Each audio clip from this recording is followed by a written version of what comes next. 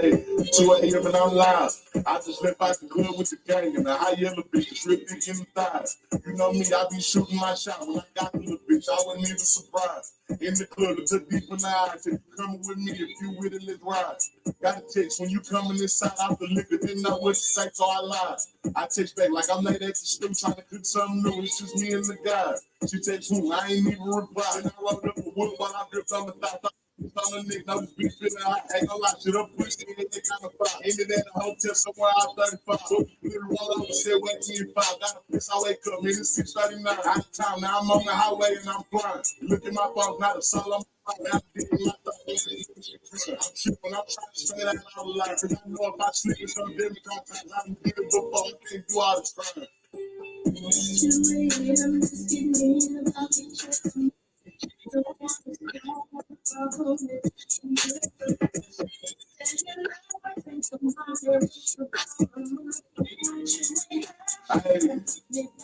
She on next why I was. I'ma answer what time. Where was you around 3? I think I was outside. If you told me the stew, we got 3 at like 5, but it's 7 shit. I had 8 for a ride. Now I got it together. I pull up outside the street, cars in the slide, and one of them made mine. Now I clutch and I unlock the dump creep aside. I hit thumping upstairs, so I got the bitch quiet. Hit the top of the street. Where's the first? I'm surprised, bro. I'm playing your new track last. I don't know, but now I'm at the door and she screaming. Big ass car, fuck with Big ass. He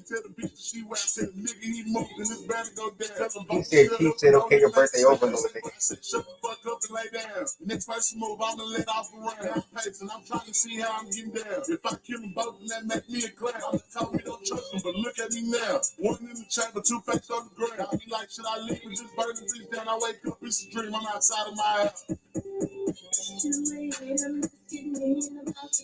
It's not gonna play the full song, Lyra. D-Hop not moving shit.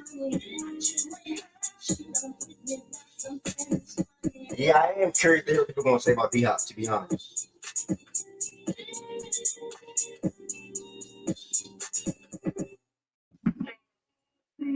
I woke up to that news, bro.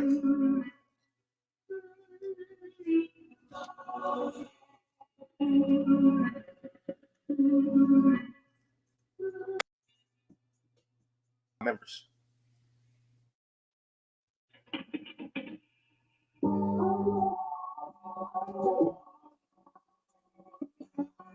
Okay. W's. I think it's time for us to fly away. I made amends with all the lies and hate. They lying tricks, I'd rather lie and fake. Stories holy no matter how you slice them. Even the devil no better, so people deify them. There's always good and evil. There's always trust and sin. There's always people who can see ending in what begins. So if we break, I see a life better than what we can. Just know to get it is something I gotta lose within. I think it's time for us to fly away. No longer settling for cool. The highest order must be what they putting on my food. The food and on my plate. Return my most my weight since they told me to wait at the wake of my uncle for my state. The fucking nerd. My niggas pinch a earth to get a nerve. I take a bitch to the wrist and go swim like Brian Murphy. Bad habits with some scary outcomes. Worthy risk will turn an X to Malcolm. I think it's time for us to fly away. I found a mom with gold in it. It's funny though, cause now I know what that soul did it. So fuck the pot without the nutrients. No baby, I said fuck the pot and fit no ruin it. Cause what's a good night without a little get away, me little mothers, don't worry about the sports. You mortgage every time you get impaired with me. A victim in the mirror, all you ever see. I think it's time for us to fly away. Okay. Yeah, this one is it. I think it's time for us to fly away. This one is it. I think it's time for us to fly away. Hold on.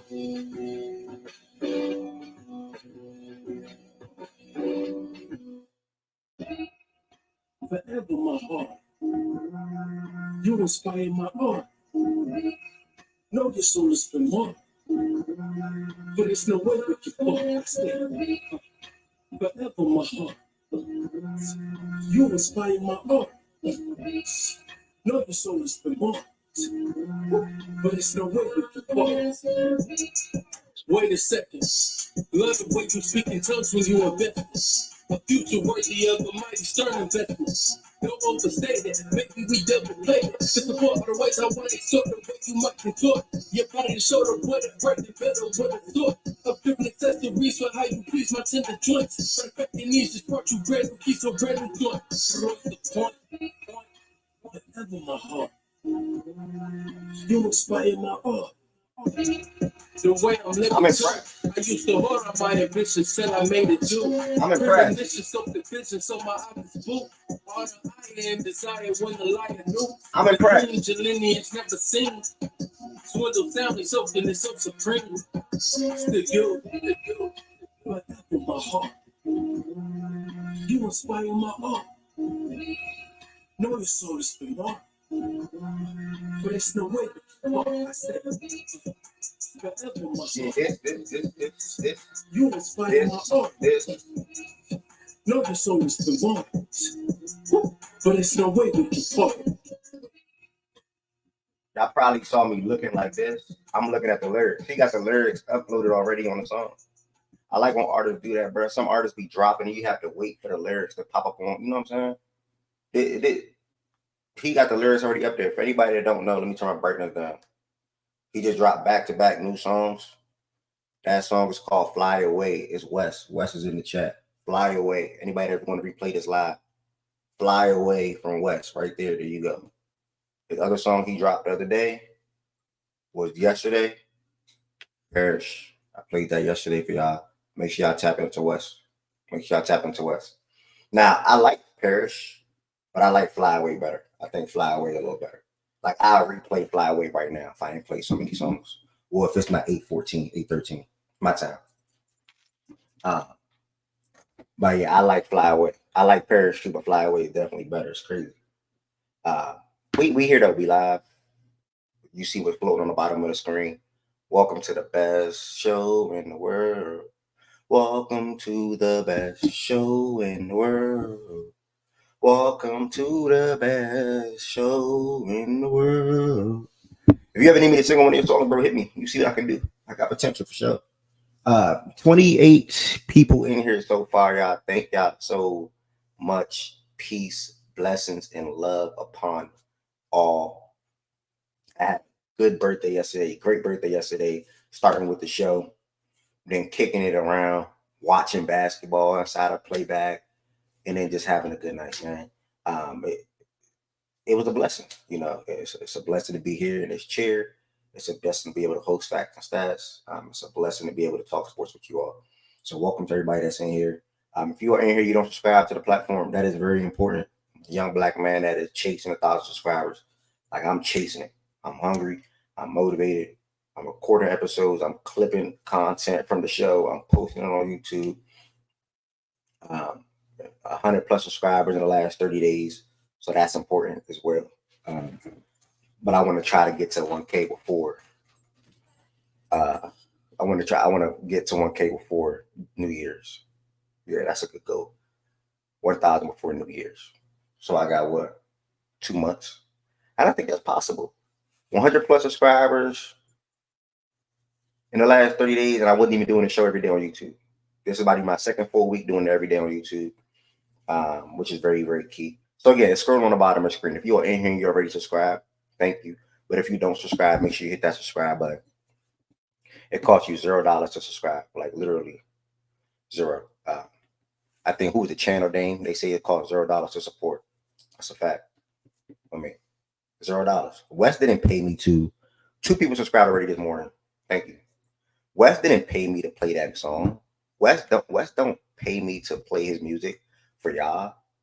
You know how many people probably want to hear that song? Everybody that's in here now, he just want to replay this live stream. Wes not paying me for that, but that's what it's all about. That's what it's all about. You know what I'm saying? I'm in a rapping mood today. I ain't gonna lie to you, bro. I'm in one of my moods where, like, Even if nobody were to come on the stage today, I can talk for 30 minutes, 40, 50 minutes straight. I'm in a rapid mood today.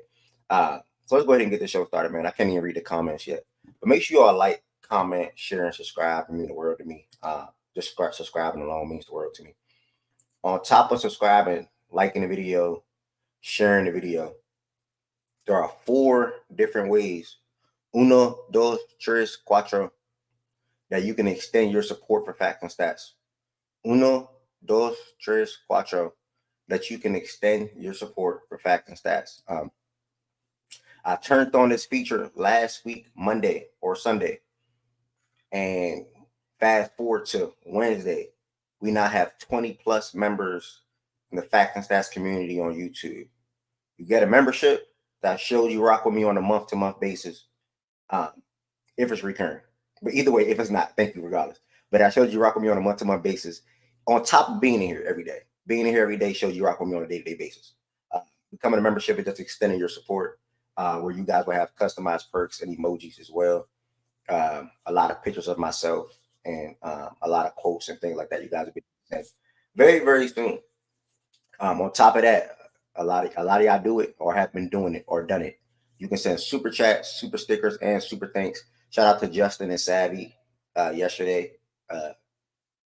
Savvy, thank y'all, both of y'all. Much love for y'all in here. It meant a lot to me. So thank you. Those are, again, 4 different ways you can extend your support for Facts and Stats on top of being in here. What else? Facts and Stats on other platforms. Twitter was the biggest. Twitter still is. Twitter still is the biggest platform when it comes to the biggest following. I'm gonna read the comments in a second. When it comes to having the big, be more. Much love, bro. No bullshit. Much love. We love what you got going on, Shy Glizzy. Where's you from the DMV, bro? I used to work in DC when I was in the 11th or the 12th grade. You know, Shy Glizzy from DC.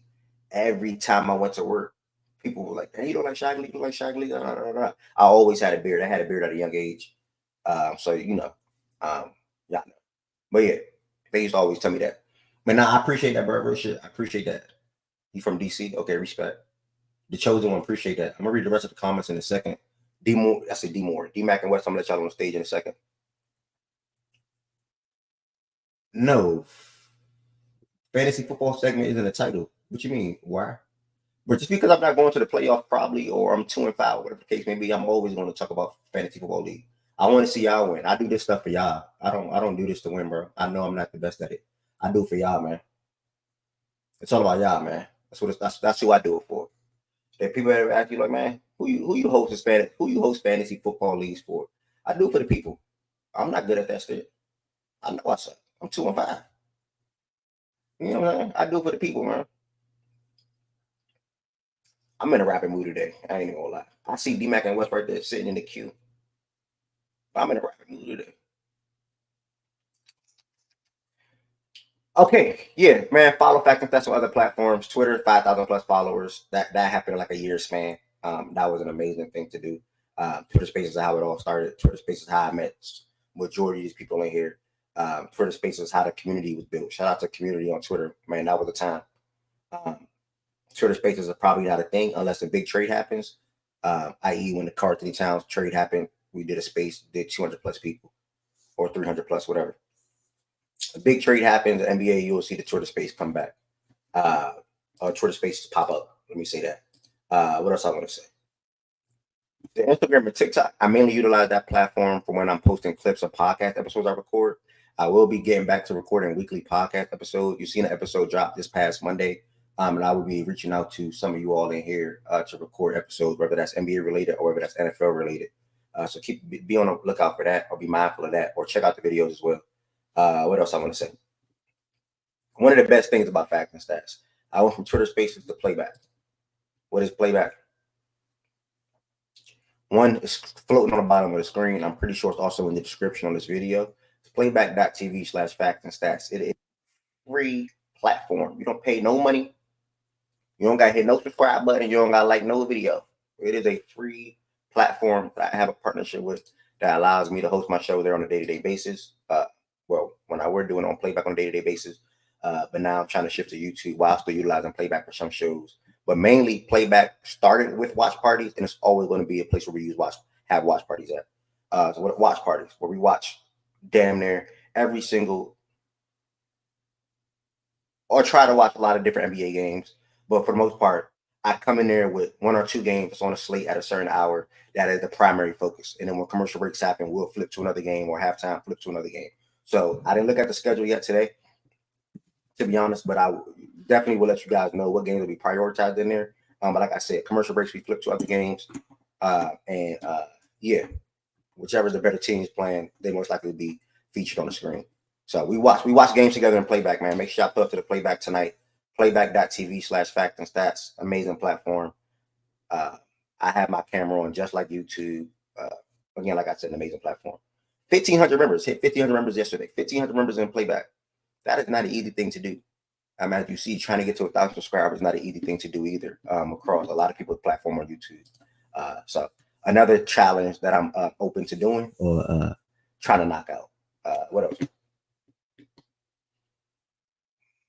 I feel like that's it. Yeah, that's the intro, y'all. My bad. I'm like I said, I've been in a talking mood today. So I'm on the West Coast, for those that don't know. If anybody's gonna watch this video, I'm on the West Coast. I ain't even get to pick up my phone. Like sometimes, like I wake up, I'll pray or whatever. I'll look at my phone and be like, all right, did I miss any news? I ain't even get to check Twitter. Like the nigga T text me. My bad, y'all, a lot going on. T text me at T on the West Coast too. Shout out to T. T text me at 4:27 a.m. Damn, that shit happened early our time. 4:27 a.m. It was like Dhop to the Chiefs. I wake up at 6:20. And I go, man, what the fuck? Like, God damn, man. I mean, you ought to think them boys are going to do something, right? I mean, Hollywood, speedy recovery. Rasheed Rice, speedy recovery, right? Travis Kelce to start the season was not looking like Travis Kelce. I think 2 weeks ago he had his best game of the season. This past week was a regular game, right? Whatever he did, I don't know. I think he did 30 yards, 40 yards, something like that against the 49ers or whoever they played. I think it was the 49ers. They now add a guy like DeAndre Hopkins. I want to read the comments. I'm chopping my glasses on. They now add a guy like yeah, he texted me. They now add a guy like DeAndre Hopkins, who I still respect and view as a good wide receiver, right? I'm not going crazy over the move, but it's a good move. Whenever you can add a guy of his caliber, for who he's been throughout his career, and I'm not saying he lost it. I don't think he lost it. I don't think he's some low tier wide receiver or anything like that. And I do think he can excel in the Chiefs offense. Specifically when it comes to him potentially getting open and also making possession catches. He has good hands, so he can make tough catches in one-on-one situations. I want to say that. I guess D-Mac can sort of kind of more dive into what it's going to look like from a Chiefs perspective. I can't really answer that. Like I said, at the end of the day, I'm not saying he's a clear-cut wide receiver one at this moment, but he is still a good wide receiver. And for that team, they would definitely be able to utilize him. And get him going and have him being active on a game-to-game basis for the most part. So cool move. I like it. It's a needed move for them. But I mean, as of 2 days ago, I'm not gonna lie to you. As of 2 days ago, I don't rock with the Chiefs. I don't like nothing about the Chiefs. I don't fuck with the Chiefs. And that's the first time I ever said that. 30+ Chiefs fans was in my mentions yesterday and the day before yesterday. And you know what I don't like about them? They ain't even take the time to click my tweet. They ain't even click the tweet. If they clicked the tweet, they would have seen it with my birthday, so they probably would have got the fuck out of my mentions and left me alone, or even said happy birthday. They didn't even click the tweet. They just responded to the tweet. Like they didn't even care to click my page. Get out my mentions, bro. The tweet didn't say shit about the Chiefs, bro. The tweet ain't say nothing about the Chiefs. I tweeted about my team, and that's it. Nothing about the Chiefs. My team. So I don't rock with the Chiefs. I don't like the Chiefs, and it's fuck the Chiefs. Straight up. I shouldn't be saying that, but still, at the end of the day, yeah. I think you should be saying that. Oh, D-Mac is up here. Hold on, my bad. I don't got my headphones on. Y'all coming through my headphones. If y'all were saying anything before I missed it, D-Mac, what's up, bro? No, I didn't. Okay. I didn't say anything before. But I said you should be fuck the Chiefs, man. We're AFC. We AFC opponents, so I don't blame you for that at all. Um, as far as the DeAndre, well, happy birthday to you again. I know I said to you yesterday, but just Much saying to appreciated, you. brother. Always, always. Um, no, look, as far as the trade is concerned, I think that you kind of placed it in a good spot. DeAndre Hopkins is not prime D Hop. It's not the all pro wide receiver that he was with the Texans, or even the excellent wide receiver one that he was with the Cardinals. He's a very good wide receiver. Probably better suited as not necessarily a true number one, but is more of a wide receiver two in this league. But still, top 25, top 20 type of guy as far as that's concerned. Has the ability to catch the ball at extremely high level, still able to create separation versus man-to-man coverage versus really good corners. Has the ability to make an impact in the red zone specifically, which is going to help us a lot. And, we're not expecting him to go out and have 100 yards a game. We don't need that. We just need a wide receiver that's going to be solid, get us, 50, 60, 70, and that's something that he can bring to the table. And it's worth saying, he had not been used to, obviously his peak efficiency and the fact that he was in an extremely stagnant Titans offense. They sent him in motion 5 times the entirety of the season so far. Even last year, they had him on extremely vertical routes, and he still was able to get 1,000 yards with awful quarterback play and obviously no offensive line help. There are a lot of things in which he's obviously coming into a better situation, and that's the point of us getting him. He's going to make an impact for us. That's really all it is. I don't need anybody to necessarily be, moved by it or upset by it. That's okay with me. That's fine. It's not that big of a deal. It's the same people that told me, Patrick Mahomes was Aaron Rodgers, was only going to have one ring his entire career. He's on that type of track. So I don't mind the lies. Shout out to Z Farm. He said that this is like y'all signed Odell last year. I don't understand that. The last time Odell had 1,000 yards, Freddie Kitchens was coaching the Browns. Man, that doesn't make any sense. Now I told y'all Odell wasn't going to do anything crazy for y'all too.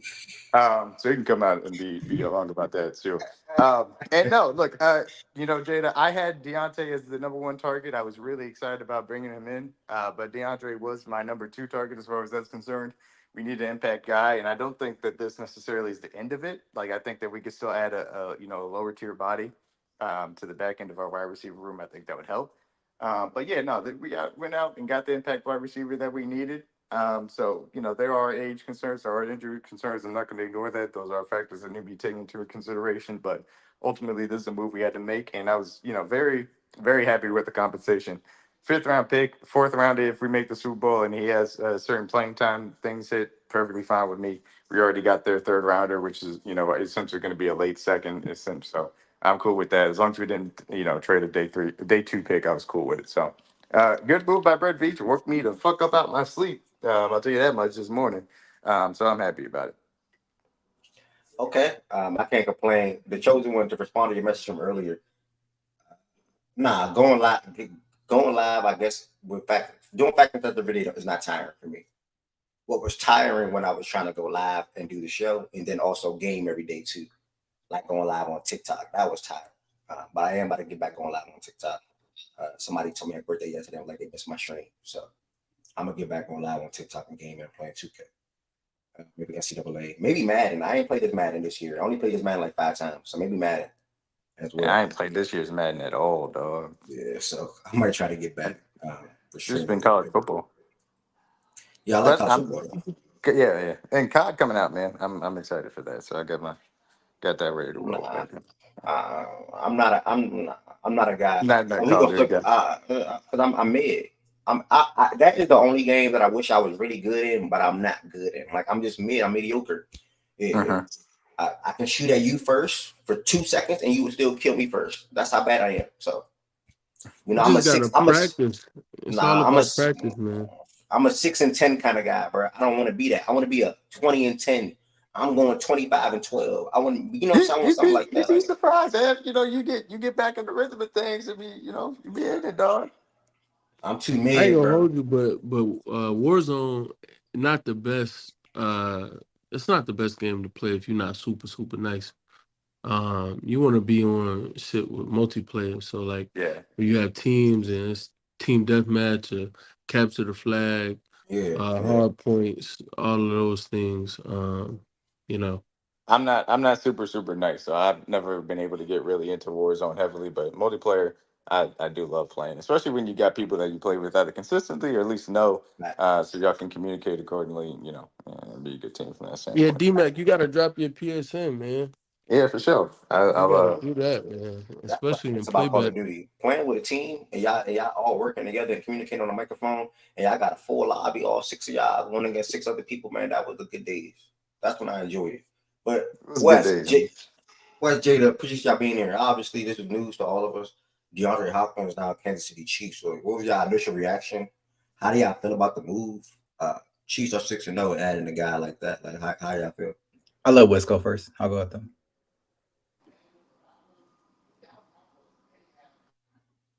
Wes, you heard me? Wes, you ain't got nothing. All right, I'll chime in because he may have stepped away. Hold on, my fault. Okay, go ahead. Go ahead. What was your question? About the D-Hop, your thoughts on the D-Hop trade? Oh, all right, yeah. So I'm closer to where like Shaggy is on this. Oh nah. I'm closer to where Shaggy is on this. I think that D Hop is not. I'm not exactly where he is though. I think D Hop can still be serviceable. And I still think he, in a Chiefs uniform, could regain some of his like old self. But I definitely don't think like Cooper Cup would have made me like, damn. All right, the three-peat is really in order. With D Hop, it's like, all right, they have a guy who's serviceable, better than Juju, but it's also like I want to see how they use him because I don't feel like D Hop has ever been a scheming open guy. Even like he either created separation or he didn't, but he just had amazing hands and he was going to like be a dominant force in and of himself. I don't feel like he's that caliber of player anymore. But I don't think he's washed. Like he had games in Tennessee with their god awful stable of quarterbacks to show, hey, I can still play.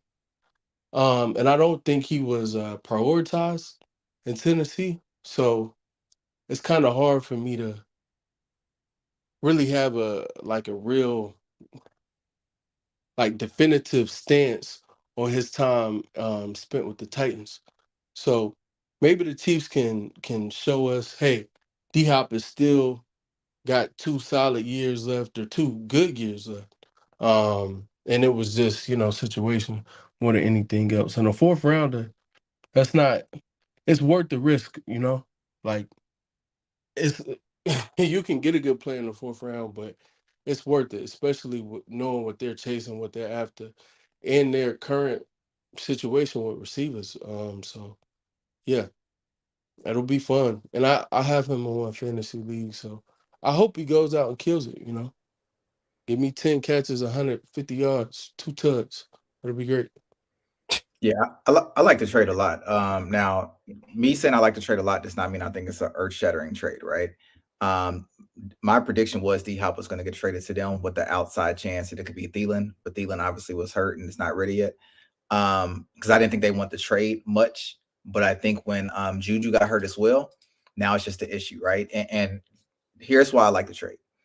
D-Hop has clearly lost his step. He still has sure hands. He will fight for the ball. He's physical. He's smart, and he's a chemistry wide receiver. He has not been playing what coaches did are well at drawing up schemes and designs, which is something that you need when you have a wide receiver that has kind of lost a step, but who is still pretty savvy and physical. And what Andy Reid is really good, right? Like I think that Kansas City, they normally need a speedy wide receiver to stretch the field, but outside of that, it's all about like how you actually run the routes, how you find the soft coverage in the zone, and the chemistry with Mahomes. That's why they've been able to make certain guys work, even like Kelsey, who's been losing a step like each year, right? So I think that matters quite a bit. What they had, it just wasn't going to work. I like Xavier Word that he can't deal with the physicality. You saw that in last week's game a lot between the hard hit and a couple of times where he just got bumped. he was not able to actually get to the catch. One of those interceptions actually was made because he got bumped. He could not deal with the physicality, right? So I think that this really helps in that aspect. I also think that he's a pretty smart guy, and he's pretty good at like gaining the trust of his wide receiver. If that wide receiver is like a little bit more mature, no disrespect to Levis. So I like it a lot. I also like it in the fact that in the event he's more than a rental, I like him getting lesser coverage, right? So I think when you run with him, he's going to allow you to move the sticks, which is what Kansas City is at this point, right? That high-powered, explosive downfield thing, that is not who they are anymore, and I don't think that's who they're going to be. So he fits to what they're doing as far as moving the chains. I also think he helps get coverage off of Kelsey, and I also think that having a guy like him can really help a guy like Xavier Worthy, learning how to deal with bump and runs and learning how to deal with certain route running. So I think that he actually is going to be a pretty good mentor in that room. And I don't think they have much of a choice at this point. I don't think they want to give up a fourth or a fifth that can turn into a fourth. But I mean, what else do you do? Even though they're undefeated, I think that they saw what was going on in that situation. Having the possibility of having to rely on McCole Hardman, that doesn't work, man. We've already seen how that goes. And I just kind of think like they did not sit on their hands. Like if we were redoing the power rankings, I think this is just enough to probably put them back to number one for me. But again, that doesn't mean he's going to be earth-shattering. That whole 10 catches for 140 yards, 2 touchdowns, I don't think that's going to happen. But do I think you're going to get like a good maybe like 5 for 67 or like, I don't know, 6 for 87, maybe a TD and moving the sticks? Yeah, and I think that's cool for Mahomes, right? I think you just needed somebody trustworthy and reliable, and I think that's who he is. Yeah, is he a bigger name than an actual player right now? Yes. But I think considering their situation, not having a pure running back at this point, I mean, Hunt has been good, but like they don't have Pacheco. I think Kelsey still seems like he struggles a little bit to get open at times when guys play on smart. They didn't have anything else. So I thought this was a really good move for them. And I think this will help Mahomes quite a bit. The other thing I'd like to add, and J-Dub, kind of pointed out, is that the ability to understand space and time, and that's something that he's always been, pretty good against. Last year he averaged 2.5 yards per route run against zone, and so that's not really a concern for me. I think that obviously there's a level of the system getting picked up, certainly, but I'm not concerned about his ability to feel in zone, and also what he's been able to do versus man in that aspect either. So. I know that he's bringing to the table an impact and ability to get the ball over the middle of the field and catch the ball on a consistent basis, and that's the only thing that he's brought here to do, and that's the major piece of this that is important. How you feel about this right here? How long? Oh, What do you say? How you feel about what's on the screen? I mean, I think it goes both ways. Worthy has been creating a lot of space for Kelsey and Juju underneath. And that's some of the things that are maybe hidden as far as his value is concerned and why we brought him in. But in the same way that D-Hop now takes less pressure off of Xavier Worthy to try and do more than he necessarily is ready for. And again, it's the reason why we brought him in to begin with Rashee Rice and Hollywood Brown, was that we felt like he had a role and he was going to be able to excel in that role. Obviously, now that those guys are gone and Juju is now hurt as well, we were trying to ask a little bit too much of him than he was ready for. Now this is a situation in which he can go back to the areas in which he can perform in. And yeah, you take a little bit less off of what Kelsey has to do on a consistent basis because you give Patrick Mahomes somebody else he can rely upon on a consistent basis, specifically on those third downs to be able to beat man coverage. And that's a huge thing as well. So yeah, I mean, it goes both ways. We're going to help him out because, again, better situation than he's ever had, being able to run the ball on a consistent basis with us, being able to have Worthy stretch the field as well. Obviously, Andy Reid being able to scheme him up both with inside slot touches, which he never really has been able to use, and also putting it in motion to give him even more advantageous looks than he's ever really been used in the past as well, in addition to how he's going to help those other guys in what they have our roles in their offense. And I mean, if you read the reports, this has been a trade that's been in the works for a while. I think the difference is the Chiefs kind of caved into the price now. And I just have to imagine when Juju went out early and Worthy went to the sidelines, he got hit in the chest on the left side of the field. I think it had to just click. Like, we got to have somebody else, right? Justin Watson's okay at running routes. He has very questionable hands. And Mecole Hardman is like just very much a I would like to say gadget player, but he can't do much of anything else. So like, yeah, they just needed this. And I think it does help out. Worthy's not ready to be number one yet. I think he has some maturation, both physically and like just learning how to deal with the nuances of the game. And I don't know. I feel like this helps. I don't really understand how. Maybe I guess like when Wes said like it doesn't move me. I don't know if everything has to be a move thing, right? Like it's a good trade. You just gave the best. Well, I don't know if I would say the best quarterback in the league anymore, right, at the current moment, but you just gave him something that is reliable. And living in Houston, look at you. Living in Houston, I saw what D-Hop did for Watson. I saw how he was like the ultimate safety valve. And of course, he's not going to be as fast, man, but them hands are sure. And he's tough as fuck. So, yeah. How many weeks do you expect them to take to like get real chemistry? So like for instances where he is covered, that Mahomes still trusts him to, I'm gonna throw the ball your way and trust you to make a contested catch, and things of that nature. Because that's the one thing. I don't know what his separation numbers are relative to the league or anything like that, right off the top of my head. But from some things I've seen, it looks like the separation isn't as good as it may have been in the past. And it's like, okay, in those situations, you definitely need a quarterback who you trust and who trusts you to get you the ball, even when it looks like you may be covered. So, like, how long do you think it I takes think it's them going to take about get 5 that to 6 chemistry? weeks, right? So that's a pretty complex playbook. But if you know how like Andy Reid works, they're going to like put in a small package for him as soon as he gets there, and they'll increase that package over time.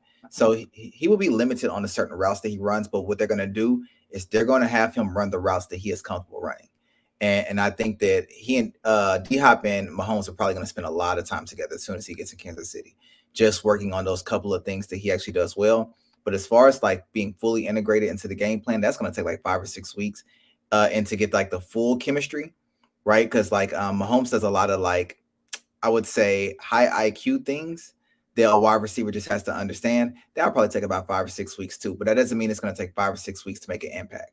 So I think he can kind of come in there pretty early.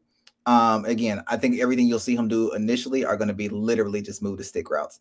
I did see something in the chat about Cup. I don't think the Rams are ready to move Cup yet. So I don't think that was they didn't want to pay the money thing. I think the Rams are 100% open to the idea, and I think the Cup is probably open to the idea. But I do think they want to see how they play the next week. I don't expect them to win on Thursday, but I don't think they're as ready to move him as people may take from the actual reports. But I think they're open to it. I think they also want somebody at this stage to, and no, I'm not trying to disparage Cup, but to overpay for what he currently is as far as the player is. You got a guy that's missed as many games as he has within the last 3 years.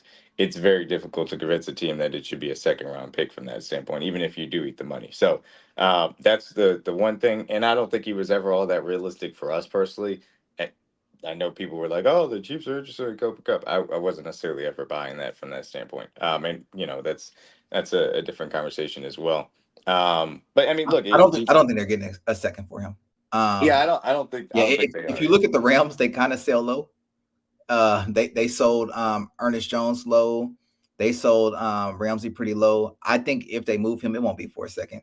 I think it'll be for like a third or like a fourth and the sixth, and that fourth is conditional, can move up to a third. I don't think they're gonna get a lot for him. No, I don't. Which is Oh, I why I'm thought not a they big sold fan. Ramsey for 2 firsts. You said what? They didn't sell Ramsey for 2 firsts? Hell no, they traded him for a third round pick. Oh. Damn, so But they, Miami got him for a third? Yeah, y'all also got one of one of the tight ends, right? Was it some? They paid 2 firsts to get him. That's what it was. Yeah. correct. They don't sell high, so I don't think we're going to be getting anything significant for him, which kind of sucks. Which I just hope he stays, but I also understand the business side of it. J-Dub, since we're here on the Rams, do you put any stock into the report about the Vikings having interest in Stafford? And do you think a deal could, potentially like materialize, or you think it's just smoke and mirrors? Do I think there's interest? Yes. Do I think it's the level of interest that you're seeing reported? Probably not. Their coach obviously came from the Rams system. he can come in there and run that system even better than Darnold runs it. I think that Stafford is going to be in LA until Stafford actually wants to leave, right? So, like, let's say we lose next 2 games. I think at that point you might see something because clearly they're not committed to him long term. They have him under contract, but he wanted more guaranteed money. The Rams really pushed away from doing any sort of guaranteed money. I think they really want to keep their options open by opening up that window for another quarterback. Don't laugh. I do think that part of that was the possibility of maybe getting Dak. If they can't get a guy in the draft, I think with Dak tied up, I think they were willing to think about the money a lot more. But I think Stafford is going to be there as long as he wants to be there. But again, considering how much he gets hit, and I think the Snead knows what happens if you just try to keep the team together too long. It's not going to go anywhere. Yeah, they will work something out, and I think they would trade him where he actually wants to go. So yeah, I think there's a chance in that? Yes. I do wonder what the Vikings will be offering because I don't think Darnold has actually been bad. However, I think they also realized that the bottom could break out, drop out at any moment. So, All right. Yeah, nah, this will be interesting. Yeah, I can't see another seamless fit for Cup, not because he's a hard player to incorporate or anything, but in terms of hey, this makes sense for me at this point in time in my career. I don't see another team that really would be we have to go get him because they already made their moves, right? So it'll be interesting to see maybe he does end up staying. Well, there is one thing I am, and Goods mentioned it, that the Niners obviously need wide receivers. With Brandon Ayuk going down, I'm glad that we did this move now, before there were any more extra desperation by any of these teams that still want to compete within the NFL from that aspect. But obviously now it's difficult given the Niners may be wanting to be aggressive, but of course the Rams would face the same thing that we face, with the Raiders. Is nah, I'm not trading them in the division. So those are things that obviously have to be brought into the consideration. I don't Now, think the Snead would not trade him in a division. I just think they would have to pay a higher price. yeah. But that's the same thing. We would have to pay a higher price for Adams too. So that probably is a non-starter in that aspect. I do want to say Dream Shake and Cozy, y'all are funny, man. Y'all are funny, man. I ain't gonna lie. I like when people make me laugh in the chat. Hey, And Dream well, Shake, you Cozy had to make sure that everybody knew he was laughing because he put LMFAO twice though. He had to make sure everybody knew he was laughing. Dream Shake been coming in here the last week or two. One, I think he been new about that, but he been coming in here for the last week or two, just one straight NBA talk. So I appreciate you for being consistent. This is my first time saying Cozy type in here, but Cozy, either way, thank you for being in here, bro. Like I said, or Zero Sabo, we talk about all sports. Typically, the order, whatever you see the title of the YouTube video is, that's the order of what the show is going to be. All the time, yeah. Nah, I'm not even looking at a text message. I'm laughing at Dream Shape and Cozy, bro. So yeah, man, we got 63 people in here watching on YouTube. Y'all don't even understand how much that means to me, bro. We averaged that number yesterday, so that means that the consistency is showing, the work is showing, and people are coming back. And then also people are shifting to this platform as well. So thank y'all so much. With that being said, I think a lot of people chimed on the D-Hop to the Chiefs thing. I like it. Thank y'all for kicking us off with that. Josiah, I do appreciate your sports mind in all sports. What you got to say about the trade? First of all, good morning to everybody here, to the stage and to the chat. I like this trade. It's a very nice pickup. Very nice pickup for Mahomes to get a safety valve in D-Hop. I like this trade a lot. Oh, damn. Okay. All right. Yeah, he don't got. Okay. Is this considered a podcast? The Chosen One. I thought you were John. John, the Chosen One. You're not John. I thought you were John. You should know that already. If you're John. But if you're not John, this is not considered a podcast. Fact and Stats is 3 different things I want to say as of right now. So I just label it as a network. You have your Fact and Stats podcast. You have your Facts and Stats daily sports show. And then you have the Facts and Stats, the clothing brand, as I'm always wearing apparel. with my biggest thing, speak your mind. You're always going to see me preach and speak your mind. Yeah, that's John. John, why are you asking that question, John? You already know the answer. And as you can see on the playlist thing on YouTube, I got it separated into portions. So I got all the podcast episodes, I got all the daily shows, and etc. So I'll continue working behind the scenes to better the YouTube, and etc. So we got one more person coming up here before I move to get their thoughts. Jay Woods, welcome to the stage. Appreciate it. Any thoughts real quick? It can be short and sweet like Desai. Desai had no words for me. Desai said, good morning, everybody. I like the trade, and that's it. Jordan, you got anything? I got even less. Wait and see.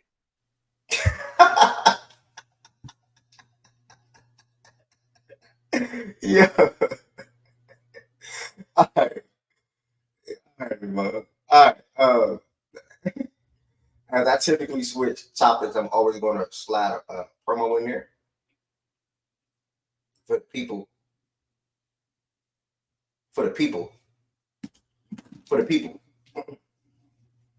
So with that being said, all 65 of y'all that's in here, and 60 people of y'all that's 60 plus of y'all that's in here, I'm pretty sure some new people. Again, Fact and Stats is a daily sports show Monday through Friday at 11 a.m. Eastern time.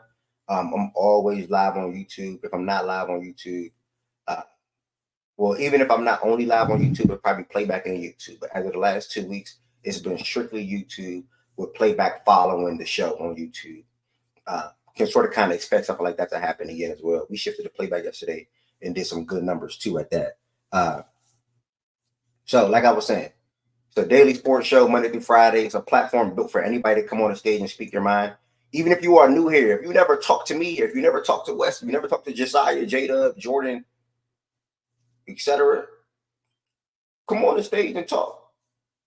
Like, for example, if you know you're a Wolves fan and you know you're a Knicks fan deep down, or you a Lakers fan deep down, or you a Celtics fan deep down, and you never talked to us before, come talk. Come speak your mind. I think that's what it's all about.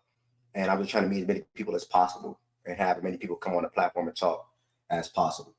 Hey, shout out to the Bricks for them first round picks, baby.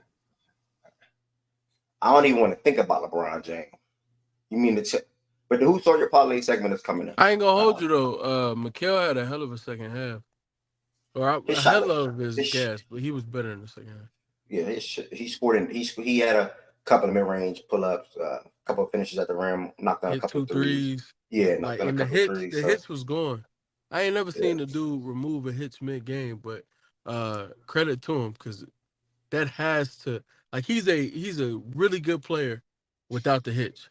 The hitch, oh God, oh man, it's bad. So hopefully, clearly it's a mental thing. Hopefully he can just have everything in order to all right, no hits, smooth jump shot. But we'll see. Yep. To B, there's no reason for me to take that off. That's how people subscribe. That's how you make people subscribe. You know what other people do, which I'm not going to do? They be making a chat like members only. I'm not doing that like that anytime soon, but that's how you make people subscribe. On top of just subscribing, them wanting to subscribe, period, which I really appreciate. But like I was about to say before we switch to Fact and Stats Fantasy Football League and any other fantasy football questions, there are 4 different ways you can extend your support for Fact and Stats. This became an early stages of YouTube partner last week. So you can but you can join and become a member of the Fact and Stats community on YouTube. There are 3 different levels: level 1, level 2, level 3. All have different customized perks. All will have the ability to use the emojis that I will be uploading to the page by this Friday for sure, or definitely by next week Monday when the show come back. Different pictures of myself and things of that nature. You also can send super chats, super stickers, super thanks, whether that's $1, $2, $3, saying, "Hey, Everett, I love what you're doing. Here's $7. Hey, Everett, I love what you're doing. I'm giving you $2 today. It was a phenomenal show. You gain a $5. Whatever the case may be, you can extend your support that way. So become a member, or you can send super chats, super stickers, and super thanks. All support is greatly appreciated. I've been getting tons of support from you guys literally over the last week and a half, and it truly means the world to me, bro. It truly means the world to me. So next, we're gonna go ahead and take a stop at the Fact and Stats Fantasy Football League. I've been consistent with this. I've been letting y'all dive in to see what's going on. D-Mac, as far as next season, I am looking to get you in there because somebody is 0-7, and I can't get with stuff like that. I need a full competitive league. There's no reason why you should be 0-7 in the Fact and Stats League, football league. Period. Let's dive into the league. All right. I gave myself the matchup of the week last week because I felt like I was that. I feel like I should have been viewed as such. Going against Shaggy, we both have two really good teams. As you can see, I took the loss though, and I'm over here talking like that, and I'm 2-5. But I know I'm 2-5. Let me just leave it at that. I took the loss 96-114. Dropped me to 2-5. Makes my race for the playoffs even tougher now. I definitely got to win my next 3 weeks. In my opinion, I can do so. I can do such, I should say. Shaggy moved to 4-3. He was on a 3-game losing streak. I want to say 2-game losing streak, so he needed that win for sure. To break down the matchup, though, I mean, quick math. I lost by 18 points, and you would not guess what happened to me. I can't control injury in fantasy football, so it is what it is, bro. But Jaden Daniels' first series of the game, he finishes with 5 points. This is a guy that was projected to get 25 points and averages 20-21. He get his usual numbers. Hey, Brandon Ayuk gets hurt, torn ACL, LCL, whatever it is. No disrespect. Speedy recovery. Finishes the game with 4 points. Granted, he only got over 10 points like one time this game, so I'm not saying he would have had 15 or 20 or anything like that, but he probably would have got another catch or two in that game, without a doubt. By the way that game was going. It's unfortunate, bro. It's really unfortunate. You know what I'm saying? Like, I picked up the Jets defense -5 points. You look at Shaggy's side of things. I felt disrespected when he started Daniel Jones. Malik Neighbors was contained for the most part, or didn't get too many targets. J-Mo gave him 0.6. And he could have started George Pickens. But I only think about the should have started type of thing when you actually was never mind, because he said he was considering starting George Pickens. So if he started George Pickens, he probably would have been in much more favor to win our matchup even easier. But he had big weeks from Hunter Henry with 17 points, and also another big week from a defense with 15 points. Whenever you can get 10 or more from a defense, that's special. He got that on top of getting 14 from Chris, but I also got 15 from my kicker. So that don't really matter. Shout out to Shaggy, man. Tough loss for me. Let me look at some other things around the league that took place in week 7. No trade news for y'all. Nobody really been making any trades anymore, so no trade news for y'all. Let me look at some other things around the league that took place. Anush, I hear myself. Anush, when I look you on the stage, I hear myself, Anush. All right, mute you. Jordan Woods moved to 6-1 on the season. He played Wizard. Nothing to highlight for me. No disrespect to Wizard, but Jordan Woods has a hell of a team. As you can see, his top performers was Jimmy Gibbs, Most satisfying win this season, bro. And Josh Allen. I mean, he took care of business. Never really say he's 6-1. He's having a phenomenal season. Op is slowly but surely turning things around. He has a lot of guys that can play make. He got playmakers: Joe Mixon, Jamar Chase, DK, and even the Wizards. I mean, I said Wizards. Commander's defense popped off for him with 18 points against the Panthers. Op is on a 3-game win streak, I want to say. He moved to 4-3. Process, my biggest op, moved to 4-3. He got the win over West, who dropped to 2-5 on the year. Process had 2 good running backs, 2 top 5 fantasy running backs in Saquon and Bijan. Whenever you have those guys, you can damn near expect or look forward to winning on a week-to-week basis. And he got 21 points from Chris. I think his name is Chris Dicker. Is that his name? Oh, Cameron Dicker, yeah. Yeah, sorry. 21 points from Cameron. So shout out to Process. He's probably on like a 2-game winning streak. This is a tough league. I'm not gonna lie, this is a tough league. Me shit, I been gave up. Okay. Yeah, niggas, I already said of it like last week. Niggas can't trade with me. Like there's no way she can make the playoff. Niggas can't trade with me. But yeah, next matchup was we have Miles versus Mish, bro. I ain't gonna lie, bro. Mish could have got her first win of the season. She could have got her first win of the season right here. Miles put it off by 2 points. Mish dropped to 0-7. Miles also moved to 4-3. So it's a lot of teams that's around that 3-win mark, 4-win mark. And we have 1-6 and I think 2-5. So that's what makes it tough for guys like me and Wes who are sitting at 2-5. We damn near got to win out, but we don't. We both can only afford like one more loss if we want to look forward to making the playoffs. Last but not least, Lowe is another guy. He just moved to 5-2. Big win. I'm not gonna lie. Whenever big win over Rod was having a phenomenal start to the season. He was sitting at 5-1. I think Lowe was quietly but surely on like a 3-game win streak himself, or 2. I'm gonna check that in a second. And he got playmakers, bro. He got Lamar Jackson, 5 touchdown passes, 34 fantasy points. He got Jettas. He's been pretty damn good all year. Been the wide receiver. One you can say, or looking like the best wide receiver in the league this season for sure, 21 points. And you also had Josh Jacobs chime in with 20 points. Looking at the standings real quick so I can look at some win streaks.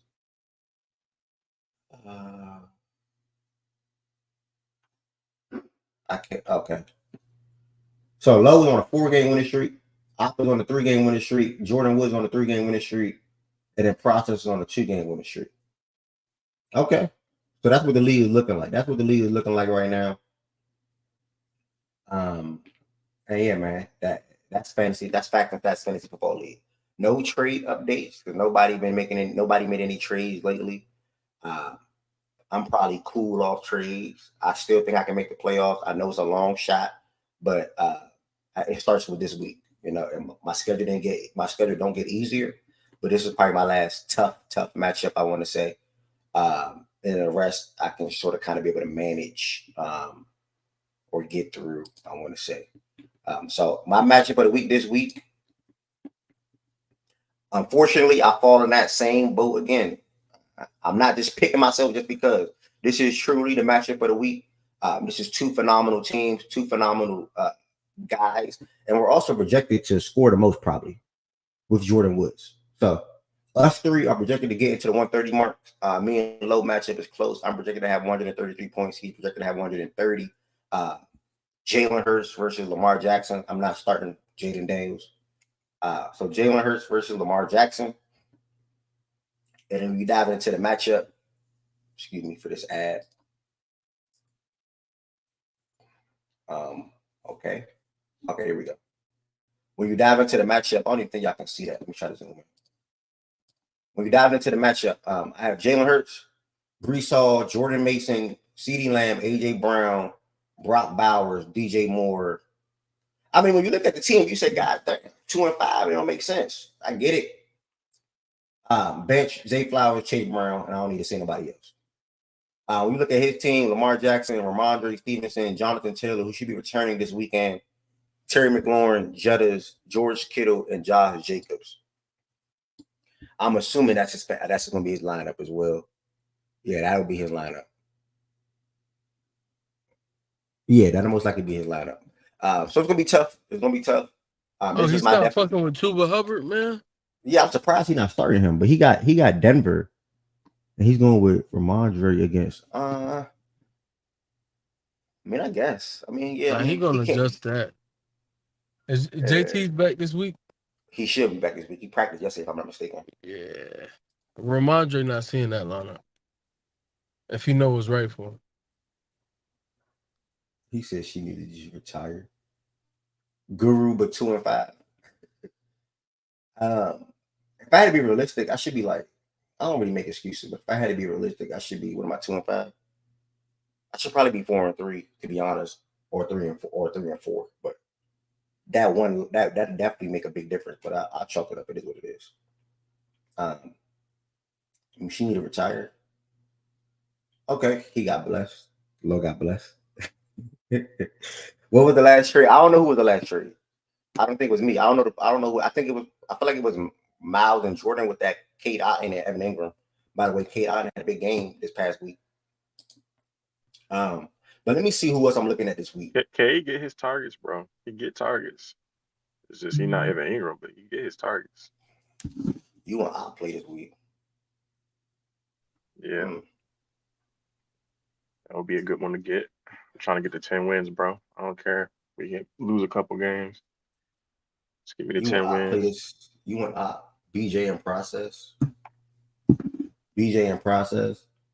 See, the thing about this league, it's a lot of good teams. Like, you can look at a lot of these matchups. Like, even this can be a good matchup with Shaggy and Wizard. Okay. Anytime we get to the fantasy football segment, by the way, guys, don't forget, you can feel free to ask any questions in the chat if you play fantasy football. I can't really speak to the wire ahead of time. The entire Minnesota Vikings organization is flying to LA to watch Matthew Stafford Cooper Cup play. Is that true? The fantasy gave up play calling.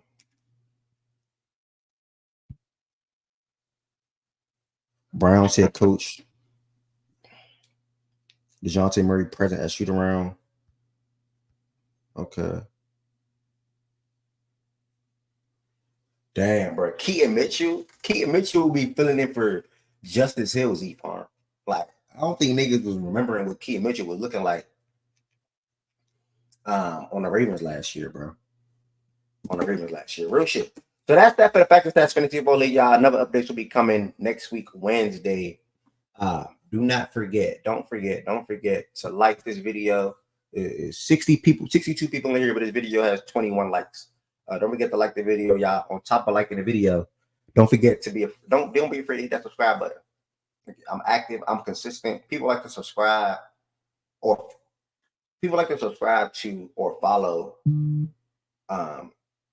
consistency.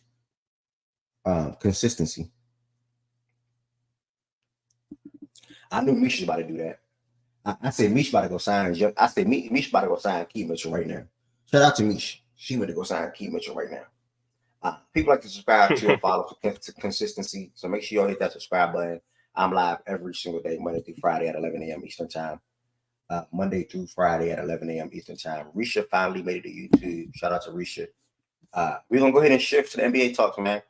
If you are a fan of the NBA, now is the time to come to the stage. If you are a fan of the NBA or you are a Celtics fan, Mish, speaking of Mish, if you are a Celtics fan, I remember you drafted him. If you are a Celtics fan, you are a Knicks fan, feel free to come to the stage. Celtics fan, Timberwolves fan, feel free to come to the stage. NBA opening night. Hold on. And to come to the stage, it is the pinned message in the YouTube comments. Again, to come to the stage, it's the pinned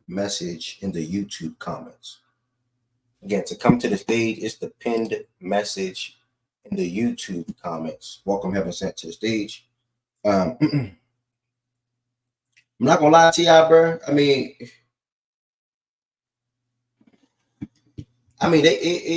for me, it's simple put. They showed to jump to the game. They show why I picked them, why I have them repeating. I'm a Miami Heat fan at the end of the day, but I'm a sports fan, and they showed me why I have them repeating. It's simple put. I don't really have no extra words to say. I don't really have no extra rap. But shout out to the Boston Celtics. They took care of business at home, ring night, 132 to 109. And I think I said this yesterday. I think it was yesterday or Monday. And I was like, they're still motivated. Tatum and JB both are still motivated. They want to do it again. They heard the noise. They know what's going on. And they know how they're viewed, right? I think a lot of people across the league respect the Celtics. But they came out and they wanted to show the league, like, okay, you guys are talking about the Knicks this, Knicks that. Let's make a statement. 23-point victory. I mean, Tatum was on one. Obviously, I talked earlier, I want to say a week or two ago, about how they said his shot changed. It's more fluid. He's doing 2 days to get that together. He spoke to how it sort of kind of went broke in the finals and in the Olympic run. So he wanted to address that. And I mean, it looked really damn good yesterday. On top of his outside shooting and his 3-point shot looking good. I mean, he's making a lot of good passes, whether that's with the offhand, cross-court skip pass, dump downs. I think a lot of good passes from Tatum last night. And to follow it up, he had 10 assists. So 37 points, 10 assists for Tatum last night, 8 for 11 from 3. 14 for 18 from the field, period. Finished around the room with both hands. Just looked like a really good player. We actually supposed to start with the Who Sold Your Parlay second. That's my bad. I forgot. But looked like a really good player. But outside of Tatum hitting threes, the whole damn team was hitting threes. I mean, the whole team was hitting threes. They tied the NBA record for most threes in the game at 29. They went for it. Couldn't break it. Bro, did you say period? I said the whole team was hitting threes, period. Didn't I say that?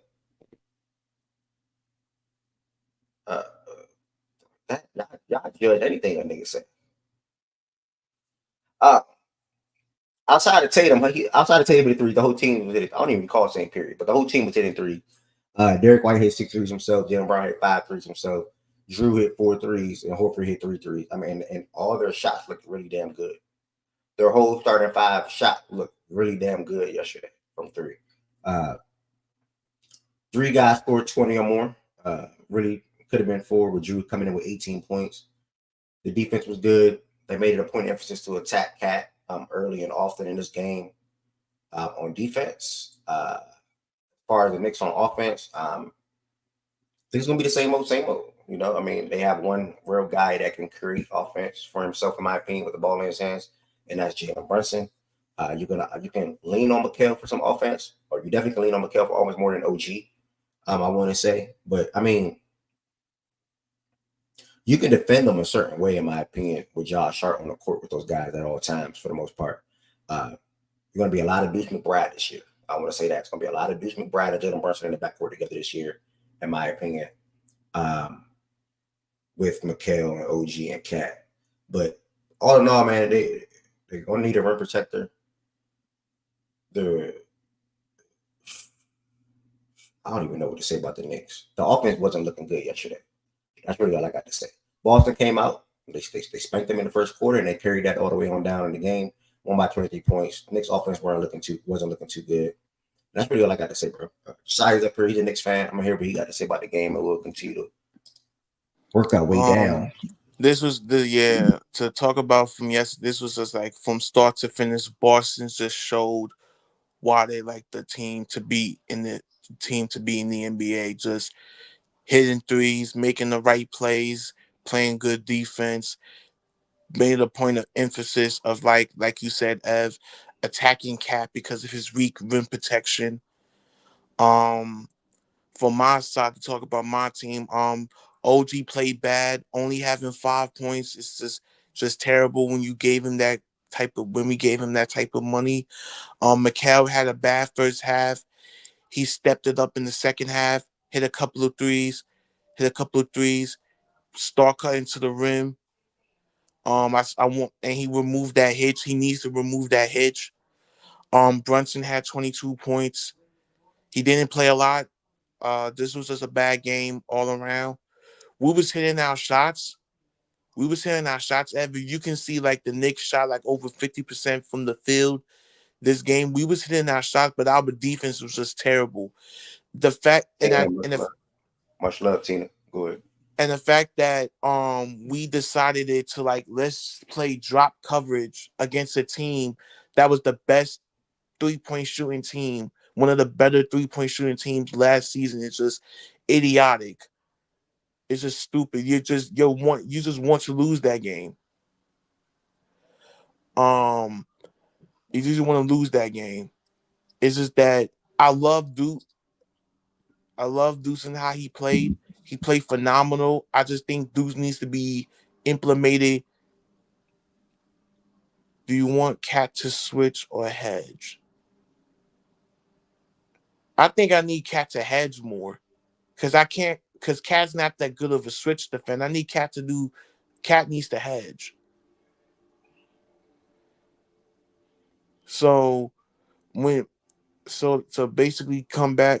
It's a tough loss with a new team. We got the Pacers next on Friday for ESPN. So hopefully we can get a win, our first win of the season at the home, at the crib.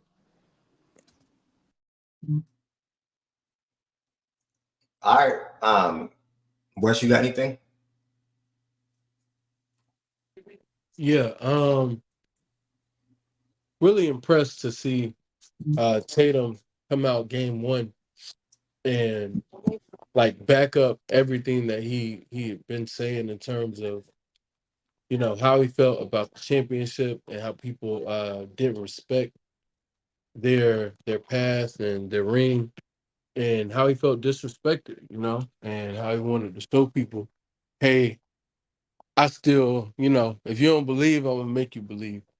And he looked great. He looked like mid-season form, game 1. And that shouldn't be overlooked. The Celtics as a whole, juggernaut. The way they play basketball, just math equation, man. And teams are all across the league are going to struggle to keep up when they make shots at the clip they made last night. They had 25 threes for the first 3 quarters. Like, think about that, bro. Like, every team is going to struggle to keep up with that. And that was made, not taken, but made. So, just hell of a night, way to come out, make a statement, and accept your rings, and then turn the page on a new chapter, and try to do it all over again. For the Knicks, it's game 1, man. They made their trade not even a full month ago, if I'm not mistaken. This thing is going to take some time. Cat does look bad at the things he's already been bad at in the league.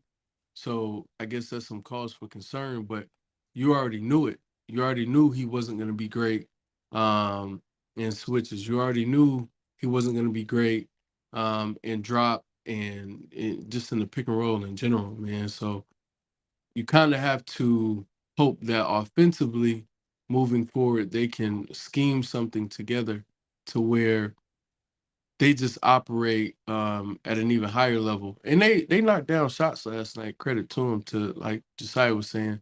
They hit a good percentage of their shots, but when a team has it going the way the Celtics had it going last night, and again, some of it was on the defense. And over time, I think they'll do the best that they can to correct it.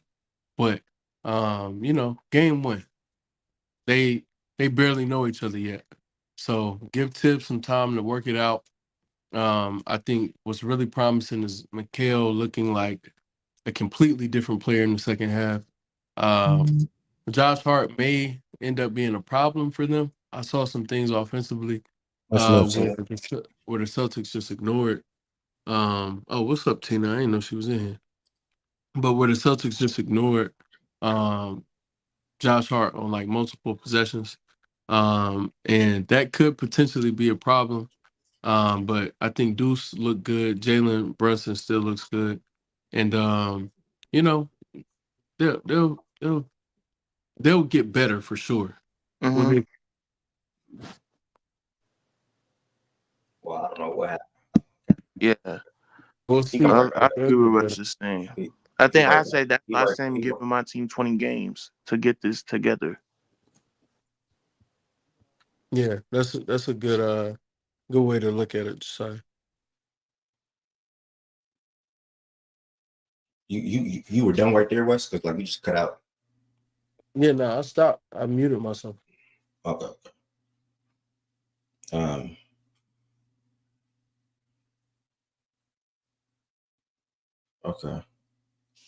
All right. What about you, Or you Jordan might Wood? be Or waiting on me to say something about Jalen. What's My up?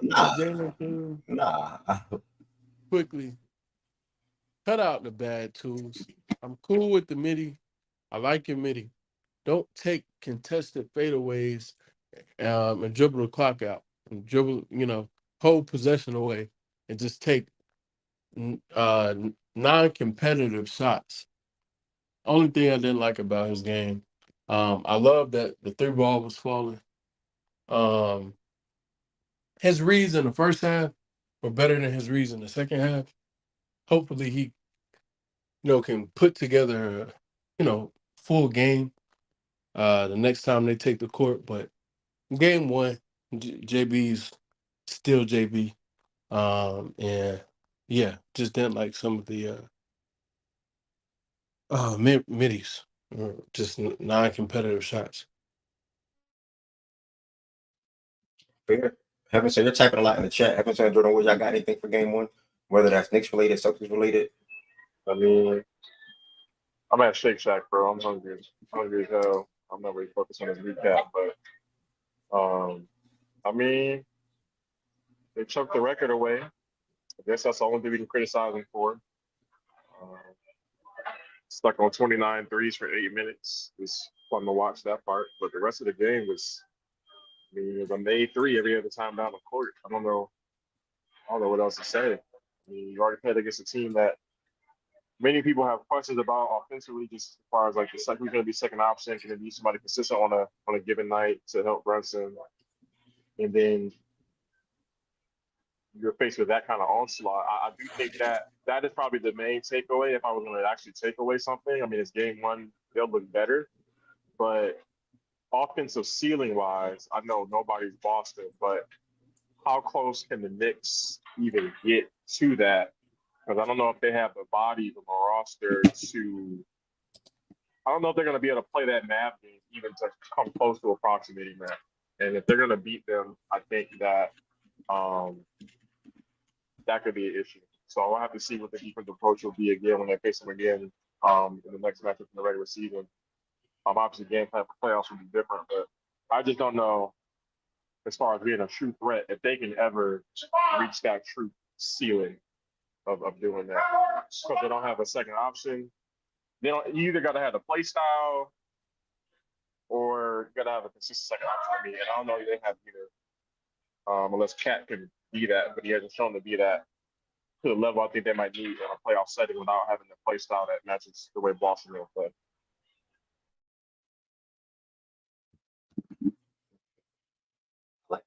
Hello, can you hear me? Can we hear you? Okay. I agree with what everybody was saying. Shout out McBride though; he was really good for them. It was one game, so I guess we have to wait to see what they can do to be better. I'm assuming like they'll probably implement a couple more things for like Cat. And I don't know, it kind of like confirmed certain things, like preliminary thoughts about like ball handling responsibilities when Jalen Brunson is there. That's a question. And also like I didn't like how because of that, like OG had to do a lot of things off the dribble that like that's not his game. Mikhail was getting like fried. I was kind of surprised that like they stuck OG on JB for like the majority of the game. Like I thought they would have alternated more, but that didn't happen. So that was kind of surprising. But I guess like everybody said, we have to just wait and see how it turns out. All right, thank you. We at least got a Boston fan up here now. Misha, I know. Again, we all watched what took place yesterday. We always talk about how you guys were showering the corporate threes like the first 3 quarters. As a Celtics fan, what was that like watching for you? How do you feel about the game in general? And did that confirm anything for you as far as the team? What up? I had to set up this whole little thing. I was like, bro, gotta sign up and all of that. But okay, I finally made it up here. First time. Whew. Shout out Getting to you. old. Anyways, no, the game was great. Presentation, seeing them get, their rings and stuff, and everybody just, everybody pumped up and ready to go. Like everybody just seemed so, locked in. Like, okay, cool. We got our rings. Let's, put that to the side. We got a game to play. So I like the way they came out, intense.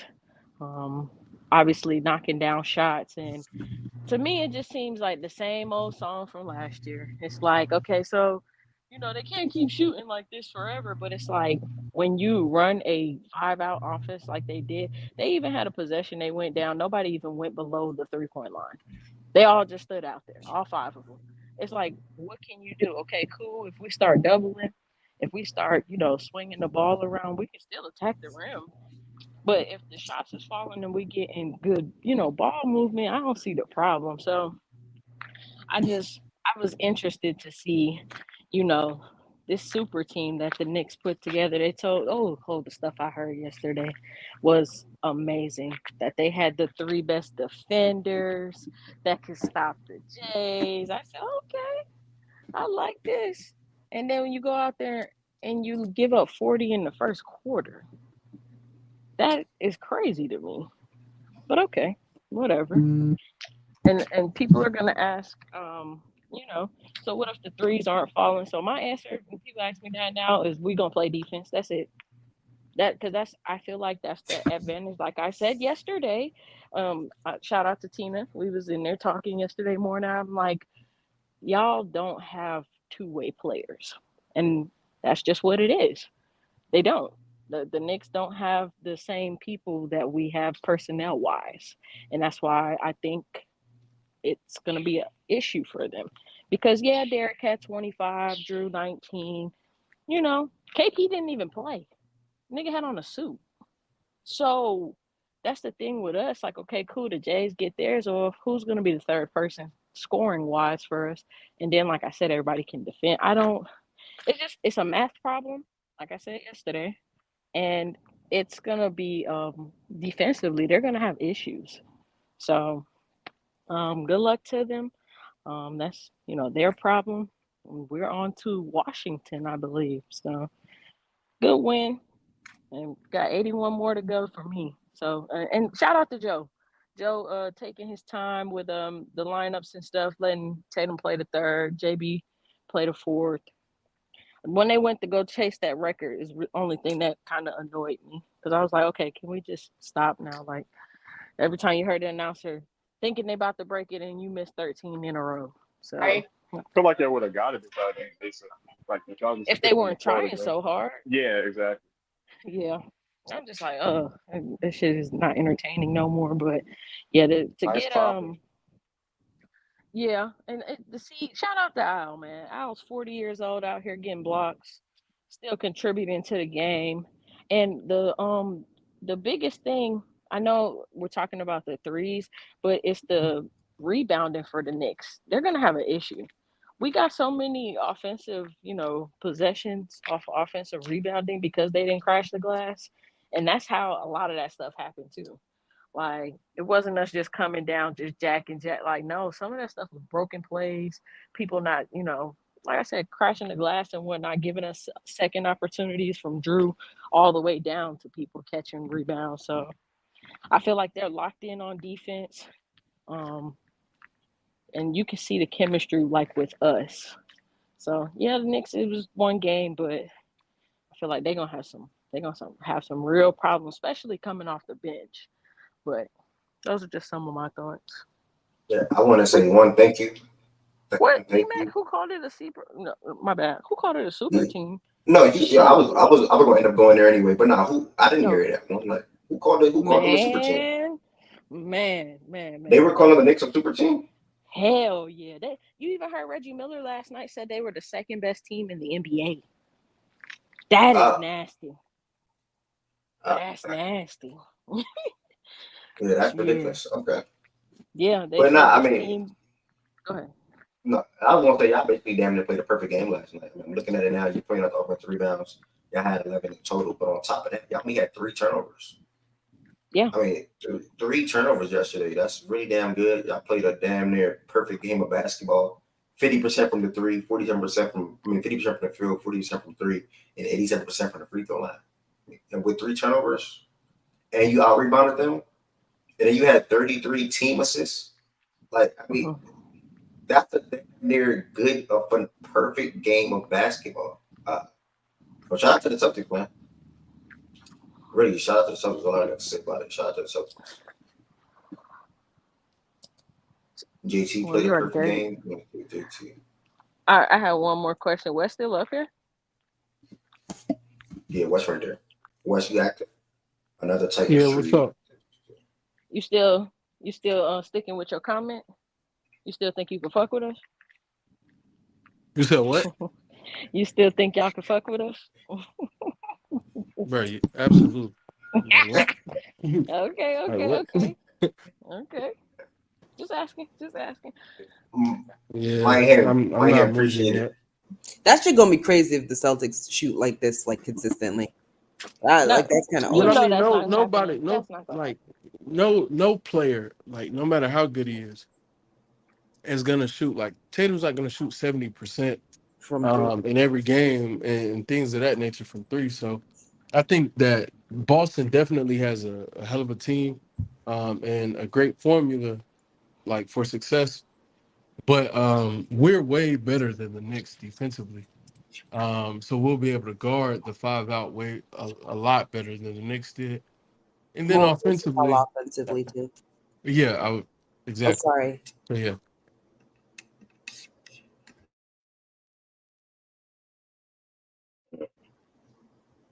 Okay. I'm taking it. That's that for the Knicks and Celtics game one. I do rather, when it comes to slate talks or open talks, I do rather be in playback for that. YouTube will be earlier conversation to the titles, NBA recaps, and things of that nature. As far as previews and going over the looking at the whole entire slate, I would rather probably be in playback for that, personally, just because of the different things that, or the amount of people that can come to the stage, et cetera, et cetera, et cetera. But I'm always going to start on YouTube, most likely. Yeah, and this whole super What I wanted to team say. thing. Oh, my bad. No, you're good. I don't know about if I heard that whole little. Super team coming, bruh. Yes, bruh. Yeah, People I were don't know. saying how good that this team was gonna be now that they had these pieces, and like now we trying to, and it's not just Reggie Miller who said they were second best team. Like other people, like when the moves got made and whatnot. Oh yeah, the Knicks really got a squad together. This, that, and the third. Like maybe I'm just hearing stuff. Then Meech, what's what's up? up? Um, from this game, do you feel like JT would take the playmaking leap this year? By the way, this game went yesterday. Well, I felt like he did last year, but I felt like this year he's taking another step. I wouldn't Mm-hmm. call it a leap, but if y'all gonna continue to double, not y'all, but like if everybody's gonna continue to double and stuff like that, I don't think it's a good recipe because he's reading the defense, getting the passes out quicker. So I feel like Yeah, that part of his game will elevate and it'll just make him better, and make the team better, get yeah, everybody else going. mm-hmm. And I saw So, that his shot looks way more fluent, like way, like fluent. Like the hitch is like completely gone. well, I'm not gonna say that after one game. I got to see it a little bit more. I Like get cool, it. preseason was cool, you know what I'm saying? And now we are really game speed, game one. So let's see, it um be a consistent thing, and then I'll say like, oh yeah, it's gone. You know what I'm saying? Okay. Yeah. But I'm gonna jump back in the comments. Appreciate you, Ev. No, I appreciate you coming up. Yeah, I pointed to both be more. I'm not gonna lie, both, to be honest, was really damn good as far as his passing. Mish, thank you. As always, coming up here and talk about the Boston Celtics. Are you up here still, Mish? Yeah, I'm here. My last question to you about it before you step. Do you see a world where Tatum can win MVP this season? And then say you guys win another championship, he wins Finals MVP. Where do you think he'll be ranked as a player? Like, who do you have ahead of him, and how much better do you think they are than him at this very moment? Like, just curious, just asking. Yeah, that's a lot of questions. Do you think he can win MVP this year? And then where is he currently ranked for you as a player? And then if he wins the championship again this year, where do you think he can move to for you? Obviously, performance Um, matters. yeah, he can win MVP. Depends on how his numbers and efficiency looks and the team. And then right now I got him at 5. Okay, Yeah. that's behind who? So. That's behind who? Huh? That's Oh, I'm behind not about who? to list it. I'm not naming the 5 off. No, I ain't. Bro. I Wait, got him what's at wrong with 5. that? No, right. We can move on, bro. It's okay. I don't feel like It arguing was. today. I don't even feel I like promise you, debating. I'm not trying to be funny or nothing at all. I think right No, now, for most it's people, cool. he's falling at between 6 and 8. Oh, we So I know mean, that. We know wait, that's not bad though. But 6 3, not bad, it'll Mish. never matter. But the reason why I think the MVP thing, because I know one person that's Okay. been pushing, or not pushing, but the Thanks, first person Nana. that I seen tweet Tatum MVP with OG, and he recommented or requoted his tweet that he made like a month ago again last night. That's a part of it. I want to know if like Boston fans or other people think that there's a world where he can win MVP this year, which is possible. Yeah. As long as he continues to perform. So that's all. I want to try to be part of that. But thank you though. Either way, I truly appreciate it. We're gonna go ahead and go to. Unless he averaged 38 and 9, what the hell? I think he averaged that now. Yo, y'all can hear me? Yeah, it was good. What's up, big bro? It was good, Birdie. I want to say again, appreciate everybody that's in here. Again, appreciate Mish for coming up and talking.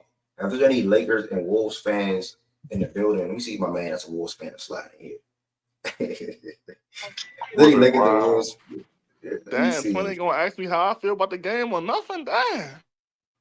So you came on the back end. My bad when we about to kick it. What you got on the Lakers? Celtics and Knicks stuff. Man, Celtics put belt the ass, man. That shit was crazy. I ain't gonna lie, man. That was bad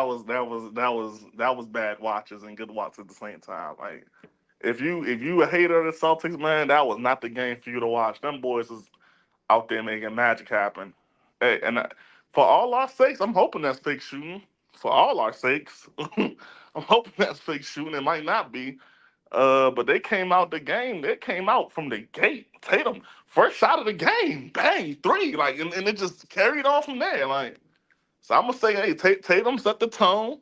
The team carried on until they put the bench in, and I don't know how they couldn't hit a number 3 for a whole like 7 minutes. That was crazy at the end of the game. But hey, F that for it.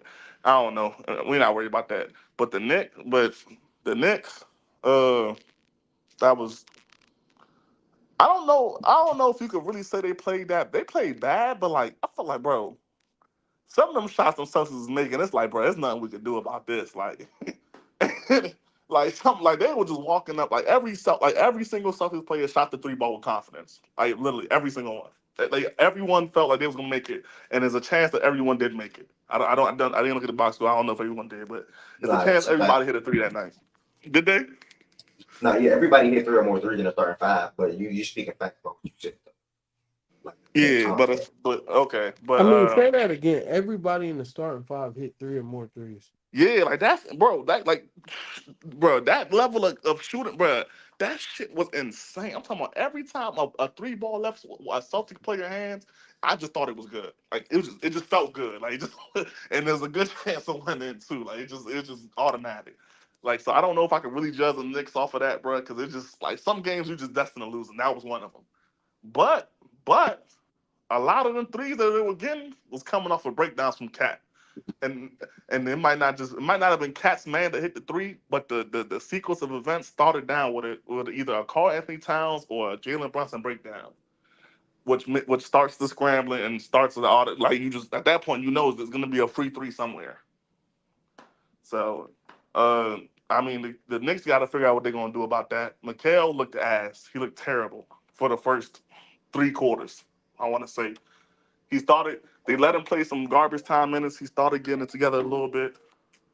In the my bad, I'm trying to figure what that sound is. But they let him play some garbage time minutes, which I don't know why they didn't let Karl Anthony Towns play some garbage time minutes. Like he didn't deserve to sit down. He sat down after like 3 minutes in the 3rd quarter. I'm like, what the hell? And never got back in the game. I'm mad as hell, but that's still my parlay. Me personally, like no funny. Like I took dude for 10 rebounds. He had 7. He didn't play like the last like 10, 15 minutes he could have played. That shit was sad. But it is what it is. We can move on. I ain't trying to keep. I feel like I'm holding y'all up at this point. No, you're not. Appreciate you, bro, for coming through. All of you in, y'all, don't forget to like this video. 63 people in here. The video has 23 likes. Takes y'all 1 second to like the video. On top of liking the video, if you're not subscribed to Fact and That's on YouTube, make sure you hit that subscribe button. Fact and That's is live every single day, Monday through Friday. Talking about all sports for the most part. Only sport we don't really talk in here is hockey, I want to say. So talking about all sports for the most part outside of hockey, really. Yeah. That's that. Last game of opening night, and then we get to a slew of games to dive into today. Cannot wait to see so many different teams in action tonight. New faces, new places, new coaches, new schemes, et cetera, et cetera, et cetera. Jordan Woods and Heaven Sent, this is mainly to y'all real quick, what at least starting wise. If there's any other Laker fans that want to chime in, or Wolves fans that want to chime in as well, feel free to come to the stage. To come to the stage is the pinned message in the chat. To come to the stage is the pinned message in the chat. Haven't Sam representing the What's up, Timberwolves bro? now? Okay. What's up, big I bro? don't know. I don't know who she represents, to be honest. I'm here to talk about the number one team in the West. Wait, hold on, Heaven Sam. Hold on. Listen, we let Heaven Sam get away with murder in here. I know y'all realize that, but we can't let her get away with trying to rock with the Lakers now. That's crazy. Who said I'm rocking with them? She I called them ass for a whole year. I Said think that she they're didn't want to still. talk about them I still boys. think they're not good. I don't know what to There's tell you. no way we about to let her do that 180. I still think they're not good. It was one game, but they're still the number one team in the West. That's a factual statement. It is true. So, hey, we'll find. Hey, They're shout out to tied them. for the best record in the league. That is a factual statement. 2 legacy franchises tied for the top of the league. Wait, she talking about the Lakers now? That's what, bro. Isn't this what the segment is? The Lakers? You named my but name. you're not about to try to speak. Yeah, for LeBron James or the Wolves. Okay, so yeah, you for want LeBron to speak James on the or the Lakers. Wolves. Okay, LeBron James is on the Lakers. All right. But don't try to tell me I'm here to talk about the number one team in the West because you're not rocking with the Lakers this year. So I can't. I better not see you in here praising Rudy. Yeah, you're not rocking with the Lakers this year. Just so I understand this. I'm not allowed to say facts. No, you can say what you want. No. You can say whatever. You can say whatever you want. I'm asking you if I'm not allowed to say state facts. Like I said, you can say whatever you want, but you're not a Lakers. You're not a Lakers supporter. Don't forget that. I don't. Okay, but you asked me to speak on them. I'm proceeding to do that. Right. I'm stating a fact about they're the number one team in the West record wise, and you telling me I can't say that. Look, or I can't speak on that, or you're shocked. Oh. Well, yeah, but you just said 3 different things. Which one did I say? Because you say you're telling me this, that, and that. Which one did I say? I didn't say all 3 of them. You're questioning why I'm speaking on them. No, I'm questioning if you're going to be praising them this year or not. That's what I question. I didn't question anything else. You can speak on them, but I'm questioning if you're going to be trying to praise them this year or not. Are you rocking with the Lakers this year or not? It's just that simple. That's not what the conversation was earlier. No, about that's what I'm asking you. Are you rocking with the Lakers this year or not? No, I'm not rocking with the Lakers. I don't think they're the team. Okay. So our little gimmick summit. so be good. So be good now. You're not rocking with the Lakers this year. Be good. You asked me to speak on them, and when I'm trying to speak on them, y'all saying I'm getting away with murder. That shit blowing me. To the game though, I don't mind which one of y'all kick it off as far as the game. 34, 46. Doesn't it feel good to like? Oh, go ahead. But you can intro. No, I was gonna say the score. 1-10. Oh, you good. It just feels good to watch good basketball, bro. Like, I don't care about what they do this season. I don't care about projections, overreactions. Like, to just watch good, organized, joyous, competent basketball. That's all I ask for this year. And whatever happens, happens. But I feel like that's what you saw last night. It's gaslit for forever. Like, my coaching doesn't matter, blah, blah, blah. This is one game, so I'm not moving off of any predictions preseason for this team that I had. 6 seed, whatever. Play pretty good team, can't really contend. But like, to be gaslit, to act like coaching and putting players in correct positions and playing correct lines, to pretend that doesn't matter. And then I see a lot of the same people yesterday. Wow, they just look so different. Like, oh shit, we tried to tell you for like forever. Like, this team with these limited pieces, as limited as they are, can offensively be really good.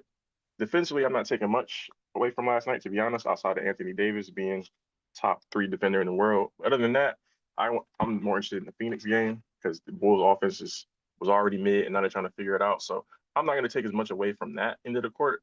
But offensively, you can't tell me that didn't look totally different.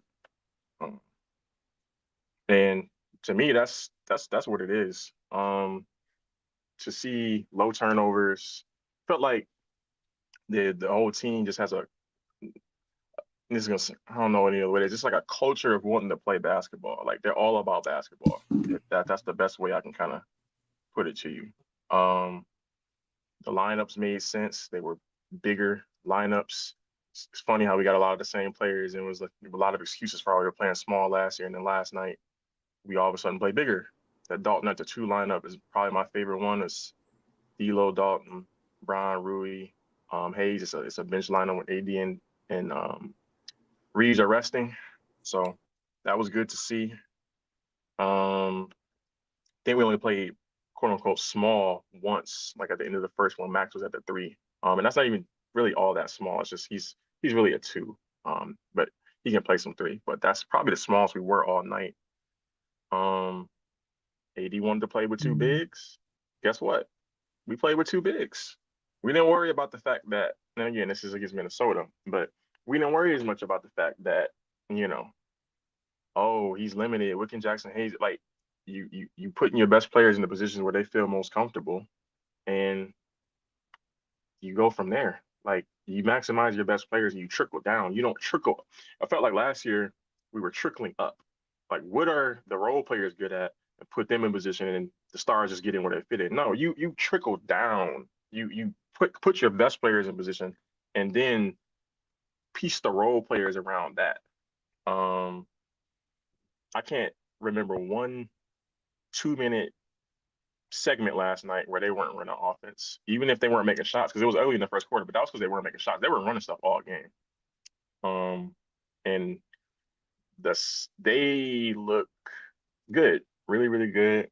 I think the most impressive thing to me was how organized they looked for that to be game 1 of a new system. Like, they looked like they knew a lot of the reads. They knew a lot of their counters to adjustments Minnesota made defensively. Like, they just knew what they were going to do. They came in with a game plan. They knew exactly what they were going to do, and it was only game 1. So that's encouraging to see. If they make even, like, and I said this yesterday, they make even like league average from 3, they're going to be a really, really good offense. Dalton looked like he belonged on the NBA court immediately. That was nice to see. He's still, again, when we face other teams that are better offensively, it'll be interesting to see like how he holds up defensively. But, he was able to muck it up, hit his first shot, ran stuff for him, and that kind of opened things up for other players as well. So, yeah, just a really good basketball team. That's what I saw. Well said, bro. You got anything for either team? Yeah, I have something for both. Okay. When it comes to the Minnesota Timberwolves, Anthony Edwards was fine. Locked up by Brownie. He was fine. He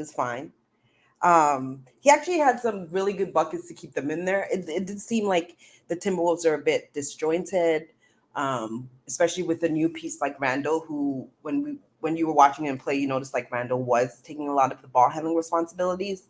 So it seems like they're trying to find a way to make that fit. But I did see a couple of possessions where Randall was able to connect with Ant for a spot up 3, which he was able to hit, which is something that we didn't really see much of last season. So that was pretty interesting to see. And also like some post ups that Randall had was really nice, and also him kind of bodying. But the rebounding was a bit off for me. For the Wolves, they got rebounded in the first half? Like, they were getting dominated on the boards. They picked it up in the second half. When Rudy is not there, that shit is, sorry, I don't know if I'm allowed to say shit. I'm sorry. That is just Say like his name again. Rudy. No. Say it the way you said it the first time. Wait, I don't know how I said it. I know when Rudy is not there, go ahead, Heaven Sent. He like, it's just like a buffet. Like, it's just anybody can get, like, it's just, you could do whatever you want. Like, they do need help. The offense is a bit better when he's not on the floor, but like the defense just goes to complete shit. So I can see why they extended him yesterday. What else? J-Mac is okay. I just feel like they just need some time to figure it out, similar to the Knicks. When it comes to the Lakers, I can't speak on Rui because y'all told me not to say anything positive about him, so I'll bypass him. Anthony Davis. Who's y'all? Y'all come with the y'all words. Who y'all? I don't remember. Byron, and No, maybe Byron didn't Jordan. say that. Somebody It said was that. Was it me. I Byron? said it, but Oh, Oh. Rui. But it doesn't just stop at Rui. What you mean? If you not gonna say nothing about Rui, you shouldn't say nothing about nobody but Brian. Ja. I don't No, shit she's on saying it. that I because don't other shit on people it. told Like, her not If to. that's the angle you taking it, I mean, yeah. That's I what mean, I'm saying. Like, if you want to take don't that worry. angle, take it all the way. Yeah. Don't have what? that. Yeah, Don't no, have that that. was kind of wild. Heaven sent. Take it all the way was crazy. Bro, come on, bro. What? Be for real. Come on. Y'all need help, She wasn't even bro. thinking. She wasn't even thinking like that. You need help. Bro, I promise you she was. No, she was You not. see, she I laughed don't right think at she was me. thinking that Okay, Don't so I way. speak for can't. black So I No, women. can't. she was Don't not speak thinking for like black that. women. Don't speak for black Oh women. my Don't speak Yeah, God. for you black There it need women. help. go. You need There it help, bro. go. Okay, Man, so wake I can't up, speak man. on Rui because I'm just not allowed I'm to. up. So I'll switch to Braun. He sold the shit out of my parlay. Like he sold the shit out of it. I'm not gonna lie. But there was some stretches where he wasn't on the floor and they looked really good. So that was pretty interesting. The lineup that Jordan gave you guys. That was like exciting to see, I guess. You talking about when active shooters were cooking? Yeah. AD was phenomenal. As usual, he does very well against Rudy Gobert. So he like did his thing. Defensively, he was amazing as well, but that's AD. I can't really speak on anybody else. I'm not allowed to.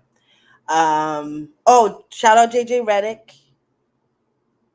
Coaching was night and day, like complete night and day.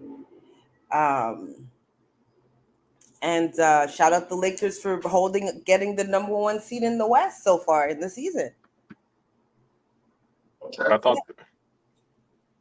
I thought the sub pattern tonight. I don't know if you catched it. Like I like how they rest Brown middle second, Yes. middle first, and close the quarters with them on. Doesn't that just make sense? Like Yeah, closing the quarter with your best players on the court. Because before they just left him on the bench to close quarters. At the That was weird. especially at the end of the second quarter or second half. I mean second quarter. Yeah, he would just go to the half. Yeah. The comical stuff last year, bro. But I'm glad like the Lakers have an actual we'll see because it's only one game, so we'll see how. Mm-hmm. But if this is an indication of how his coaching will be for the season, it's really good that they finally have like good coaching where like people could actually look at the problem and stop blaming because the problem is like the roster construction, but Yeah, they stay This Lakers pivoting to shit so everything funny, bro. and that's the thing. You want to whatever you're gonna be, you want to have an infrastructure that gives you a chance to see what you actually are. I don't feel like we even had that before. Yeah. So if you have ass defensive pieces, have good coaching and scheme in place to maximize what you do have, so that way you can see we're doing everything right. We still have ass defensive pieces. Yeah. Yeah. But I just think this Lakers shit so funny, bro. Like this shit is comedy at this point. Because I realized seeing JJ Redick, he didn't even do shit. Nigga was he didn't even say shit, but he just put his hands up. Jordan and John like, bro, y'all see that? He ain't got his hands in his pocket. the bar is in hell though. But I do I think that's what Bars definitely in hell. a good amount of Lakers fans were having with Darvingham that I think that people didn't realize. I feel like the conversation that Lakers fans were having was that they're not saying that some Lakers fans didn't say that. They're not saying the Lakers will win a championship if they had a better coach. They're just saying it's not supposed to be this bad. Yeah, that's yeah. really They want to better assess their team. I understand. Yeah. They look at the team and yo, it's not supposed to be this bad. This is ridiculous. And it's always odd because act like it's us just saying it. It's not just us. Not one player said anything positive about dude at all.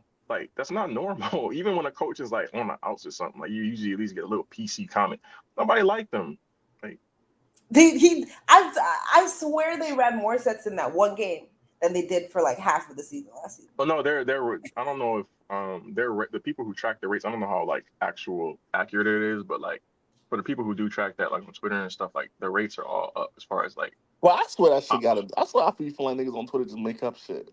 Like it's no, like how do some you of even it, track some shit like that? some you can Oh, track and like the rebounding, the effort also was there compared to last yeah, season. Like, exactly. with rebounding, movement.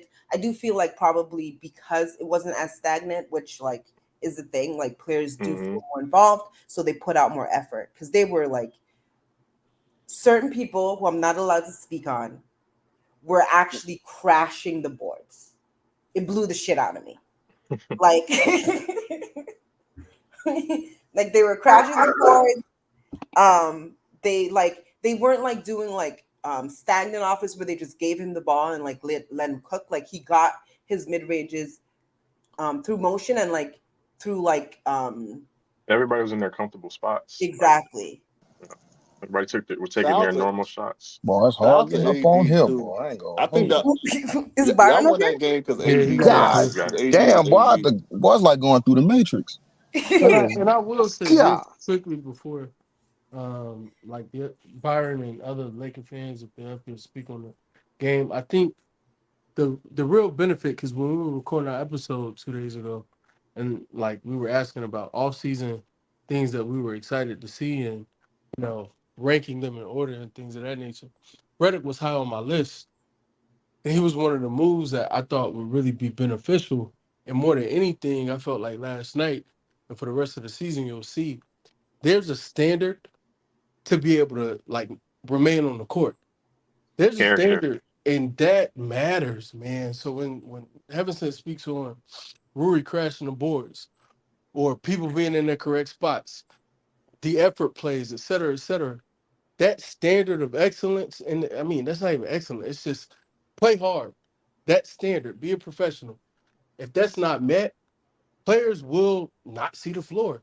And granted, now you have a connect who the coach is high on and believes in, and things of that nature. Where it's like, okay, we can pivot here, we can pivot there. You might have more players and better personnel to be able to pull some of those things off. But above all else, you have a coach who is willing to say, hey, this is what I demand. You either meet it or there will be repercussions. There will be ramifications. And I think that's one of the most important things. I feel like we saw the groundwork being laid for last night. So Yep. impressive, but go ahead. I No, tweeted you're that. right. It's very impressive. I'm I very tweeted impressed by exactly the what he number one said Lakers. last night, bro. I'm glad. I'm so glad you said that. Like, I think I basically said like basketball character matters. Like, that's the little things, the habits. He been harping on the marginal stuff all off season. Anytime he speaks, you hear him talking about the margins, the margins, the margins, the margins. That's the little. That's the offensive rebound. That's not falling asleep on all the little things. Because especially regular season basketball, playoffs is whatever. But winning regular season games, bro, you can be mid and win a lot of regular season games. A lot of that is just that marginal stuff. A lot of these teams are what Yeah, and what like the same in the regular season. yeah, you don't win that game without the margins. Going five, what was Yep. it, five for 30, 5 for 30 from three or something like that. Mm-hmm. Yeah, you know the margin. That's why margin's so important because you can't control all the time whether or not the ball will go in. More often times than not, you can't control the margins, the nuances of the game, et cetera, like paying attention to detail, like they've been stressing all summer. Like that's why you do that. Like that's why you set the tone and you set the culture in terms of like margins and busting your ass like Wes was just saying. Like that stuff you can control. And I mean, as a coach, and I've been preaching that since I first started. Bust your ass. Like I can understand. Okay, yeah, shots may not be falling, whatever, like that. Anybody been playing any type of sport since hell, rec ball, pee wee, whatever. That's the stuff you can't like control. What you could control. Probably every coach done said that. And the nuances of the game and busting your ass. That's what I took from last night the most. Was just them playing hard as hell and just busting their ass. And I agree with, for the most part, everybody that said since I've been in there. Just so I don't make it redundant. To kind of go left a little bit, this team is definitely and I don't think it's intentional. I think it's just what JJ want to do in terms of like the offensive scheme and identity. But I think they are definitely JJ's scheme is definitely preparing them for life without D'Lo. Because if you remember last year or anything about D'Lo's stint with the Lakers so far, D'Lo outside of Bron has been their best playmaker for the most part. Like he's the one that constantly got AD involved outside of Bron. Like that's something I always gave D'Lo credit for. He had his playoff woes, cool, but throughout the regular season and even in the offs, he was the one outside of Bron who consistently like made an effort to get AD the ball. Whereas if they keep building on what JJ want to do offensively and like making AD like a focal point, like a hub, et cetera, like B-More been saying too in the chat, that really prepares you for, okay, you might can do without D'Lo and okay, let's bring in another wing or another big. Because, as much as I like Jackson Hayes, it is a talent gap in terms of like where I think they need to be in terms of like bigs outside of AD on the team. Like Jackson, he gonna play his ass off. He's just small and lack talent, like for a 5, and that's just really plain and simple. He's just gonna play his ass off. He gonna try not to make mistakes, et cetera, et cetera. He got athleticism, but it's just a talent gap and a size gap that needs to be met in terms of like bigs on the roster. So like I say, them going where they going offensively so far from what I saw last night, it kind of aids or it kind of helps you. It makes somebody like D'Lo expendable, and that can help them like bring in like a wing or like say a big. So that's something that I wanted to add outside of what y'all been saying too. But That's yeah, that's a good point out, Byron. Because I think like through the first half, I don't think Ron had an assist, right? In the first half. I don't think so. He might not have. Like Bron and D'Lo was dead. Like I mean, outside of actually, we all know why Bron was mainly talked about last night. But from a basketball standpoint, D'Lo and Bron just kind of vibe for the most part last night, and they still looked a certain way. With that being said, and that goes to coaching, in my opinion. Like I wasn't even mad at the game that's why D'Lo like played, that. to be honest. That's how like when AD was saying like not AD when JD was saying like AD's gonna be the hub or whatever because I bet AD like 3 assists, right? He hit that shit in like the first quarter. Yeah, nah. AD was because I bro. think in the first half, like he was leading or tied for the most assists on the Lakers. Yep. Yeah, man, it makes sense. They like JJ is gonna play like B-More brought up his comment that he been saying. I think I forgot which podcast he was on when he said that though. He was saying like he gonna empower AD as much as AD want to be empowered. Like, and you saw that last night. Like I say, one game, I just want to see, how they respond when stuff may not be going good or whatever like that. Like, obviously, that's what we're gonna be waiting for. Like how JJ respond when stuff ain't too peachy or whatever like that. Which last night, in my opinion, in terms of shots falling, shit wasn't peachy for the most part. Now, like they sets was like, obviously like they did a good job of like sets offensively, even defensively the scheme, getting good looks. Oh yeah, like it was good looks, like he said, like shots just wasn't falling. Even defensively, like I saw, it was the one play like toward the end when Minnesota was kind of like trying to creep back into like the fourth quarter. It was, you can tell what the scheme is, bro, and it's for the most part funnel that shit to AD as many times as you can. Funnel either we switching everything or we gonna be hella aggressive funneling it to AD.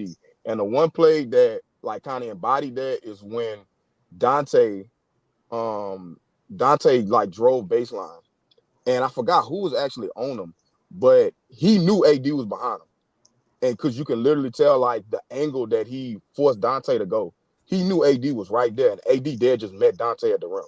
Like it was nothing Dante could do at the point because they didn't made the backside rotation they were supposed to make, and they funneled Dante and the AD, and that was just like a complete embodiment of what they want to do outside of switching scheme defensively is funnel that shit to AD, bro. Be aggressive though, like don't be lax with it. I think they did that a lot last year. Ham kind of had the same mentality of funneling it to AD, but the ball pressure was lax. Like they applying hella ball pressure, being hella aggressive, funneling it to AD. That's the difference. And they went away from it. He used to also like. Well, I don't know if he used to or if like people used to do it and they just continue to do it. But like people used to try to come and help AD in the paint though, and I leave hate like that. corner man. They started when he first got there. I felt like they funneled pretty consistently, and then for whatever reason, like last season, they just stopped. Yeah, Like I don't know, yeah, just and out of nowhere. another thing too though, like funneling it to AD, cool. Trying that shit with Jackson Hayes, that was the only thing I could probably critique JJ on. It was too many times. Well, not say too many. It was a few times where like Minnesota like had a couple buckets in a row, and it was on the strength of them trying to play drop with Jackson Hayes. I need that. I need that cut completely out of the playbook. If Jackson Hayes is in, he need to be hard hedging and getting back, which I saw last night too. He need to be hard hedging and getting back, or just straight up switching. Because him as a drop, like him playing drop, is barbecue chicken every time. It's legit barbecue chicken. He is not a drop big. He cannot play drop good. AD is dead ass top 2, top 3. Okay, yeah, cool. AD can dead ass play any type of coverage for the most part. Jackson Hayes can only, in my opinion, play 2 types of pick and roll coverages. That is hard hedging and getting back, or switch. That's it. That's all you need to be doing. So that's probably, if I was gonna critique JJ on anything, and he actually he went away from it. They started to also double when Ant tried like kind of like started Yep, getting it going. They started doubling high as hell. And 3 literally, possessions. bro, I was like, bro, why are y'all doubling him so high? Stop doubling. And literally, as soon as I said that, I forgot who was on the broadcast, but they was like, I think they was like, JJ just said stop the doubling, Yep. stop the doubling high. And I was just like, bro, that's what I'm just saying. Like, my partner was like, damn, B, you there just said that shit. Like, bro, this shit obvious. Like, hey, that shit don't even take a rocket science to see. You don't have to double Ant that damn high, because it was leading to a bucket like every time. So but again, credit to JJ. He's not gonna just sit there and just let some shit like just continuously happen. I ain't want to say hands in pocket, but he not gonna just sit there and not adjust. It seems like first game, big ass moment. You know, you got the Bronny factor, all of this stuff. Your first game as a Laker head coach, and then you got the Bronny factor on top of that. He very well easily could have been a spectator last night. He very well easily, the moment just that damn big, because as a coach, that's another thing too. Like, you can sometimes get caught just being a spectator and just watching the game. This sicko ass little white boy was locked in the whole time, and he actually made the adjustments, which was impressive to me. So, you know, it's a long season, 82 games. But I was dead ass impressed with JJ for that first game. And AD, I mean, just gotta at least say the man name. Like, my 2 fellow Bron family members up here, J Dub and Twin. This is why we kind of have our moments when I be saying who that nigga is for this team specifically. Now, when y'all want to get to ranking amongst the whole league and you have AD and Bron slotted in a certain spot, that's why I kind of stay out the player rankings for the most part. But for this team, AD is the best player. AD is the best player. And he put that, he showed that in all facets last night. And then you got somebody like JJ going to empower him. Like, hopefully he can have a career season this year, bro. When he plays like this, I'll give you that. But no, this the thing though. But this the thing though. But no, this the thing though. Even when he's not giving you 36, AD flow is just so damn high that I can't say Bron the best player on the team, because even when AD shot, even when AD got to give you 18 points, he can still win you the game. I can't say that for Bron most of the time. Not at 39 and 40 and 38. I hear Can't you. say that for him no more. Not as much, but That's not as much. Yeah, not as much. And that's my point. There's still examples of there's still enough, I think, examples of the opposite. We saw there's enough of them, I don't know what you want. Bron be balling consistently. I don't know what this is. especially Hold on, say it again. Bron be balling consistently. But it's the thing. But it's the thing though. But this thing though, with Bron, it's very unlikely with Bron vibing that they able to dominate the game for most of the game like they did last night. If the tables was turned, like that shit, like they not gonna be, I think I said that wrong. If AD is vibing, and not having no type of impact, like he getting killed on defense, which is less likely to happen. And he's just like his shot not falling, whatever like that. They're not gonna dominate no damn game. Even LeBron going off, they still would get their ass whooped. And that's where I disagree. That's the part I disagree with. What? I think that Oh no, I'm talking no. about that last caveat If you added. Braun can be going off is what I'm saying, and they still can get their ass bust. I think that AD AD is the most valuable player for this team. I think the same applies for AD though. If what? That's AD what I'm saying. can be going off and they can still get thrashed. But I do agree with Byron. I think AD I don't is think so. moving into. Who said that? No. We saw it last season. Yeah, I definitely think. I said I don't think. Yeah, I'm the one that said I don't think so. Man, you couldn't I feel like we saw that last night. Like Bron wasn't really going, but AD was going, and they cooked up. No, that's not. Wait, But am I good? that doesn't mean. Y'all hear me? Yeah, we hear you. That doesn't mean that AD can't have a night like that and they get their ass bust. So again, I agree with Byron on the fact that for his stance for this team, AD is the best player. I think but like that, just comment alone, LeBron can have it going, they get their ass bust. Same won't happen for AD. I don't necessarily agree with that. I think is it less likely if AD has it going that they don't get their ass bust? Maybe Yeah, that's but the context I can include. Oh, okay. Yeah, to clean it up a little bit, like less sloppy, clean it up. Save them. That's what I can say. That's what I can add to it. It's less likely if AD having a night like he did last night that they'll be getting their ass bust if the tables were turned, then vice versa. That's how I clean it up a little bit. And that's why I'll just say he's just the best player on this team. Couldn't someone counter that by saying that that's because Brown is usually more consistent than him offensively? So like him doing that is like him. Huh? I said, couldn't someone say because you could also flip that and interpret that differently, and have him be more of like a ceiling. And I think he's very much part, if not the biggest part of the floor of the team. But I'm just saying, someone could flip what you just said and say, "Oh, what you just said being true could be interpreted as him being more of like offensively, at least like ceiling, because Brown is going to be the one who's more consistent." Offensively, and then it's like, wow, if AD gives you this on top of it, then look where it takes you. That's more ceiling commentary to me than floor. But I think Braun, just overall, because even if AD may not have it going as far as shots falling, he's still a vertical threat. Like he still opens stuff up. He's still going to be a hell of a defender. Yeah, he's still just sticking to offense though. Like if his shot not falling, he's still a vertical threat and pick and roll. Like he helping collapse the defense in terms of like his off ball stuff, rebounding, all of that too. So it's just like AD is consistently contributing to the offensive floor. I ain't gonna lie, either Byron, his passing got showcased a little bit last night too. I mean, yeah, that was that took a jump. I think for this team and the way that they're playing now, he is the most valuable player, right? And I think that he needs to play a certain level for them to get to be their best selves or whatnot, right? I think the question that people have is his consistency of playing around the level needed offensively.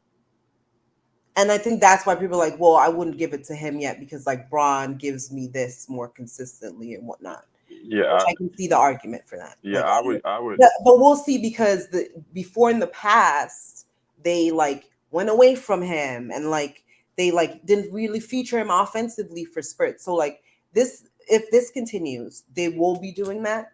So to me, like if this continues, then for sure, like he's the best player on the team. That's fine. I think both are important. No, to Derek in the chat, I think both are important. That's to me. I think that's I think both are almost equally important, and I think that they both kind of have equal. Well, if you want to say lean AD because he has a little bit more weight defensively because he's like the defensive infrastructure. I'm cool with that, but I would say that offensively, I don't think it's, as far as like the floor, I don't think it's particularly close in my opinion. Like, over the course of a large sample. Only thing I guess to kind of like wrap it up, what I would say in regards to this, because I kind of sparked this being petty with y'all too. I just think AD contributes to the offensive floor more consistently than LeBron contributes to the defensive floor. That's all I add to it, and that's why I would say AD is the best player on the team. Yeah, that's. I Don't think we get the same thing, just forget different that ways. defense shit though, for real though. Buckets What, win games. wait, So what you? I'm Oh man. And Hey, I and another think, thing too. Oh, yeah, my fault. Well, I do want to bring this name up too. I just need this back. I need my nigga to get healthy, dog, and stay healthy. Vando, it would be, bro. He's going to be yeah. so JJ gonna do damn, filthy bro. things. He gonna fit perfectly with what this man is preaching and what he wanna do, bro. I need Vando back, Start bro. putting Vando assists Oh, and bro. assists on your slips. That's going hey, like that I gonna ain't be even no bad nigga, but yeah. Dead Vando ass. over 2.5 Dead assists. ass, bro. well, Byron's here. I want to say this, because Byron's here. Oh yeah, I gotta cuss him. Hold on, I'll be back. Oh, he left? Oh, I'm not Nah, gonna man, say. I do gotta go ask. I do gotta go help somebody. But what you said though? Okay, I'm gonna say this slow. Just give me some space here. Rui played well last night. He played well. Say boom, Lord That Jesus. was it. That's all I'm gonna say on that topic. We Don't can tell me. move on to something else. I'm over Nah. it.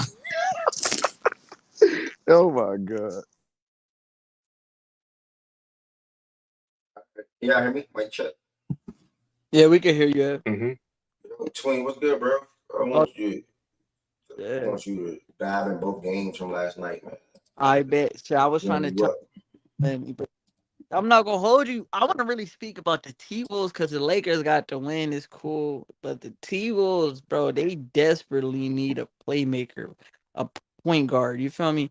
They blitz in every possession. They load it up, and I love Ant, but him with the ball in his hands, and you got DiVincenzo, and you got Nikhil Alexander, and they open, but you want to just ISO. Like, I love Ant, but you got to get off the rock a little.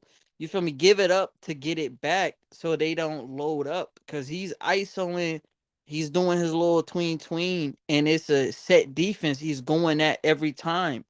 Like, you feel me? Like, this team, I don't know if it's Coach Flinch, if it's he got to give it up and get it back a D Wade type style. Like, you feel me? Backdoor do something. I think Nikhil Alexander, he can bring it up. He can play make a little. You feel me? We seen it a little bit last night in that fourth quarter when they made that run.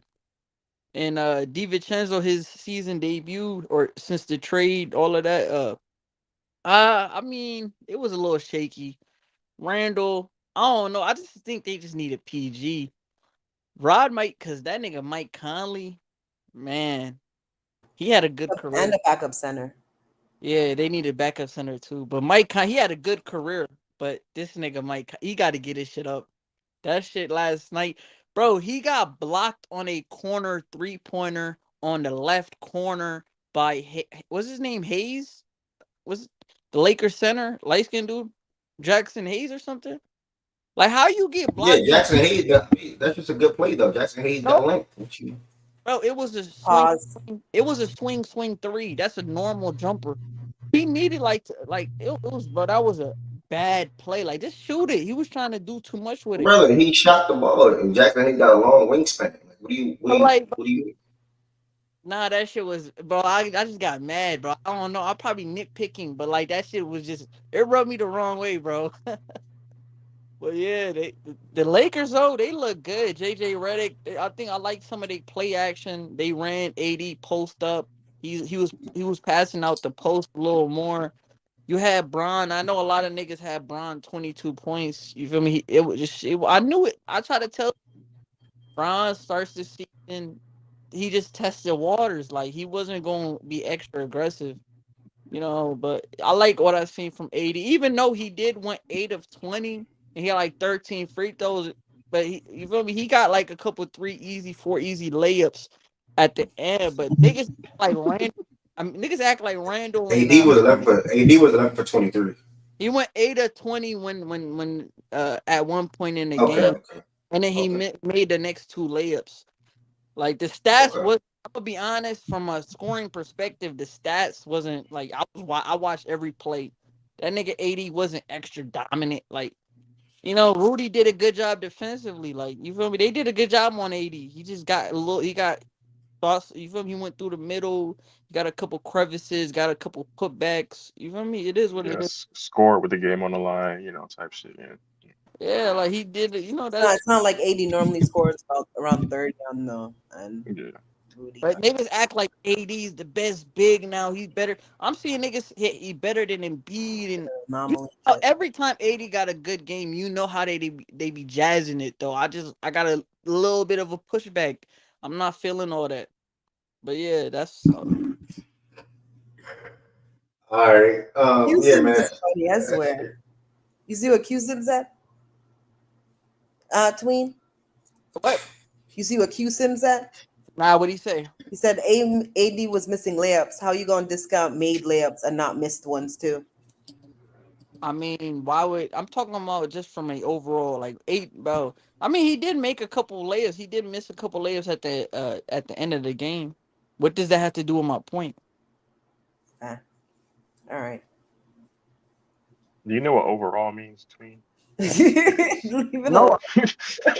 My point is, Nick Anthony Davis was extra dominant tonight, and he had a good game. It wasn't no crazy performance that I'm not used to Anthony Davis having. Like, that was a good performance. For sure. Okay. Tween, please shut up. Okay. Yeah, I'm with you, Tween. Are you? Let me ask him a question real quick. Are you saying that with him? because going in, like, at one point in that game, he was 9 for 21, and the flurry didn't come into the fourth quarter for real, where it was like, oh, he's all over the court, he's asserted his dominance. This is AD's game, AD's team. Is that why you're saying that? Yeah, a little bit of that.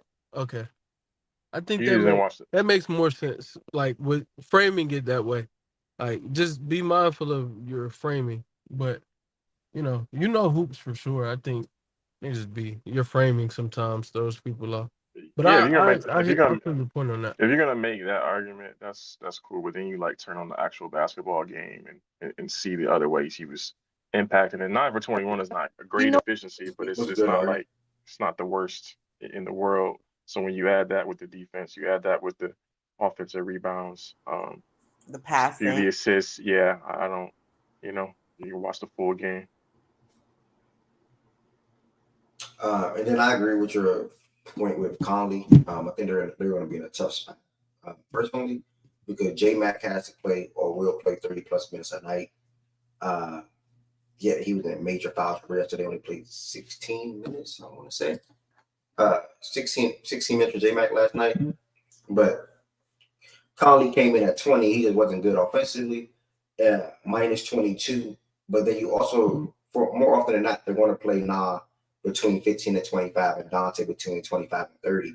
So that means Conley is always going to fall probably below 30 minutes, similar to what he did last night without being in foul trouble. And the reason why I'm saying that is because Tween reference to the point to where they're going to need like a point guard / playmaker. And that's true, bro.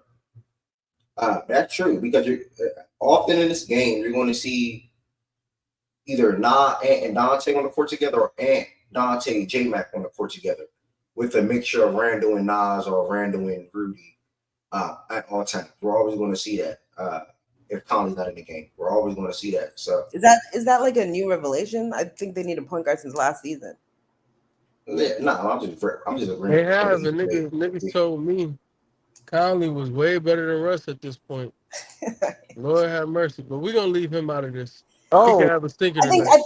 I think we need to, because I think one of the reasons why they were okay with why people were saying Randall, the issue with Randall is that they're saying Randall will be somebody that can help. So I guess we just gotta wait to see how that like matures, right? Because this was his first game. He didn't really play in the preseason. I guess we got to see, because we did see flashes of him with ball handling and like passing and creating for others. So I guess we got to see how that like evolves type of situation. I think the point guard thing is something they've been had. I think you have to be for me to be comfortable with like Randall being in that role for a team that's going to win a a championship, just in my opinion. I think you have to be a certain level of like finisher and like actual score to maximize that if you're going to be coming from like a wing. Slash threat. And I just don't, yeah, exactly, threat, exactly. And I just don't think he's that. The idea of it is good, but he's not the level to where if it's going to come from a wing, that playmaker is going to come from a wing that I think you would ideally want. Yeah, that's fair. That's where I'm at with it. Yeah, Twin. Yeah.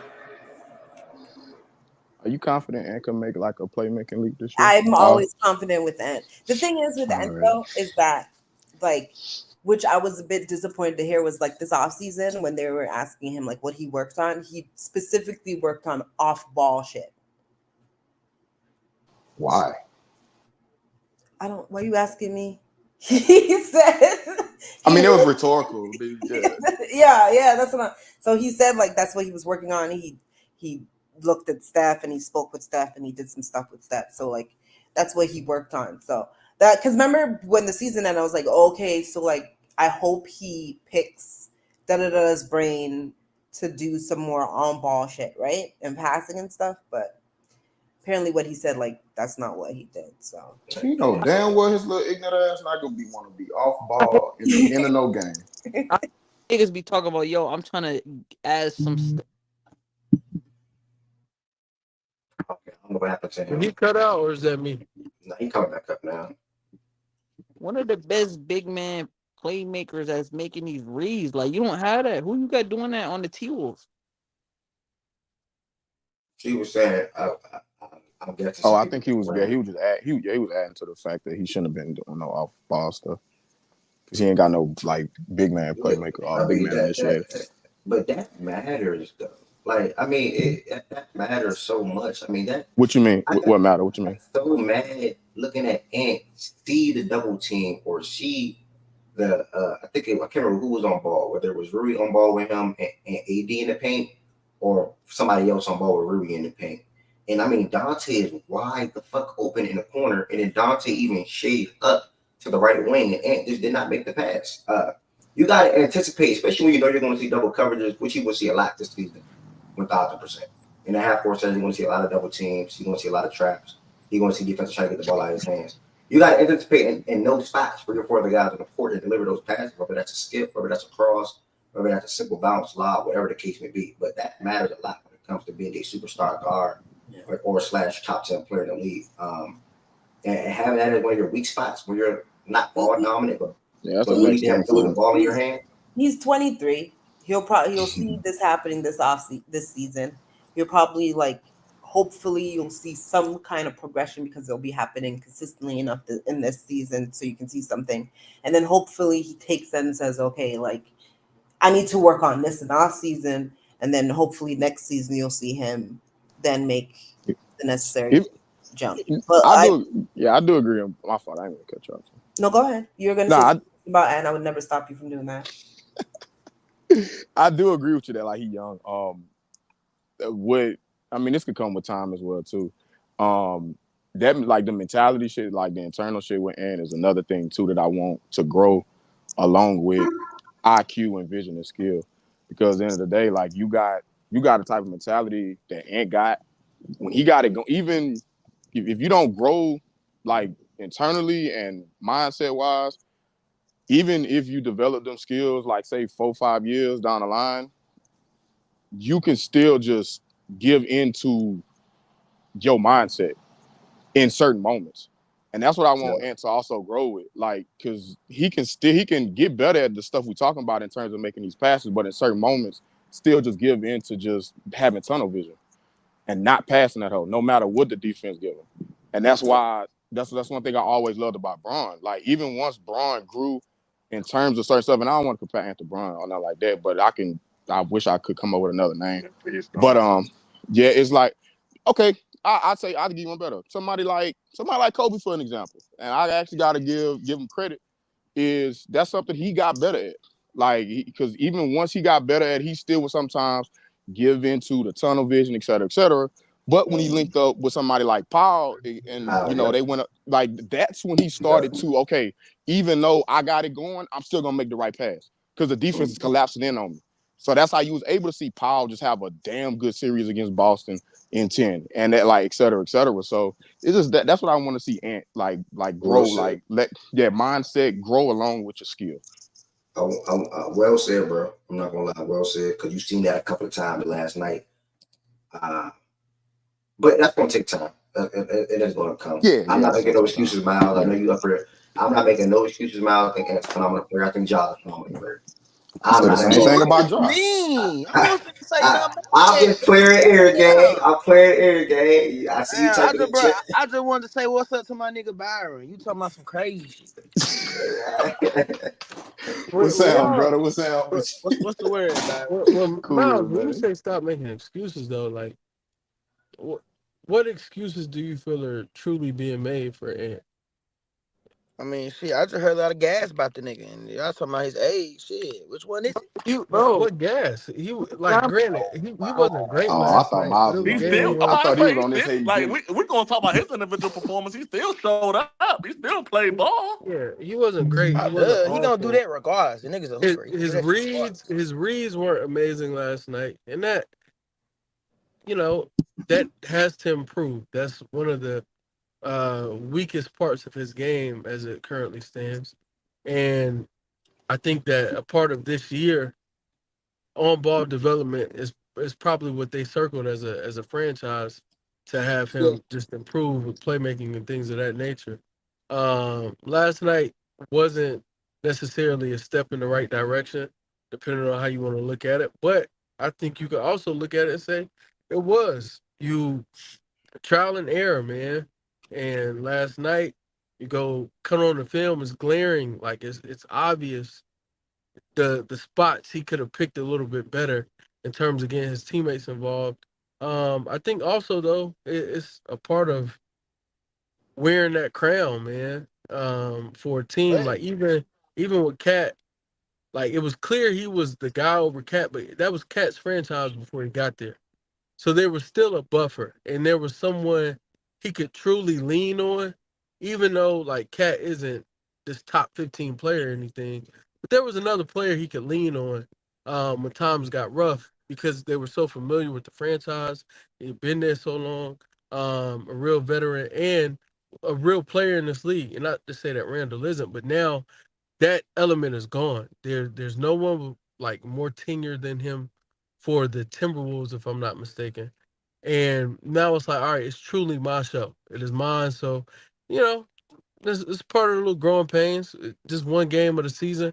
And again, similar to what I said about the Knicks, you got to remember both the Timberwolves and the Knicks are completely new teams. They made that trade not even a full month ago. So just be mindful. I think he'll improve. yeah, And I want to say as well, the Lakers look good, bro. I don't know if I my said this on God. the episode. I don't know if I said this on the episode or if I said it during the show. But I'm not going to echo everything that Jordan said. I didn't hear everything Byron said. I heard most of it because I had stepped away. Um, but yeah, man, the Lakers look good, and I really meant what I said the other day. I think the Lakers and the Heat are similar. They are two good teams that are trying to get back to a stage, right? Or trying to get back to a point. I feel both teams have good rosters. Both teams have star players that they can rely upon. Bam and AD is just not LeBron. I mean, Bam and Jimmy is just not LeBron and AD. Obviously, both guys have guards that can shoot or play, whatever the case may be. Terry, D'Lo, Reeves, Hero, etc. The rosters are very similar, if you ask me. Where I'm going with that though, man, they just looked really damn good last night. I just wish D'Lo was a better player personally, but with D'Lo, it comes with ups and downs. And if D'Lo is not having his best game from a shooting standpoint, at least you can. Rui will probably have a good game. Reeves will probably have a good game. Uh, and he's gonna be playing 15 minutes a night or more. But Dalton can have good games because you can run things for Dalton. And I like that Dalton grabbed the rebound yesterday Man, Dawn looked from the good other yesterday, from the man. other side of half court and literally attack the rim and finish a layup. I don't like that. You don't see that a lot, with guys on the Lakers. I mean, previous years. And shout out to Nah, that. that's a good ass play to call out, Not bro. real I ain't gonna shit, hold bro. When you. I'm looking at that, I'm like, whoa, like bro, that's my a rookie that bro, grabbed the ball and kicked the ball like that. Like, bro, my partners is yeah. I'm one of the easy going partners out the clique. Mine is legit from the hood and prejudice. And so white boys got to prove it to them. I've been telling them from what y'all been telling me. Oh, dog can play. He can play. Like Man, B, bro. Yeah, he got to show me. He got to show me. That play right there even had they eyes like, oh shit, bro, you don't hold see up. That's a rookie. And when you to do that's that, a that nut means you drop. got and it's a layup. It's only a layup. It's only like in the second quarter of the game. I get it's not nothing to jazz up, but that's the shit that I look at when I'm looking at game. Because I'm looking at who want to step up on Brown out on the court. Who got high confidence, right? And you would never hear me praise him. I never praised him in college. Tez is doing it now, but Tez ain't praising him either. Well, he been a dog. Like he really a dog. What you got beef with Tennessee? He went to Tennessee. Kentucky don't rock with Tennessee. Oh, so, okay. Yeah, that's I never praised him. I had a real rivalry. My fault. But to get him at 17, 18, wherever it was, bro, that's a phenomenal draft pick, bro. He's one of the better scorers in this class, period. Period. He was the best scorer in college basketball, I think, last year, next to Zach Edey. When it comes to D1 schools, if I'm not mistaken. But yeah, he's been a dog. So the game compliment, I think he's gonna play 15 more minutes a night for the most part. How much Max played last night? Max gave you 11. Yeah, he was bad. He was bad. Max was bad. Yeah, I forgot the point. Hey, that's he my was fault. first one off the bench too. He was a 6 man. He gonna continue, but and that's something my fault. I was supposed to point it out because I'm like consistently on the TL. You know, I'm buying all the Max stock. I spoke about him. I spoke about him yesterday. What'd you say? No, I cut out for you. So what you say? No, I was saying I don't know how I gave my little input on the game last night and didn't speak on Max, being that I'm kind of out there saying I'm buying all the stock, which I still am. I ain't selling. I'm there with you. Yeah, I ain't selling nothing to win game, but yeah, last night, nah. Not put like this. Not saying he was just doing too much. I would have liked to seen some shots come close. I'm not gonna hold you. Some of them hoes was just goddamn. Max, he wasn't. He seemed sped up.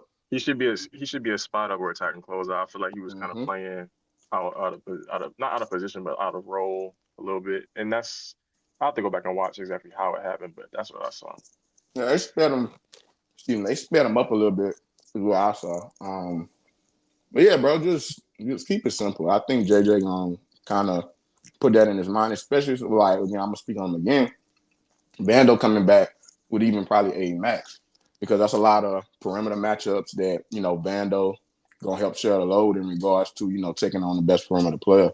So it'll kind of help ease his mind because right now technically it's just Max and Austin and Reeves in terms of POA and Gabe to a certain extent. So, first game, big moment, whatever. Give him a little leeway, but yeah, he wasn't the best offensively at all. Okay, defensively. Yeah. I just wanted to point out that little mini thing instead of echoing everything. That was a play that stood out to me. Granted, it was only a layup. I get it, but that's what I look at. Who's going to step up? Who has confidence? And as a rookie doing that, I like to see that. I love to see that. White boy got some big cojones for sure. Before I touch bases with Jay Wood to hear what he got to say about either of the games last night, been averaging about 70 people in here today. First and foremost, y'all cannot see it with my facial expressions, but that mean a lot to me, bro. No funny, that mean a lot to me. It's my third platform that I'm semi-switching to / attacking. That means a lot, bro. To be doing that on YouTube is insane. Back-to-back days, averaging 60+ people as live watchers. Thank you to everybody that's in here. With that being said, I thought the same thing when I joined in. I'm like, damn, 67 people. Okay, that's NBA back. What you expect? Chill, bro. They gonna say that's about Dhop, bro. Chill. You're right. Yo, I do want to say that. You ain't gotta hate the NFL like that, bro. With that being I'll be Joseph, man. If you are in here and you didn't like the video yet, we almost had our most likes on the video. I think the most likes that I have on a live stream is like 33. If you are in here and you didn't like the video yet, make sure you all like the video for me. That also can help the algorithm out for random people coming in here and finding facts and stats. Also, 2, if you're not subscribed, somebody just subscribe. Thank you. Much love. 2, if you're not subscribed to the platform, feel free to hit that subscribe button. I'm sure with 72 people watching, there's probably 5 to 10, maybe 5 to 20 new people that probably never heard of Facts and Stats, but just probably enjoying the show. Facts and Stats is like a network 3 different avenues of fact and stats is I'm shaping it back to being a weekly podcast thing where I'm dropping weekly podcast episodes, whether that's NBA or NFL related. 2 on top of that, I host a daily sports show Monday through Friday at 11 a.m. Eastern time. I'm live on YouTube every day, but sometimes it's playback and YouTube. But as of the last 2 weeks, it's been strictly YouTube only. But I'm always live on YouTube regardless if playback is included. Typically after the show on YouTube, we'll sometimes head to playback and continue talks, but no matter what the topic is. So make sure you all subscribe to the channel, like the video, and to continue to support. I'm 79 subscribers from 700. So long-term goal of 1,000. So keep that in mind too. Appreciate y'all for helping me with that. And just listening, enjoying, commenting, and coming on the stage and talking. Jewel, you came towards, I don't know, I think you came on like 15, 20 minutes ago. You got anything on the Celtics Knicks game and then also Lakers and Wolves? Nah, not really. I mean, Celtics came out blazing. Knicks got some the Knicks couldn't they really couldn't survive that type of attack. I don't really think nobody could for real. So it just kind of sucks for them. I think Mikal Bridges got to figure out his groove though. For sure. I think that'll make or break the season for them if he can't figure out how to play well. Lakers, Timberwolves, I think this is a lot of pressure for me. I'm putting on Finch to he got to do something different. I mean, I just think he got them guys out there just trying to figure some shit out together, and it's like I don't see where he's stepping up and like trying to make life easy for everybody on the court. So the offense always been a fucking problem. I don't think they really are. I don't think it's going to look good in the regular season because I think they more of a playoff team. They like to slow down the pace and D up and play the whole shot clock out for a shot. They got to switch that shit up, and that's on Finch. So Finch got to figure this out. They made it a close game with the Lakers, and they still haven't even figured their shit out. So I mean, Finch just got a lot to prove to me on what he gonna do with the offense. Lakers, I like that JJ got them boys moving. So that's the thing. They ain't no more stagnant, high pick and roll. Everybody sit around and watch. So them boys moving. So that's good shit. And then AD hooped. I think that the aggressiveness on offense to go get a bucket was the most thing that I like to see from him. He do that, it's a different conversation around his name. So that's all I got. You want the Lakers in control for most of that game though? If not all, damn near. Yeah, from what I've seen, yeah. Yeah, the biggest Wolves lead was 2, and it was in the end of the first. They led by 1. I'm asking. It wasn't much. The Lakers was in control from what I seen majority of the game, to be honest. Yeah, you don't agree with that, Jay? Because I know you said like how they played the Lakers. Like I know it was a 7-point game. I know they cut it to 4 in the fourth, but Lakers damn near was in control that whole damn game. To be honest, what does control got to do with end up playing the close? Yeah, he was probably aiming to like them like making that late run. Well, I say run, but like them still being somewhat within striking distance in like the fourth quarter. Okay, yeah. Because if I'm figuring my shit out and they had like a 10-point lead and the game don't finish 10 plus 15 on my first game with a new team and we trying to figure out shit out. I mean, that's pretty okay. Nah, you're right. That just show you that they got some shit to figure out, and then the coach got a lot of shit to do. He just sitting there running shit, and he just sitting there letting shit happen. Every time out, they come out of a timeout doing the same shit they did previously. Like, then what the fuck was the timeout for? I mean, I don't know. Shit look weird to me. Yeah, I hope they feel that way.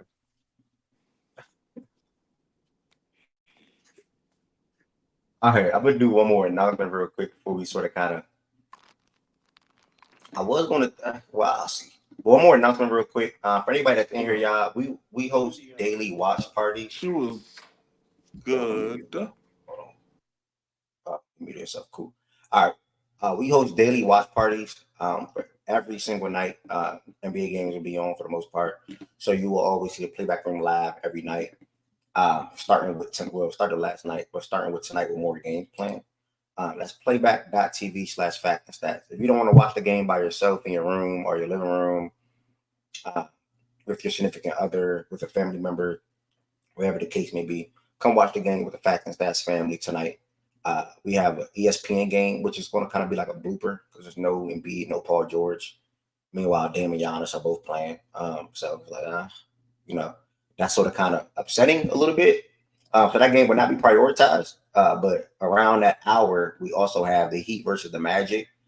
Two teams that are expected to finish between the 6th and 8th seeds in the East. Should be a good game. Also, we have what else tonight? Ew. What you mean, my nigga play tonight? Come on now, quit playing. This shit, little ass. Relative. It's the first game of the season. These games should be good. Like Rockets and Hornets are probably a good game. Pels and Bulls probably be a good game to start. Lakers Clippers, I don't know. Suns Clippers, I don't know. But excited to see Booker and KD back in action as well. Warriors and Blazers probably be a good game as well. So yeah, playback.tv/Fact and Stats where we have the live watch party every single day. Levine played basketball tonight. I'm more interested to see Lonzo in his limited minutes. How do I want to take this? I guess we can stay here. What you about to talk about the slate for today? Yeah, I guess. Bro, the biggest thing is my nigga play basketball today, bro. Is he gonna cook up today? Can I take his 30 and 10 today? Whoa, I don't know about 10, good brother. 30. I thought about that 30 shit. He not an elite playmaker no more. Okay. I get But he should get 10 assists before he gets 30 6 points. to 8. I ain't gonna hold you. When we doing the parlay? Well, you said you like his 10 assists high, more than 30 points. He should get 10 assists before he gets 30 points.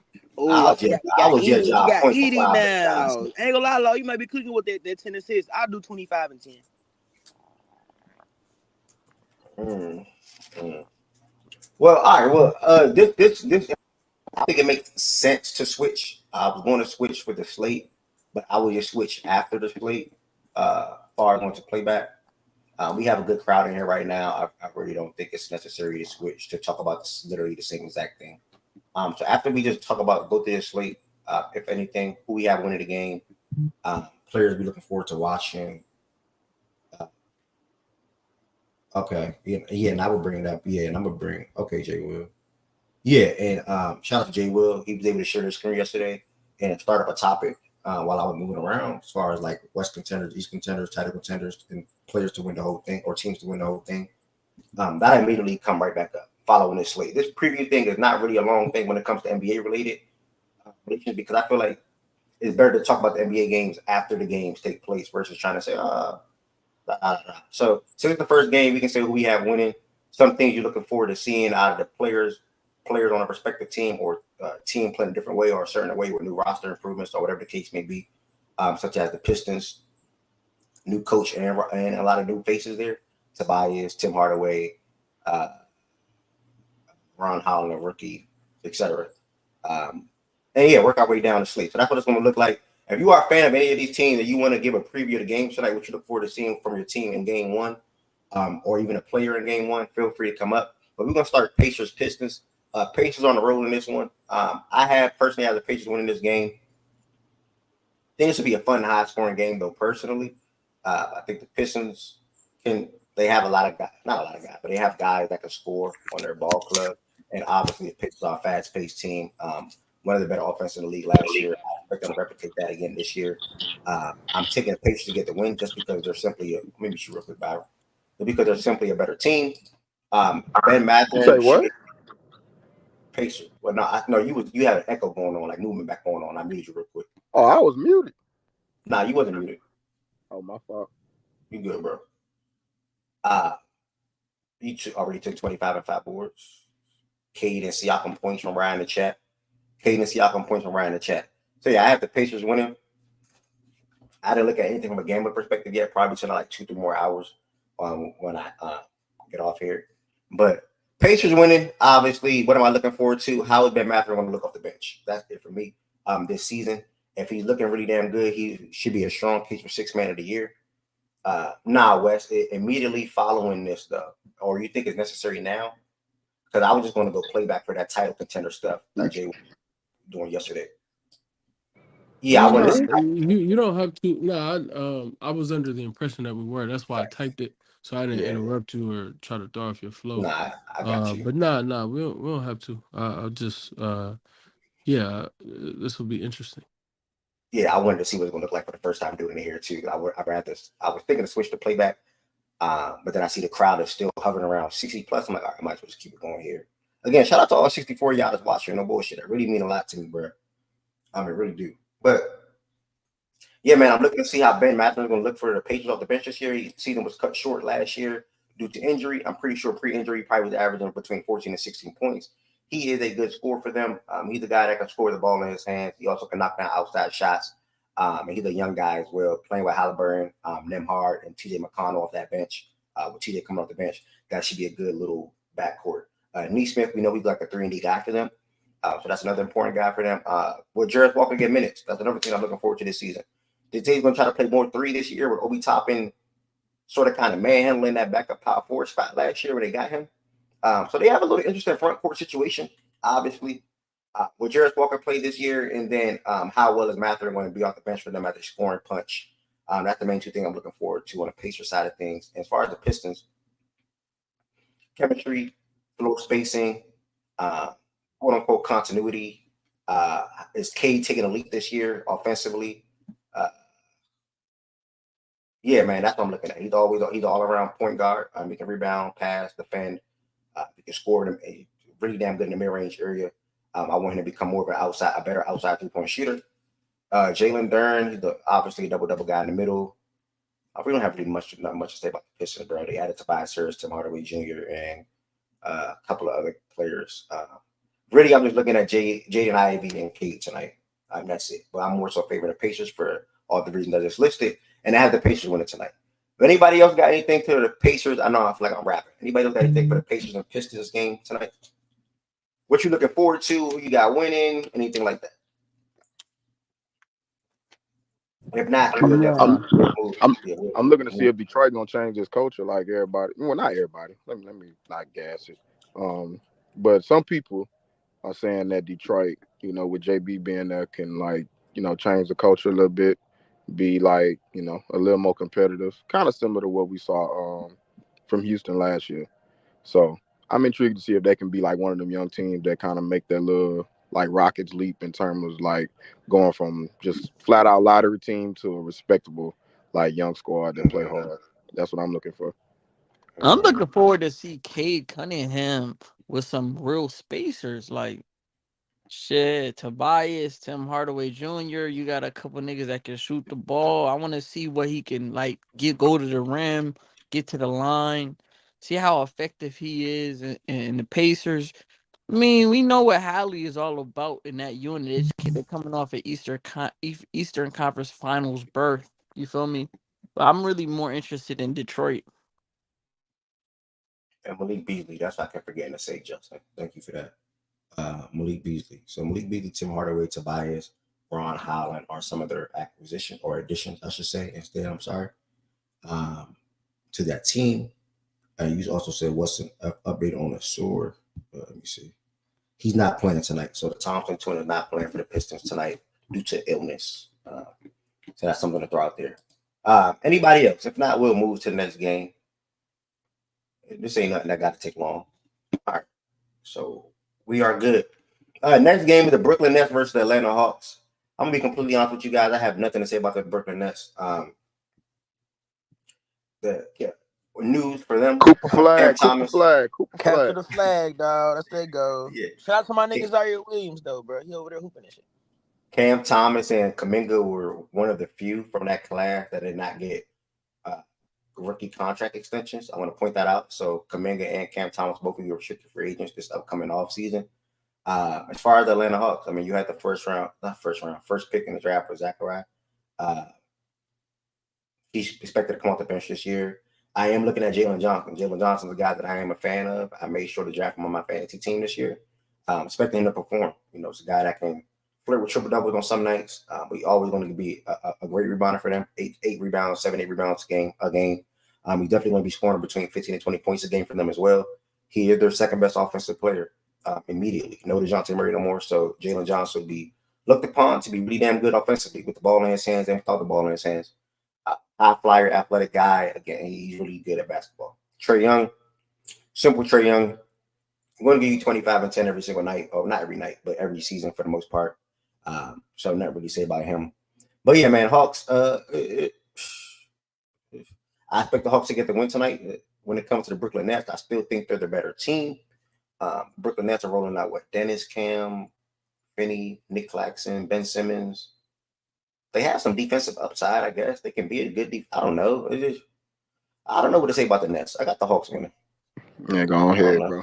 Go ahead. Yeah, let me stop. Let me stop. Yeah, let me stop. I mean, what you doing, bro? Gather yourself, brother. Gather yourself. Save your energy. Yeah, just go to the Save Miami your Orlando energy. game. What the hell? You forced that. Now this next game, I am curious to hear who y'all have winning. But for me, I'm super duper excited to watch this game. I just recorded with Gifford last week, and I said the same thing. I forgot, but that was last year anyway. I don't remember what the series was with the Magic. I want to say 3-1, 3-0, something like right here. Something like that. Yeah, something like that. Whatever the series was. KCP is now Orlando Magic, right? Probably will see a lot of Jimmy Butler tonight from KCP. Yeah, he'll probably see a lot of Jimmy Butler if I had to assume right now with Jalen Suggs taking Terry. And they probably put Franz on Hero and Paulo on. Wild statement, bro. Jovic and Wendell on Bam. Yeah, I think they're going to do that. I think personally going to do that. This is going to be a phenomenal game. Both teams have really good starting fives, or good starting fives, in my opinion. Heat are at home in this one. Like I told y'all the other day, I'm confident in Jimmy Butler in the regular season for the first time in a while.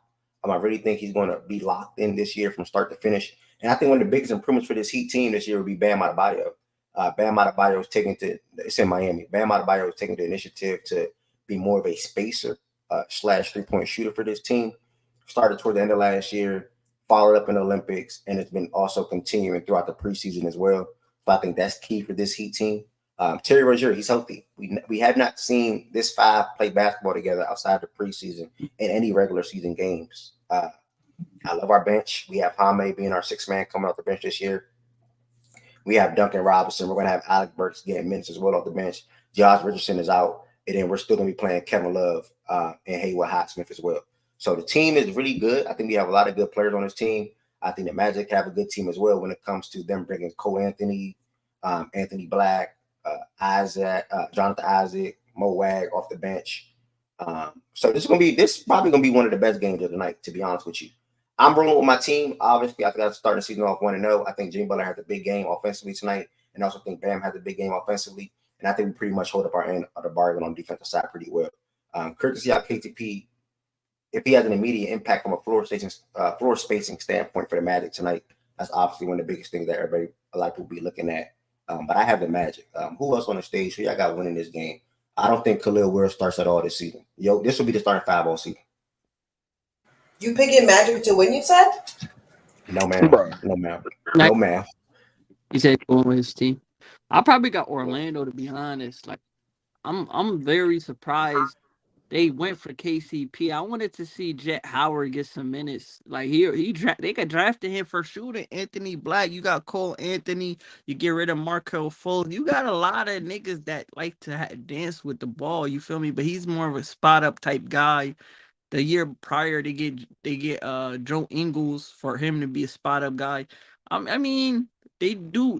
Franz, Paulo. They want to make that little unit, but I probably got Orlando. To be honest, like they just are a deeper team. Wait, why you just say that? I just listed like 10 players on both teams. Miami. Y'all be trying to jazz them up, bro. I'm not really sold on Miami, to be honest. Like, yeah, you got Hero, Terry Rozier, Bam, Jimmy. Outside that, you got Jovic and the rookie, the big man. I think they probably gonna play Bam at the 4 or 5, whatever they want to do. It's just like no. Let's stay focused on what I said. I listed 10 players. I listed up to 10 players on both teams, and you just said Orlando is deeper. Like, why to you? Like, why are they deeper? I'm just trying to understand. Because they have more bodies that could play. Like you have, they 3 through 9 to 10 is just deeper, better. Like, nigga, Jet Howard doesn't even play, and he's a top 10 pick. Anthony Black is one nigga. If he Are was on you saying that Miami, Orlando he's has gonna more be like one of talent? those undrafted players. Like, you feel me? Y'all like to get undrafted players and make them turn them into something. I'm not knocking that. These are a Okay, lot of okay, that okay, can't play okay. basketball. Okay, one Jed Howard. I think he was a ninth pick or whatever he was. Yes, top 10 pick. Could definitely top 12 for sure. Good player at college. Playing. But because he's behind Paulo and Franz and etc. And sometimes if guys are not playing, maybe they're just not ready. I think we need to sort of kind of look at it in that aspect too. Look at Anthony Black last year. You spoke to where he was drafted, which I don't know why that matters, but he just was not ready to play. Anthony Black was still not a good outside shooter, and he's best with the ball in his hands. And Paulo and Franco sort of kind of similar in that aspect when it comes to especially Paulo, best with the ball in his hand. So it's hard to you to for a guy to develop or be playing significant minutes or playing a lot of minutes as a young guy on Orlando Magic if you have limitations, offensive limitations, when your two best, well not two best players, but the best player on the team also have those same limitations when it comes to outside shooting. But that's why you're not seeing a lot of you weren't seeing a lot of Anthony Black last year. But I'm confused on how where they got drafted at, what they got to do with them being a deeper team because Jet and Anthony, I don't want to break it down to who is Jet better than on the Heat team off the bench because he's not better than Jaime right now, and he's probably not a better player than Duncan Robinson right now. So when you say they have a deeper team, I'm still trying to understand that part. We can dive into both teams starting fives and both teams next five off the bench if you want. Yeah, that's fair. I mean, you got. No, it's not. I'm trying to understand. You said the point. I'm just trying to understand like why I'm you said it. saying basically they have more bodies that they could go to. Like Mm-hmm. they can go a legit 12 deep. They can go 13 deep. That's what I'm saying. Second unit, they third unit is just good too. Like that's what I'm talking about from a depth perspective. Okay, so let me look at the roster because what you're saying is just not true. I think you like the names or the idea of guys versus their capability of going actual deep and playing meaningful minutes. I feel like you're doing me personally. So I look at the roster: Cole Anthony, Black, KCP, Wendell. Okay, Gary, Damn, Tween, did you spank him? no, he didn't spank me. I don't think this is something that I Did you should. I don't think spank this is him, something that I Tween? should. I don't Jonathan. think this is something that I should Yeah, entertain. what To be the honest, because I didn't even realize like Jared they said that. roster? Like, yo, Hold them on, No, what's this big. conversation? Is I, the I, depth Them between the boys two big. teams? he said the Magic have a deeper team than the Heat, and I'm confused. Like how? Bro, look at these niggas. Look at the names. Look at the roster right See, now. that's you're see, again. Like I said, I didn't even know Derek typed that. But Black was not playing for a reason. Jet Howard's not playing for a reason. We need to get that in our minds when it Yeah, comes to players I mean, not well, playing for a nah, reason. Jet's not playing because of the but log as jam at Jonathan, Stewart. bro. Yeah, I made that point. I made that point But about Jet. My but bad. yeah, My bad. I but made that for point. Black, yeah, he's not playing because he's not ready for for sure. He and I don't know that this year he'll be ready either. It's a bold take for sure, Tween, because the Heat. I think again, like I was saying to you earlier, you gotta frame They things a good. little bit better. So when you're speaking to the Magic, I think it's more so the upside that their depth has For because they're sure. so young and the unknown and this hey, they have so much potential that they could tap into. As for the Heat, they have veterans who we know what they are and we know their contributions, but we know that there's a cap on their ceiling. The thing about that though is it's something you can account for. You can pencil in for the Heat. So like when looking at the Heat, oh, I know that this is a solid player. I know this is a solid player. I know, et cetera, like A, B, C, D, E, F, G as far as you want to take it. For the Magic, there's still a bunch of asterisks beside some of their players and some of their quote unquote depth. So So it, until we know for sure what they are, I don't think you could say they're a deeper team than the Heat. But I like the bold take. I can see where you Yeah. My bad, Wes, because I said I said that wrong. I said Jet had guys in front of him, but Black wasn't So playing you're for a reason. okay.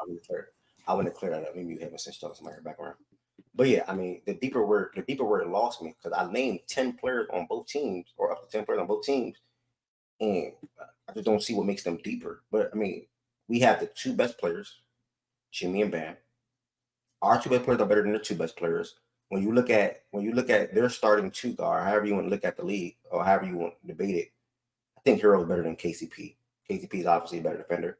I think similar to Terry and Suggs. I think Terry is better than Suggs, but Suggs is a better defender. Suggs has to be consistent from the 3-point line as well. And then Bam, Yeah, you I'm not. The Suggs and Terry thing. I think who do you think is better between Tyler and Terry? This will frame it a little bit better for me, or I don't know. give me a better idea where you are. I don't know, to be honest. Okay, so if you think they're in similar levels, that's fine. It's fair. Suggs is a better player than both of them. Suggs is more valuable. He's more valuable to me than both players. And granted, because you can put him in a lot of different situations / teams or schemes, right? Yeah, obviously that, but also just what he brings to the court every night. He's a respectable shooter. He gives you some secondary ball handling. Now it's not great. I'm not gonna gas it by any means, but he does provide some secondary ball handling. And then he gives you all NBA level defense as opposed to like Terry and Tyler. While what they do, they can go get a bucket. Both players also provide some level of playmaking as well. Neither of them are what they do. Neither of them do it at a level that is even all-star caliber, let alone like an all NBA something for what their talent provides. Like maybe for Tyler, you could bring in, okay, well, he's one of the better shooters in the NBA. How high he would be on that tier of shooters, that's a discussion for another day. But aside from that, like I don't think either of them have an outlier trait that can stand toe to toe with what Suggs provides defensively and the value that he gets. Like I think your team would be better if you replace Tyler Hero with Suggs. You would have a better team. Oh my goodness, do you think KCP better than Hero? Then I'm just with that thought process as far as his upside on defense or that trait. Well, see the thing with KCP and Hero, I think I'm lower on his offensive value after just his postseason was really, really bad for me. And I think to close the season, he just wasn't the same player. And it's kind of hard for me to get that out of my head right now. But assuming KCP offers some of that value offensively again, potentially he could be. Now, the difference is he doesn't give you secondary ball handling. Like KCP isn't that. He's an off-ball player who will fit in the scheme.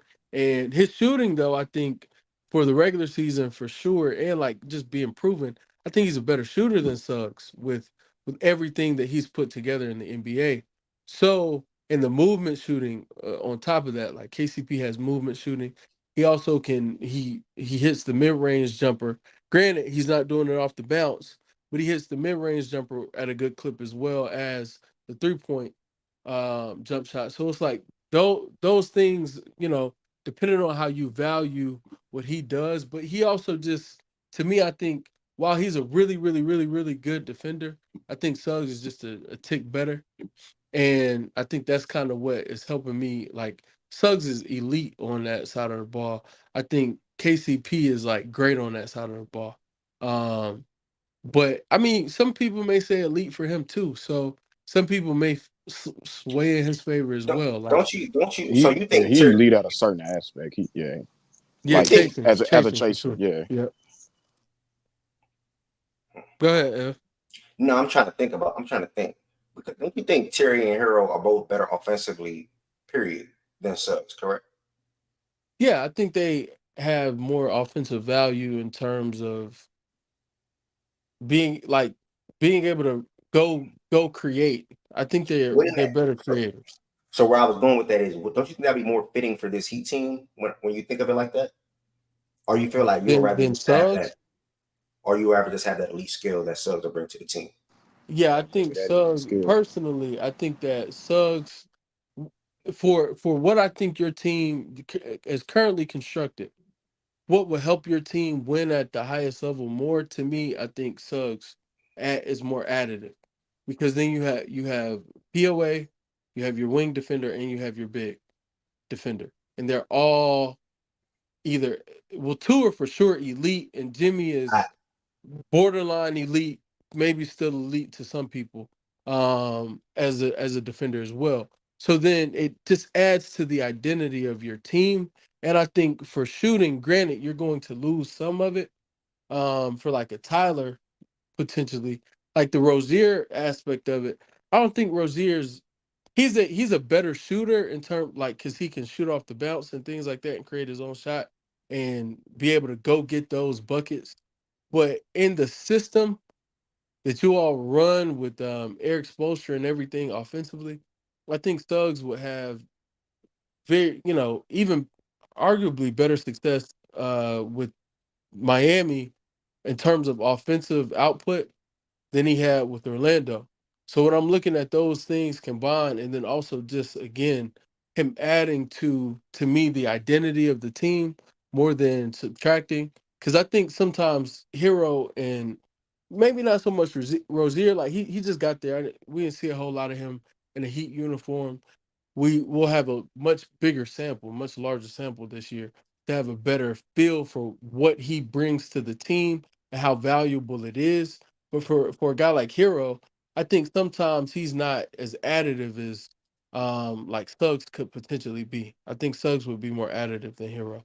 I'll leave Rozier, with a question mark, just because we haven't seen him play a lot of basketball in a Heat uniform.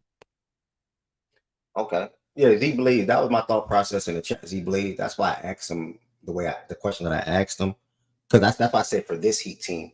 But when I'm thinking about Suggs, if he's maintaining that 39% last year, like earlier I said, if he stays consistent from an outside, that's continue to improve in that aspect. One, that makes Orlando better. Two, that makes him a better player. And three, Yeah, that's but just good. why would I assume he wouldn't maintain? No. Like, I said this before. No. I said this before I was talking to you. This one I was talking to Tween. But my question, wouldn't that make, to me, I'm with you, but it make more sense if that's Suggs swapping Terry versus Suggs swapping Hero. I mean, it really don't matter. Like either or, like, cause you asking like, cause you ask like, don't we think like Rozier and Hero is like better suited for this team than Suggs, right? That's your ask in terms of like need. Yeah, I think that's what it That's was. yeah, like so. So for me, it's just like this, right? Rozier and Hero, ideally, yeah, they do provide a certain need that y'all lack, but how much are they actually providing in terms of like certain talks and making y'all better and impacting winning? Because like them two don't, which I don't like. We can have a conversation like to whether or not Suggs do, but even with them providing that need, y'all still not even in certain talks in the East. Like people still would like take multiple teams over y'all in the East. So it's just like, respectfully, if we swap Suggs and Hero right now, we still not in them talks. No, y'all not. But at the same time, I think because that's why I was saying I wouldn't like automatically say Suggs will put y'all in the talks. That's why I prefaced it the way I did. But at the same time, it's just like you still leaning more into one of the things that y'all do elite, and that's defense. Hold on. If I may, Byron. Yeah, go ahead. If you all swap Suggs and Hero, you're not in what talks? As far as like team to make it to the finals. Yeah, I was thinking about it. I just said it may not insane. be stamp. I'm not I don't agree. I was letting them. I said I wasn't guaranteeing. Again, I'm with y'all. Me personally, I would. I don't think that. I don't think. Yeah, no, No, you're right. If I can you're speak right for me in personally, that I would. Well, yeah, like I'll let Byron. No. You can go ahead because I think we kind of on the same page. Oh, okay, yeah, because I think you're right in that conversation. Where like again, the Knicks have more talent. Like I guess per se, someone could maybe that the Knicks have the best player between the two teams right now. To a lot of people, okay, cool. But in terms of what Suggs would provide to your team, and again, I'm not gonna assume his shooting just falls off a cliff. Like I'm not gonna assume he shoots 43% for y'all either. But I'm gonna assume he stays between 38 and 40% from three on solid volume. I think it was 6 a game last year. Let's say that 39, goes 40 on 5 a game, basically. It was 5. Okay, excuse me. So that was 5 a game last year for Orlando. I think in the Heat system, maybe he gets up 1 more 3 per game, maybe 1.5, somewhere in that range. And maybe the percentage stays relatively the same. Like I said, 38 to 40%. If he does that with the defense he provides, you're keeping Terry. So you're keeping the ball handler that you need. Like I get the question about Suggs replacing both. I wouldn't have him replace both. I'm saying that I think Suggs and Hero not Suggs and Hero. Rozier and Hero are like, that's why I asked you the question, who did you have as being the better player? You were like, I don't really have an answer. They're similar levels to you. Yeah. Okay, so with that being the case, he could replace either. We're going to say Hero for the sake of conversation. He replaces Hero on your team, and now you're trotting out a lineup or starting lineup of Rozier, Suggs, Jimmy, whoever is at the 4, I think Jovic, and Bam at the 5. That team can compete with, like, they're better than Orlando. They're better than New York, or right there, like maybe right there with New York. I don't. You all get hit Suggs. I don't understand how anybody could pick New York over y'all. The coaching, the lineups making sense, and also the strength of your team. Now, granted, some people may still have offensively. I'm not sold, but I thought everybody was sold on Spo. Now, listen, out west. If that's what you're thinking, I'm trying to be with you, but I truly. So right now, when you look at most people rankings, y'all beat Milwaukee without a team that was that good, without a lineup that good. Now, granted, Milwaukee, they weren't at 100%, but a lot of people feel like they may have gotten a little worse, even though Dame provides, like, he's much better offensively than Drew for the makeup of the team. Kind of to the conversation we're having right now, he doesn't fit the team as well as Drew did. For some people, they truly believe that. So let's swap this understood. So I can understand this a little better. As of right now, majority of people, this is a fact, have the Heat right outside of playing as the 8th seed or 7th seed at best. That's true. That those middle teams, you have the Celtics, Knicks, Sixers, Bucks, Cavs, Pacers, Magic, right? And the Heat. That's really what it's been. Wherever you can look at, majority of things, they will always have the Heat at that A spot. Now, you're telling me if we swap Suggs and Hero, you think the talk will automatically be, the Heat are better than the Cavs, the Heat are better than the Pacers, the Heat are better than. Well, I think that'll, but Ev, I think what you just named, you named the teams, because again, like I think this is like in terms of like certain talks of competing for it all, like that. That's what you got to remember too. Not regular, like the teams you named are teams that people feel in the regular season would be better than Miami, like have a better regular season record. But I don't think people would bet on the Cavs if they saw Miami in a playoff series. Currently constructed? I'm saying probably either currently constructed. Even currently constructed. But for damn sure, if y'all put Suggs into the equation, I wish we could meet in the middle though, because I think ideally for that situation, like I'm with Z Blaze. Like I think if you're gonna do that swap, it got to be Suggs for Terry, if anything, then because then you're rolling out a start lineup of 2 guys that can shoot, well, at least relative to last year, 39% from 3. And so wait, what is this? What is the Suggs Hero thing we're on right now? If quickly, and then Ev, I want you to get back to it. If Suggs replaces Hero on the Heat, do they move into the contender combo in the East, and does it make them a better team? And should he be replacing Hero, or should he be replacing Rozier? And is he a better player than both of those 2 players? Like, yes. So that's where we are. Yeah, because it go to everything. It go to everything we were just talking about. And to kind of my fault, where's Swipe? I think that was Swipe. It gotta go to everything we were just talking about in regards to what we saw from the Lakers last night. It's the margins, it's the small stuff that Jalen Suggs will bring to a Heat team who already focus on that shit as it is. He's just physically more able to do it more often times than not than Tyler Hero could like ever dream of being. So it's just like the margins, like that would add to wins, that would add to them just being hellacious in a playoff series, all of that. Like that's what Suggs would provide. Like all and Bro, that and I get Suggs, and I Butler, and Bam, dog. yeah, that's Are y'all insane. kidding me? And then again, like I saw a handle. My fault, Ev. I saw like a handle. I saw a handle comment, which again, like Who's bringing trying to up come on the Suggs, stage? Who that trying to come on the stage? bringing up Suggs, like questionable handle, cool. But again, he would be in a Miami system, who's not like you're not asking him to pound the ball and just initiate everything like that. Is a motion offense. Like that would aid to his lack of a handle as well for the most part. Like Orlando don't got no offensive system like that. So like again, like even him being in Miami, that would aid to his lack of a handle.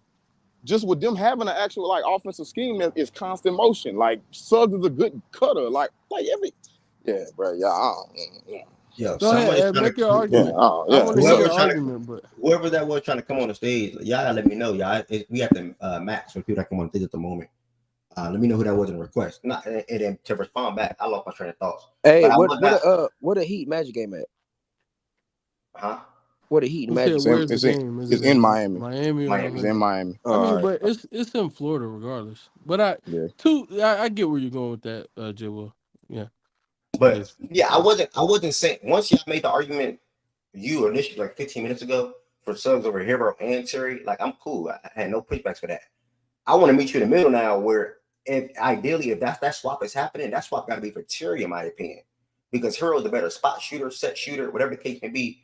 And I think Suggs and Hero can blossom better for this Heat team versus having Suggs and Terry, where Terry can be iffy from the outside, where Hero is more likely to knock down shots off of Bam or off of Jimmy or even off of Suggs, in my opinion. Like I can meet you in the middle if you're still that swap will come with Terry instead of Suggs, in my opinion. That's how either way it goes. My Hero. only point, he's a better basketball player than both of them to me.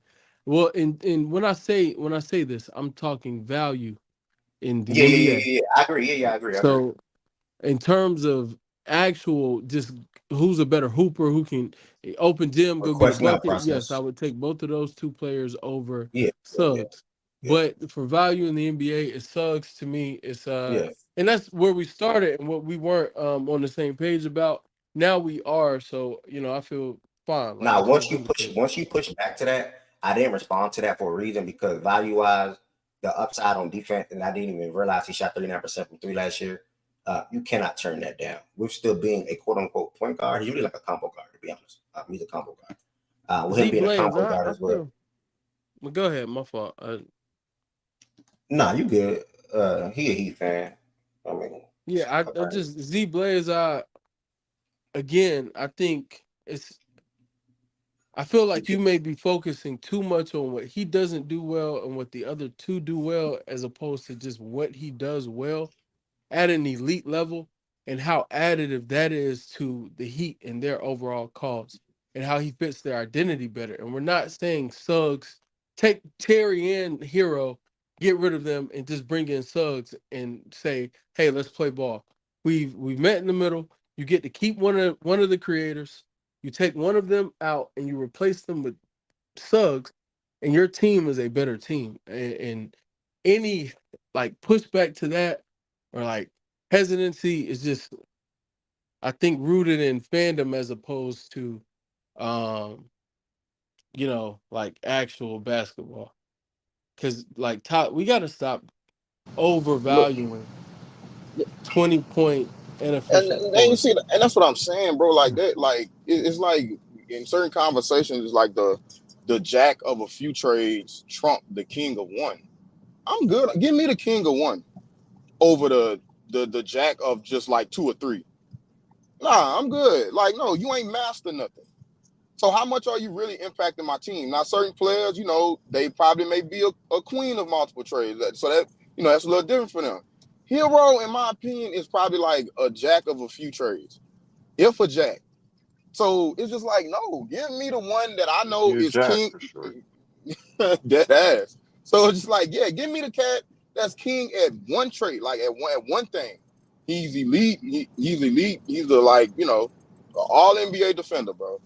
Like this is Tyler Hero. Respect to Tyler Hero. This is Tyler Hero we talking about, bro. He's not impacting winning like that.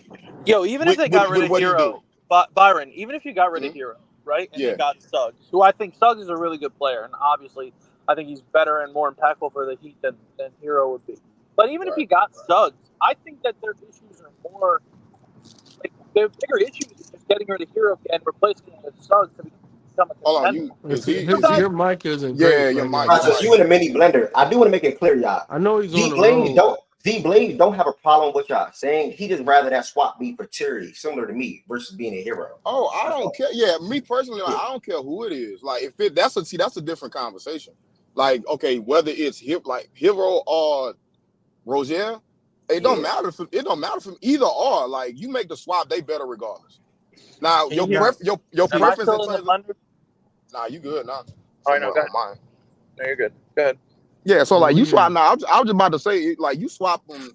You get Suggs, like you swap Suggs for either one of them. They just better in my opinion. Now, in terms of like who you want to make the swap for first, that's a different conversation.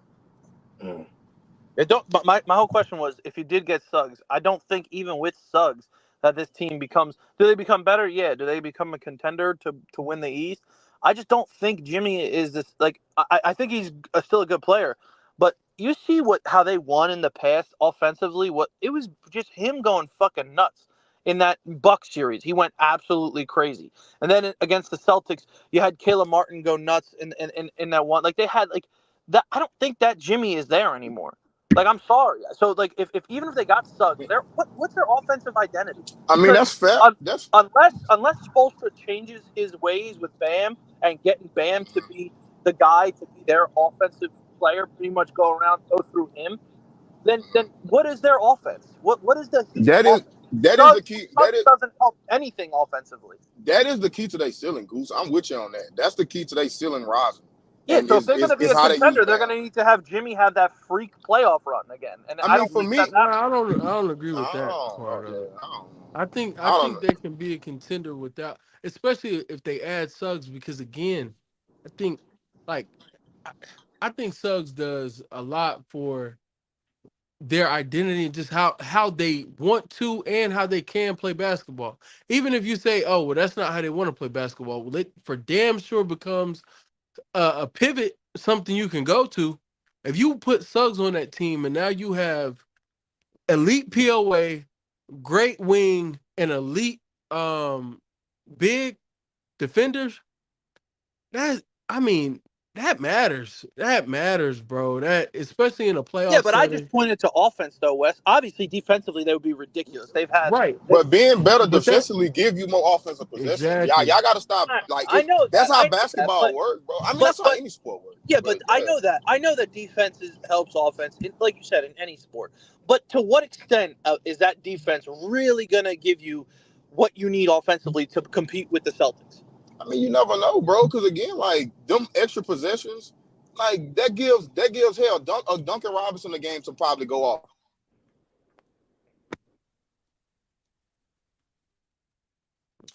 More possessions to impact the game, like a Duncan Robinson. I mean, like a Jimmy Butler. Like, even though, Jimmy may not, be a Jimmy like that we didn't see, over the last couple of years going crazy. He may not, getting the Suggs may aid him to getting like just naturally being that because he don't have to overexert himself on defense, like talking about it. Suggs help in that category on defense, help Jimmy like preserve himself offensively, give Jimmy more offensive possession, give Bam more offensive possession, give Duncan, et cetera, et cetera. Everybody that gives you the offensive juice, it gives them people more possessions. Hell, even Spo, like it gives a great mind like Spo more offensive possessions to work with. So it's just like, bro, it's well, I mean, you got to it all intertwined together. But don't you think you're going to see it with Orlando? Because obviously Isaac isn't the extent of a defender as Bam, but he's fucking close. Isaac's a great defender. Then you got Suggs. They have a guy in Paolo who's going to be a fucking elite player in this league. He's already ridiculously good. He's going to become an elite player in this league. So we'll see how it works out for them. I'm just saying, if you put Suggs on Miami, it doesn't make them a contender. Even if you get rid of Rozier or you get rid of Hero, either way, it still doesn't put them over the top unless you have another one of those Jimmy Butler crazy fucking runs in the playoffs. Because I don't think they have enough offensive juice to do anything. Bro, look, bro, and most people think what he think. You say most people don't think what he think. Oh yeah, I mean that's cool. But what do you And think, Ev? that was my initial pushback. And Ev, what do you think? Because honestly, we know the cat's out of the bag with you and Jimmy. You're a fan. You're not really a fan, though. So, like, you think that you can win with Jimmy Butler and adding Suggs? You think you could really So go for him? my original pushback was, I think ideally for this team, we will go with the Cherry and the Hero backcourt for the offensive help with Jimmy and Bam, right? Who's the better player? West already pushed back on that phenomenally. Who's better and more impact? I get that, right? But I really agree with Z Blaze in the chat, bro. Like if we go, we lean heavy defense. Suggs, Jimmy, Bam is ridiculous. That's causing havoc. That's ridiculous.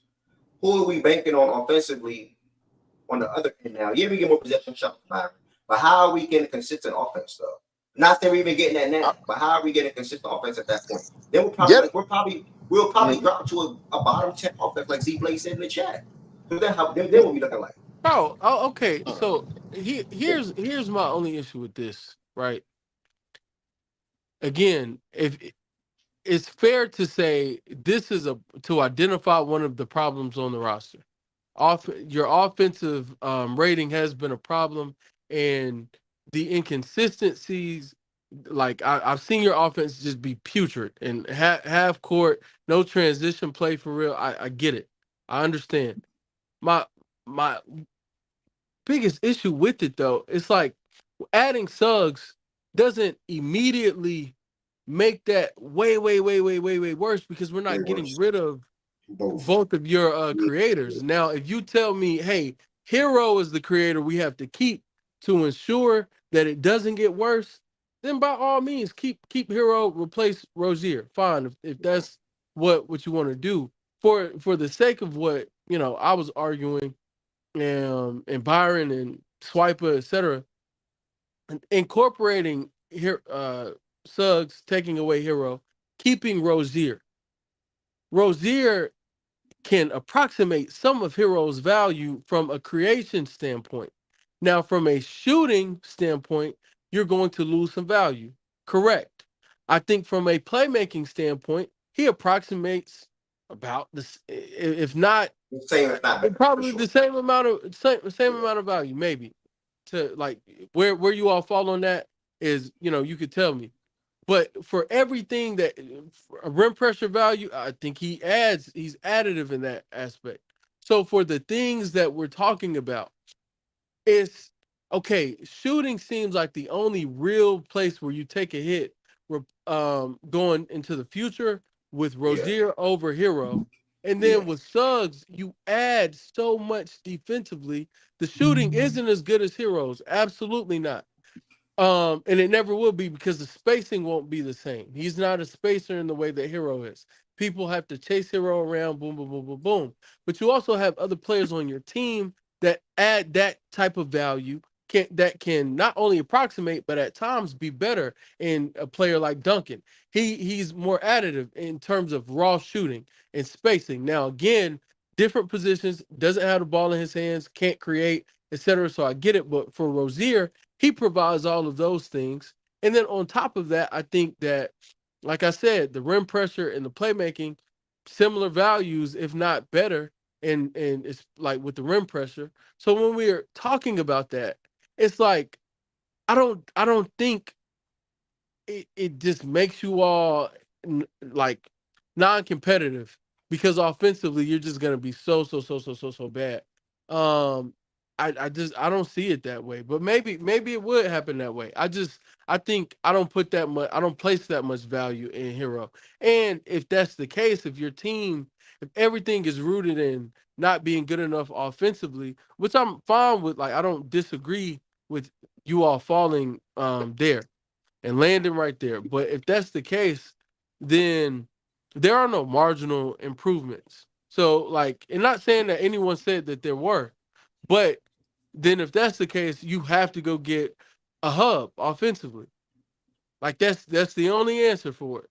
If you're telling me replacing one of your two guards that are starting, by the way, with Suggs doesn't improve the team or doesn't increase or enhance the chances that you compete or contend for a championship, contend to come out of the East, then at that point it's like you've hit a wall and you just have to go get a hub offensively or like a huge ceiling raiser offensively. And I don't see a pathway. Now, although there also isn't a pathway to Suggs, this was just a hypothetical experiment.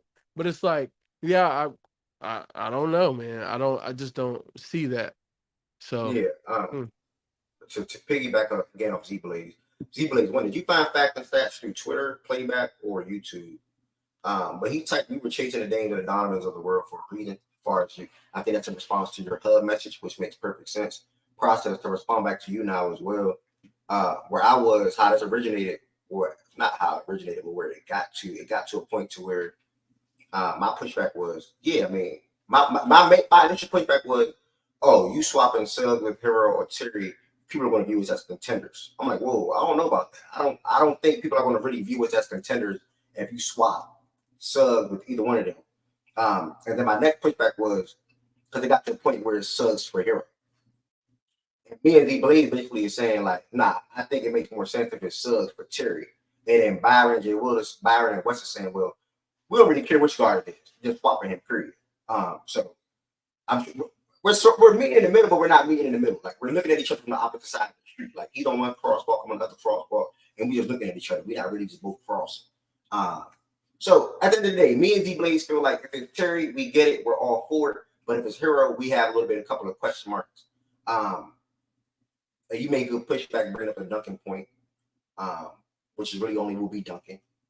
But I'm still in the same boat. I don't think if we get Suggs for either one of them guys, people are gonna all of a sudden look at the Heat as some finals contenders. I don't do it. I just don't think so. I just can't see it. I don't think so. Honestly, that was my main pushback. man, good combo, man. Good little no, combo. It was. We had an offense equivalent to like 10, 11 best offense last year, which is marginally better than the offense was with all three. Yeah, I tend to fall or land where B-more is kind of. There's something I like for Z Blaze. I know you already know, Ed, but for Z Blaze, if you aren't that familiar with my stance on the Heat and Tyler Hero specifically, I've always been one of those people who felt like Hero doesn't add much to the team, and I think that a lot of times you all play better without Hero, because you lean into your better players when he's not there, as opposed to trusting him to create things because this is the only way he can be valuable, more and actually just hurting in more ways than helping to me. I think Tyler Hero isn't just, I don't think he's that additive, man. I don't think he's that additive. And I think Exactly. every year he gets hurt, it kind of shows. You hit it on the head, Wes. They gotta adapt to the Hero style because that's how he plays and that's how he becomes effective. That's the role that they put him in, bro. I'm telling y'all, that is the role. Tyler Hero got drafted for being a great shooter and also was a good on-ball player at Kentucky, right, for an extent. But he said this literally this summer. He got placed in a role where he had to be on ball very quickly, which was not typically ideal for him.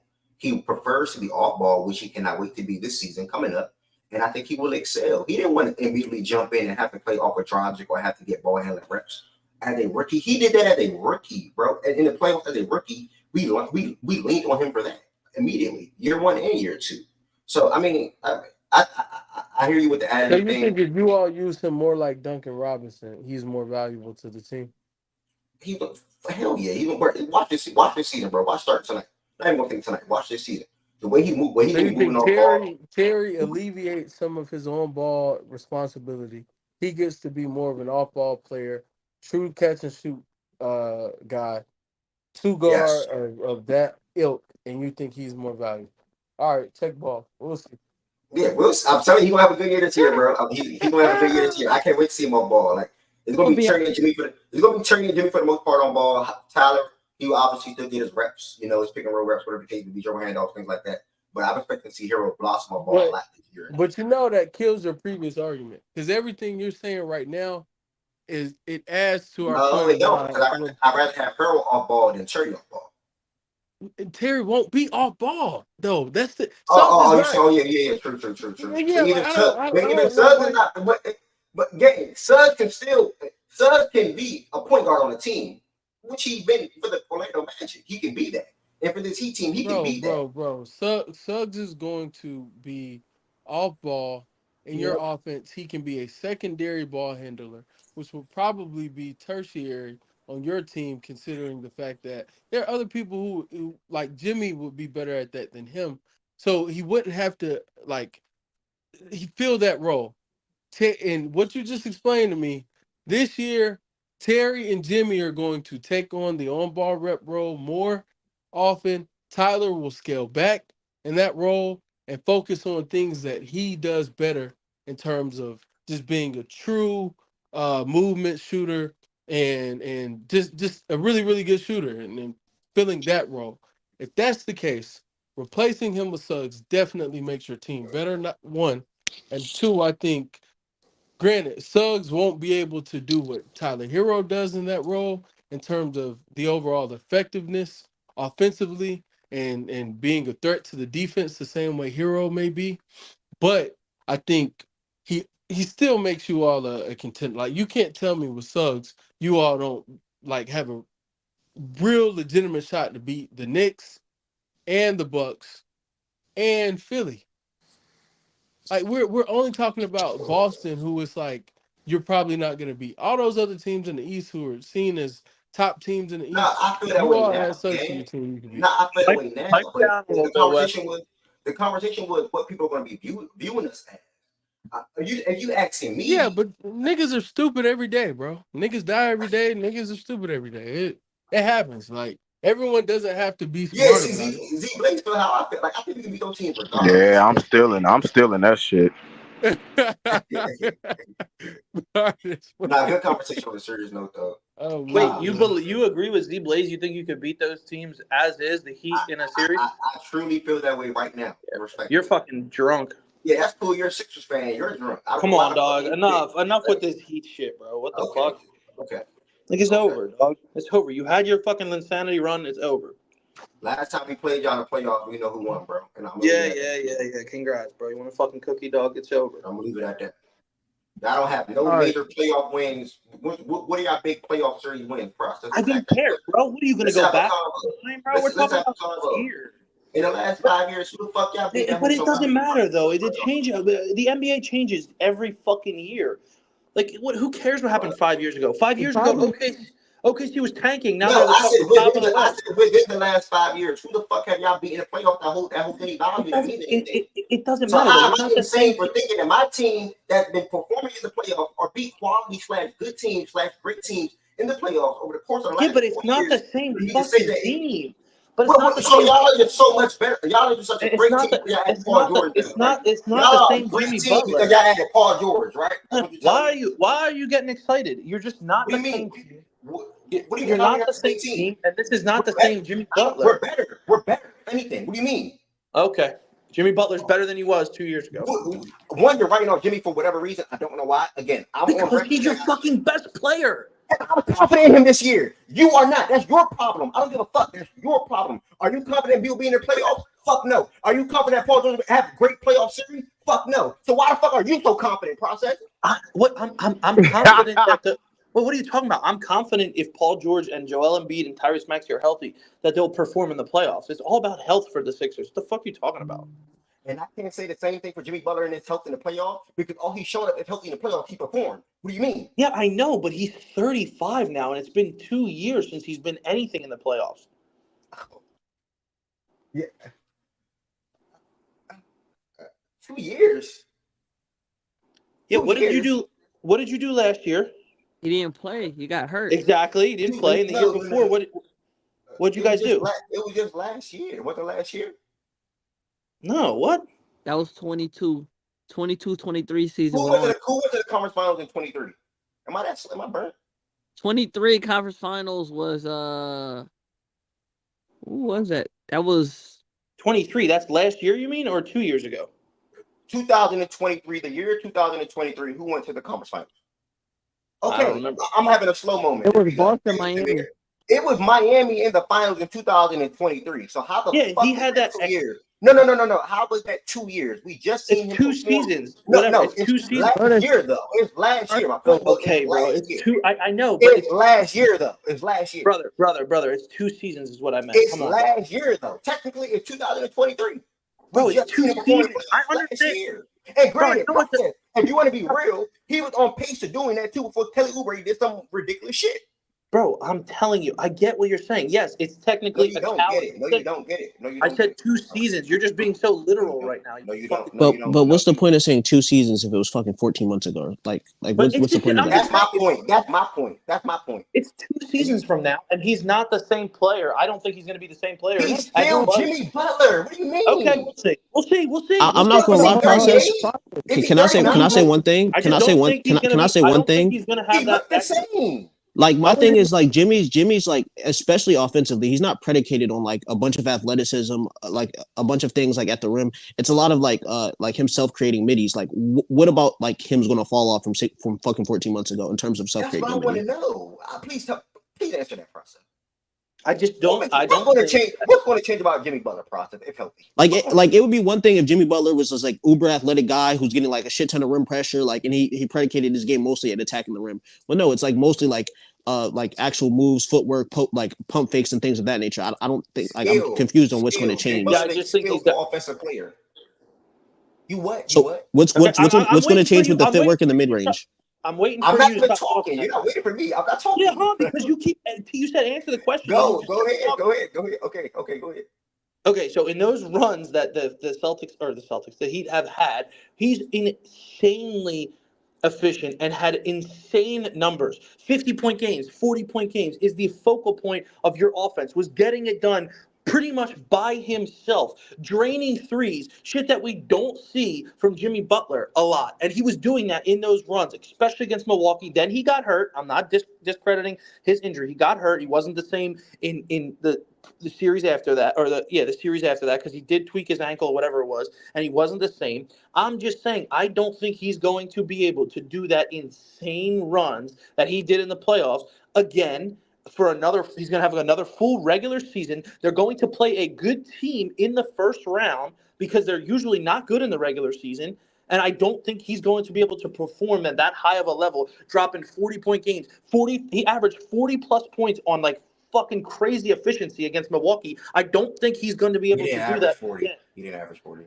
Okay, with 30-something points on crazy efficiency, I don't think he's going to be able to do that again against better talent because the East has gotten better since then. I don't think he's going to be able to do that early in the first round again against a good team. I just don't think he's going to be capable of doing that again. We seen him be a playoff riser, though. I know, but everything comes to an end, dog. Yeah, he's not gonna ramp it up. Everything comes to an end, and you're saying that when a team that features Paul George and Embiid. What am I saying about the Sixers, dog? You're taking such a stupid angle, bro. Like the Sixers have nothing. No, I'm not taking a stupid angle. I'm not taking it because the angle that I'm trying to take. The angle that I'm trying to take is then why do you have confidence in the Sixers as far as you guys making a final this year? No, I'm just asking you a question, man. No, but this is the. Can you not call me names, man? Can you not call me names, man? I'm just asking you a question. I'm not calling you names. This is the fucking problem with everybody in here when I speak. No matter what I say, I could talk about what color the fucking sky is. Somehow, some way, it comes back to my team. I'm talking about the fucking Heat. This is what the conversation was about. And right away, you point to the Sixers. All I said, if the Sixers are healthy, can I tell you why? Can you let me finish process? No, because I'm going to tell you right now. I'm going to tell you right now. He's calling you hypocritical process. That's why. But there's no hypocritical here because I didn't say that the Sixers they're going to go in there. They're going to wipe the floor with everybody. They're going to do this. That they're the best team in the East and they're going to the finals. You said they're going to the finals. All as I said. They're going to the finals. No, all as I said is yes, you did. Can I finish or no? I said the only team I think we could lose to is the Boston Celtics.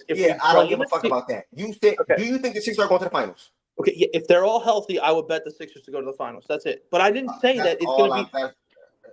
Okay, so what's the fucking big deal? They have a good roster. Process. The point is you're speaking to Jimmy potentially dropping or bringing up his age, whatever the case may be, where your team features two guys that we just not have seen on a consistent basis. for numerous years. But because of injuries, dog. I don't think that a healthy Jimmy Butler is going to be able to perform at that high level again. That was something insane, shit that we've never seen in playoffs before. The way he performed against the Bucks 2 years ago, two seasons But we've seen him perform in the playoffs. We've seen him perform or have good series in every single series besides one in the last 4 years, though. Literally besides one. Exactly. Why are you only bringing up? Why are you only bringing? See, what's killing me, and I could be wrong about that, but I think it's only one. Why are you killing? Why you're killing me because you only referencing the fucking Milwaukee series after when he got hurt against New York, he just was not good. I don't know the numbers right now, but he was still good in the New York series, and he was still good the following series against Boston. My nigga was guarding Jalen Brunson on the back.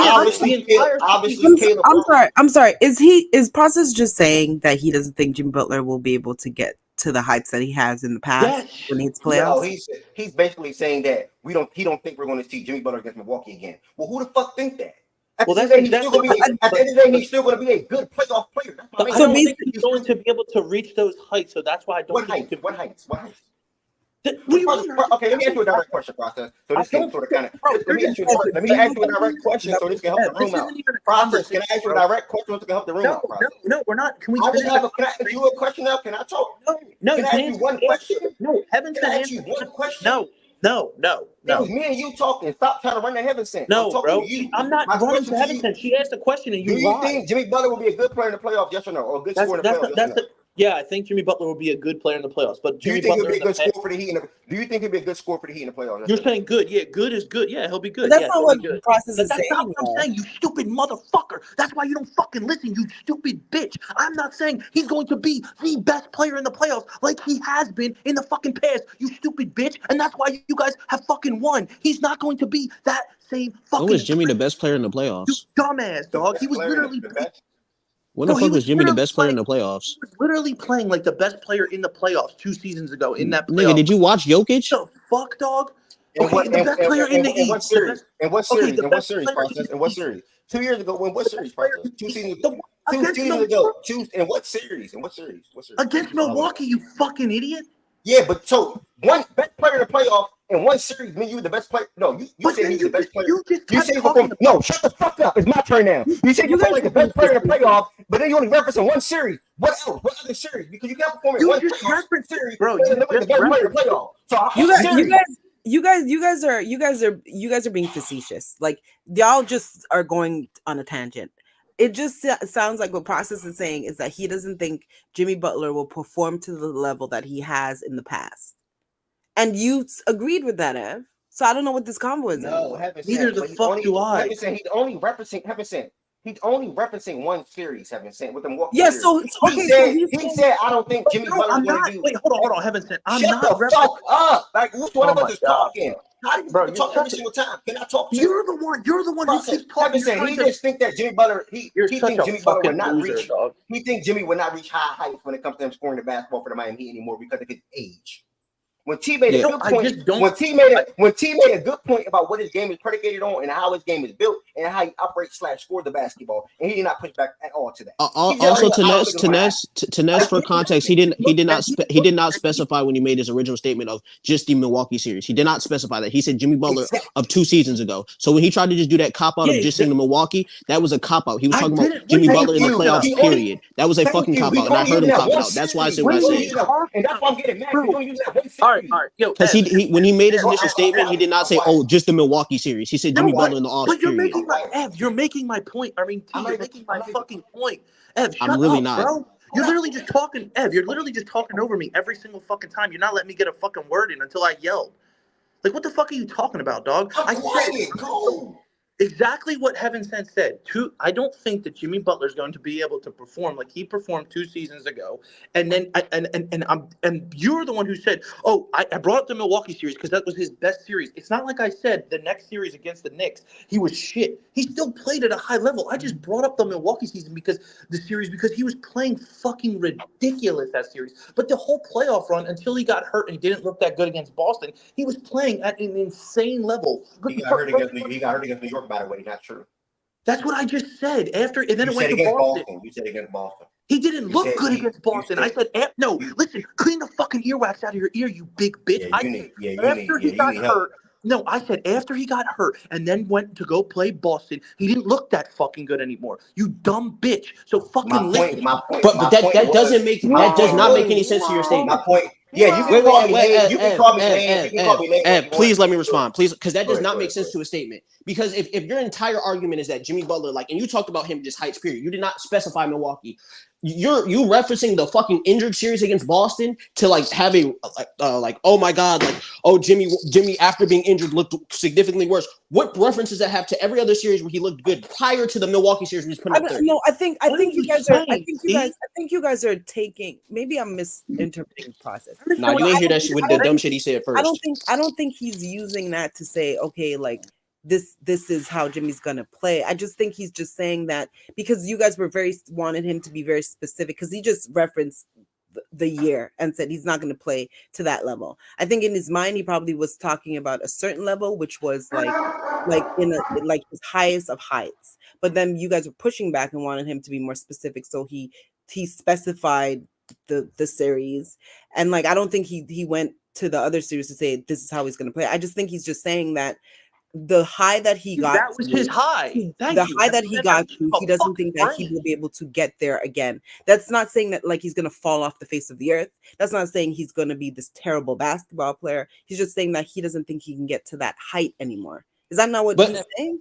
To that, and if that is what he's saying, then my response to that is right. So if Jimmy Butler plays to fucking 22 Boston series level or 21 Milwaukee level, it doesn't have to be 35, my nigga. Like for them to be a good team. And this roster has significantly improved. And then the improvements of Bam alongside of that. Why would he have to put up fucking 40 on great efficiency for them to win anything? And that was the initial point that made everyone argue. He's 35. He's 35. And his exact pushback was his age. His age is injury. And then Is process saying that Jimmy has to play at that level for the Heat to be a good team? No, I said for them to contend, and I don't think because he said I think we could beat. I don't think Jimmy has to average fucking 35 for them to contend, and that's where we disagree. Thank you, Heaven. So now I have to ask. What do you see as contending process?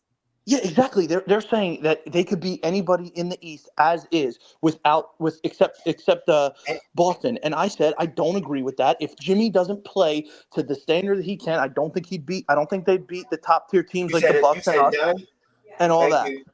And I don't think they will. Even if Jimmy plays to that level that he played, I don't think anybody can think. Can I ask a clarifying question? Process? Which teams do you think they can lose to if Jimmy doesn't average up to like 35? Like, what are the teams like outside of Boston? What teams do you think they can't beat? He just said it. I just said it exactly. I didn't hear. My fault. Yeah. What teams was it? They lose to the Bucks. They lose to us. They lose to the Knicks. Nigga said the Bucks. You want to disagree? That's fine. And that's where we inherently disagree. I don't think the Bucks roster as is in 2024 requires Jimmy to average fucking 35 to beat that team. Yeah, nor do I think Jimmy has to average 35 to beat the fucking 76ers. It doesn't even need to be the 35. What's your name? T. I just don't think he's going to be able to perform the heights that he's reached in the playoffs this season, and I don't think that's why you guys can win because you don't have enough offensive firepower. Is that 25? No, Ev, he just contradicted himself because now it's not the 35. It's not the Milwaukee series. Is that 25? Is that 25? Is that 30? The heights that he's reached, his heights, his peak in the playoffs. He's never going to be able to get to that again, in my opinion. And if he doesn't, the Heat cannot go far in the playoffs. I'm not gonna lie, and we'll just agree to disagree process. Okay, I don't think Jimmy has to. I don't think Jimmy has to average crazy numbers to beat the fucking 76ers with two fucking playoff droppers. One of them who hasn't had fucking healthy series since 2019. I don't think. Opinion, bro. And that's fine. But like when you're saying, he has to the heights he reached like that. What? What'd you say? My fault. No, I'm just saying this whole thing started off of an opinion. Z Blaze typed something in the chat. I agree with it, and you push back on your main thing is his age. I don't understand. Are you? If he won't score 40 and 50, why does he just doesn't look that? Again, I know that Jimmy. What do you mean he doesn't look that good? He looks fine in the preseason. What are you talking about? Shut the fuck up, bro. You're just interrupting. Shut the fuck up. Because you're just interrupting. You're trying to out yell me and trying to out petty me. That's fucking something that You've been the nobody. one that's been yelling. I'm not even yelling. That's You're the just one that's yelling. no. Because you You're just calling keep me B interrupting. words and B Because words and B words. I don't you're give just a fuck. interrupting me. Because you're just interrupting me and cutting me off and not even letting me finish a fucking sentence. You just cut me off and didn't even let me finish. You said, "Oh, he looked good in the preseason." I wasn't even talking about that shit, bro. He didn't look that good. You want to shut the fuck up? I think continue. I'm waiting for you. He didn't look that fucking good last year in the regular season at all. He didn't look good at all. I don't think Jimmy Butler You don't be looked looking like that good Jimmy. in any regular season, Twin. Okay, again, I don't think that shit is going to be able to just translate anymore. I don't think he's going to be able to just flip the switch and be fucking amazing in the fucking playoffs this season. I don't think he looks as good, regardless of why. Is he a okay, different player? yeah, we'll watch. And then when I'm fucking right, Nick, actually, give a why for that. Give a why. Well, I don't think that matters because I think what Ev and T is saying is that he doesn't necessarily have to get to that height for them to go deep into the playoffs, right? Yes, I don't think he's having 35. You think higher up than the team around him than I do. Okay, process, cool. Okay, process, cool. Throughout the regular season, the last 3 years, we've seen Jimmy probably on average 3 years combined. I want to say, dude. Yeah, and last year was his worst regular season I've ever seen him. Okay, whatever. In the last 3 years combined in the regular season, on average, all 3 years combined, he probably sitting at about 22 points per game, right? And yeah, it's like right around 22 to 23 is like the highest. And we've seen him raise his point per game in the playoffs over 25 points per game in numerous series. Correct, process? I mean, Ed, we and only got off. You're telling us you don't think he can average 25 or more in the playoffs anymore because of what? I didn't fucking say that. Bro, the series that you guys have been able to win in the playoffs with Jimmy Butler, he has gone fucking crazy in the majority of those. That's just not true. In the majority, just let me finish. In the majority of those series, Jimmy Butler has reached heights in the playoffs that he never reaches in the regular season. He takes his game up a notch and plays to a different fucking level. More often times than not, when you guys win series, you need that fucking Jimmy Butler, okay? I'm telling you, I don't think that second level that he gets to is going to happen anymore because I think he's an older player. He looked like he wasn't as good last year. I know it's the regular season, and Z-Blaze just said they didn't try in the regular season. I don't know what the fuck kind of take excuse that is, but that's awful. I just don't think he's going to look the same in the playoffs. It's another 2 seasons under his belt. He got hurt last year, and I don't think he's going to take it up a notch. And he's gonna be playing better fucking talent in the East. Okay, that's it. Cool. Now, at the end of the day, hold on, T. Profit at the end of the day. That wasn't T. That wasn't me, gang. Whoever that was. Hold on, real quick, Twin. Process. Whatever the heights that you're referring to in the series that we went. You say he went nuclear or whatever. He went crazy. That's what you're saying. Yeah, he's more oftentimes than not when you guys win a series, he goes crazy. What's going crazy to you for Jimmy Butler? Just bro, and it's not just stats. So stop fucking looking at dumb. No, I'm just trying to Can you talk without yelling? Can you talk without yelling? I'll tell you right now. There's times it's not hard. Okay, I'm gonna fucking tell you. Just stop talking. Okay. I'm waiting for you, He goes and takes over a game in the end. In the fourth quarter, he gets the ball. Nobody can stop him. He makes crazy defensive plays. He hits clutch shot after clutch shot over and over again and just turns into another player to win you guys games. And it's happened time and time again throughout his career. And I'm telling you, from the regular season I saw last year, the team that you have in the East getting better, I don't think he's going to be able to do that shit anymore. Is that such a crazy take? That's not crazy, but that's not technically that's just Jimmy Butler being Jimmy Butler, bro. Like I know, but like him, right? You agree that everything has to start coming to an end, and everybody comes to a decline. I just don't think he's going to be able to. Not the nigga who's low managed. I don't think that's the year to say that. If you want to make it seem like a certain type of like average of like just going crazy insane, all right, yeah, cool. But what you just said, that's just Jimmy just being a riser in the moments, and I'm just banking on him currently. Like it's not like the nigga the same age as Braun.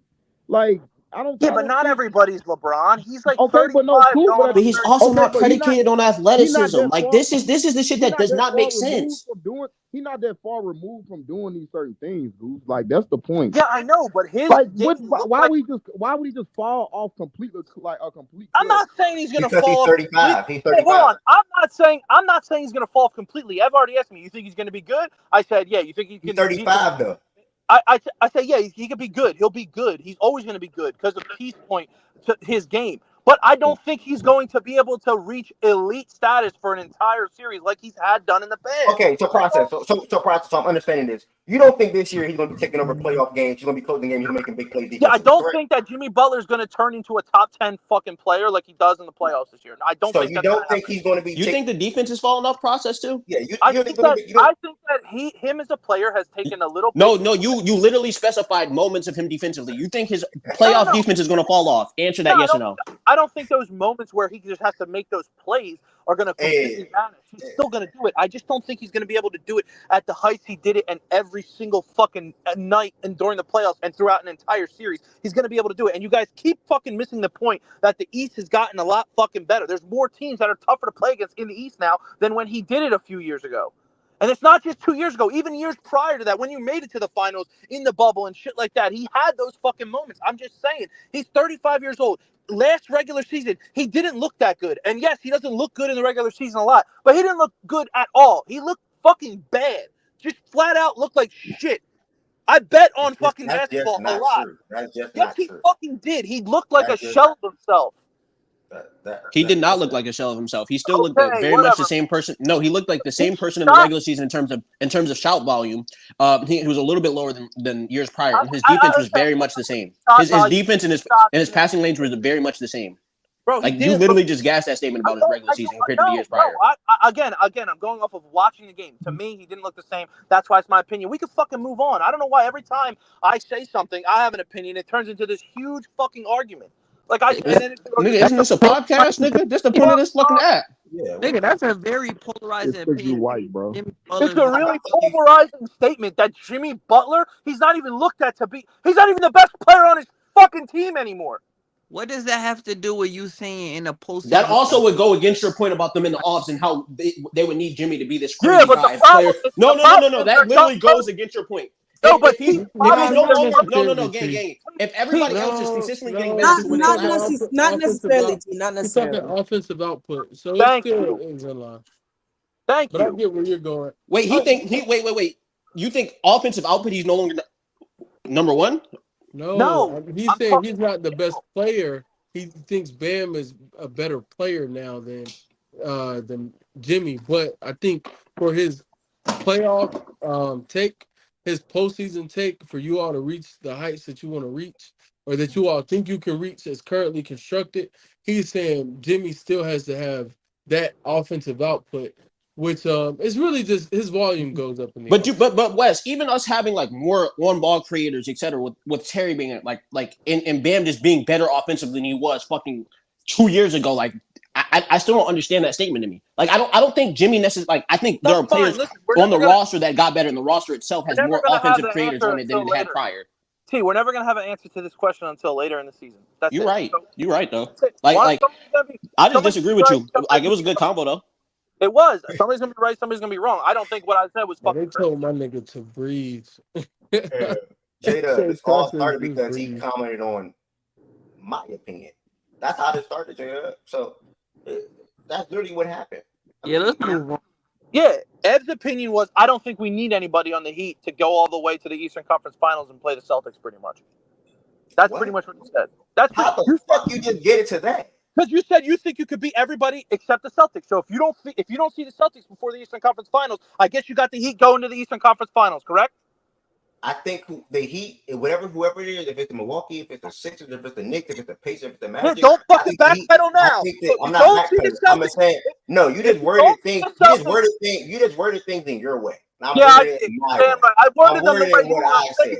No, I worded them the way you're afraid to word them because you don't want to stand on nothing, you fucking twat. You think that if you play everybody except the Celtics Going up to the Eastern Conference Finals, you could get there. You think you could beat us, you could beat the Knicks, and you could beat the Bucks. So if you see us, the Knicks, or the Bucks, all the way to get to the Eastern Conference Finals to play the Celtics, you think you're going to be there. So from now on, don't try and fucking dance around the question. You think the fucking Heat can get to the Eastern Conference Finals if they don't have to play the Celtics before.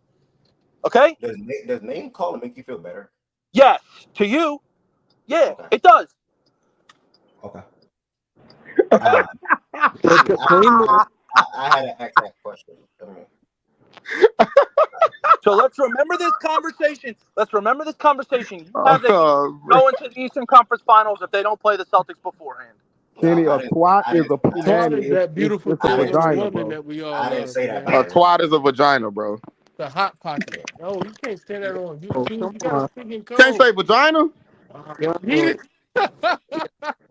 I could have. I wasn't gonna say the other word, but Wait, hold on. Can we get back to what Ed Nah, said? you Did probably say, can. I don't know, man. so I'm just Ed, talking.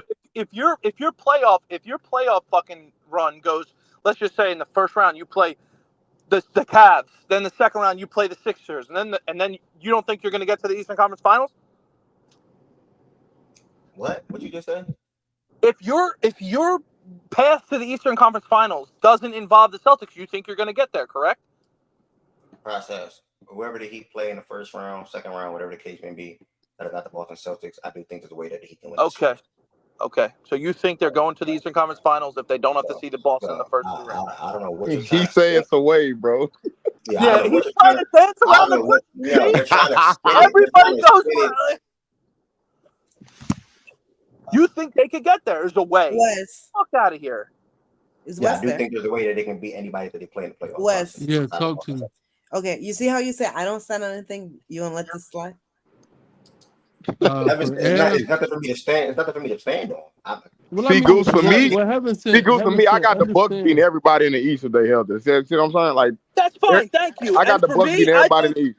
And thank you. For me, because I have a fucking nutsack, I think the Sixers are going to get to the finals if everybody's healthy. Just stand on what you said. And how did this original conversation start, process? Because you had that comment with fucking Timberwolves saying you think we don't need Jalen Suggs to beat everybody in the East besides the Celtics. So if you think that, then say you think you're going to get to the Eastern Conference Finals, but unless you fucking play the Celtics beforehand. But you're not. Oh, there's a way. You're trying to save yourself from looking like a fool. Again, looking like a fool is sports, man. Isn't that like? Well, yeah, I don't think Ev is doing a cop out. Usually I will call out Ev cop out, but I don't. And I'm very much the same. Like, and I've been very low on the Heat, but I don't think there's a team that niggas should be like we can't beat outside of Boston. And I think every other team in the East is beatable. That's how it started. I didn't come out here and say, "Oh yeah, we're going to the Eastern Conference Finals if we don't play Boston." No, I think we can beat all the teams. That's how it started, brother. Don't try to spin it to how you want it to be spun to. That's your problem. You're saying the same thing. You're just saying it so you don't have to bring up Eastern Conference Finals and shit like that. What Byron just said is perfect sense. If the Bucks are healthy, he thinks they're going to beat everybody. So that means he's got the Bucks in the finals if they're healthy. That's simple. Cool, and you have to take the finals. They're healthy. Good luck. Bro. You know those are two different statements between. Never mind, bro. You got it. No, they're not. What Ev said. Never mind. You got it, bro. There's literally a difference. Yeah, There's literally a difference. All right. Well, somebody's going to be right. Somebody's going to be wrong at the end of the season when we see Butler in the playoffs. And consistently, you've been wrong about your playoff takes. It's going to be you again. So have you. Nobody's saying it's going to be you again. Have a deep playoff run. Like, why do you keep going back to that? What do you mean? Think your team is going to the finals? I'm not here saying my team's going to the finals. Tween. What do you say? Nobody's going to have a deep playoff run. Did you hear what him and Z-Blaze said in the chat?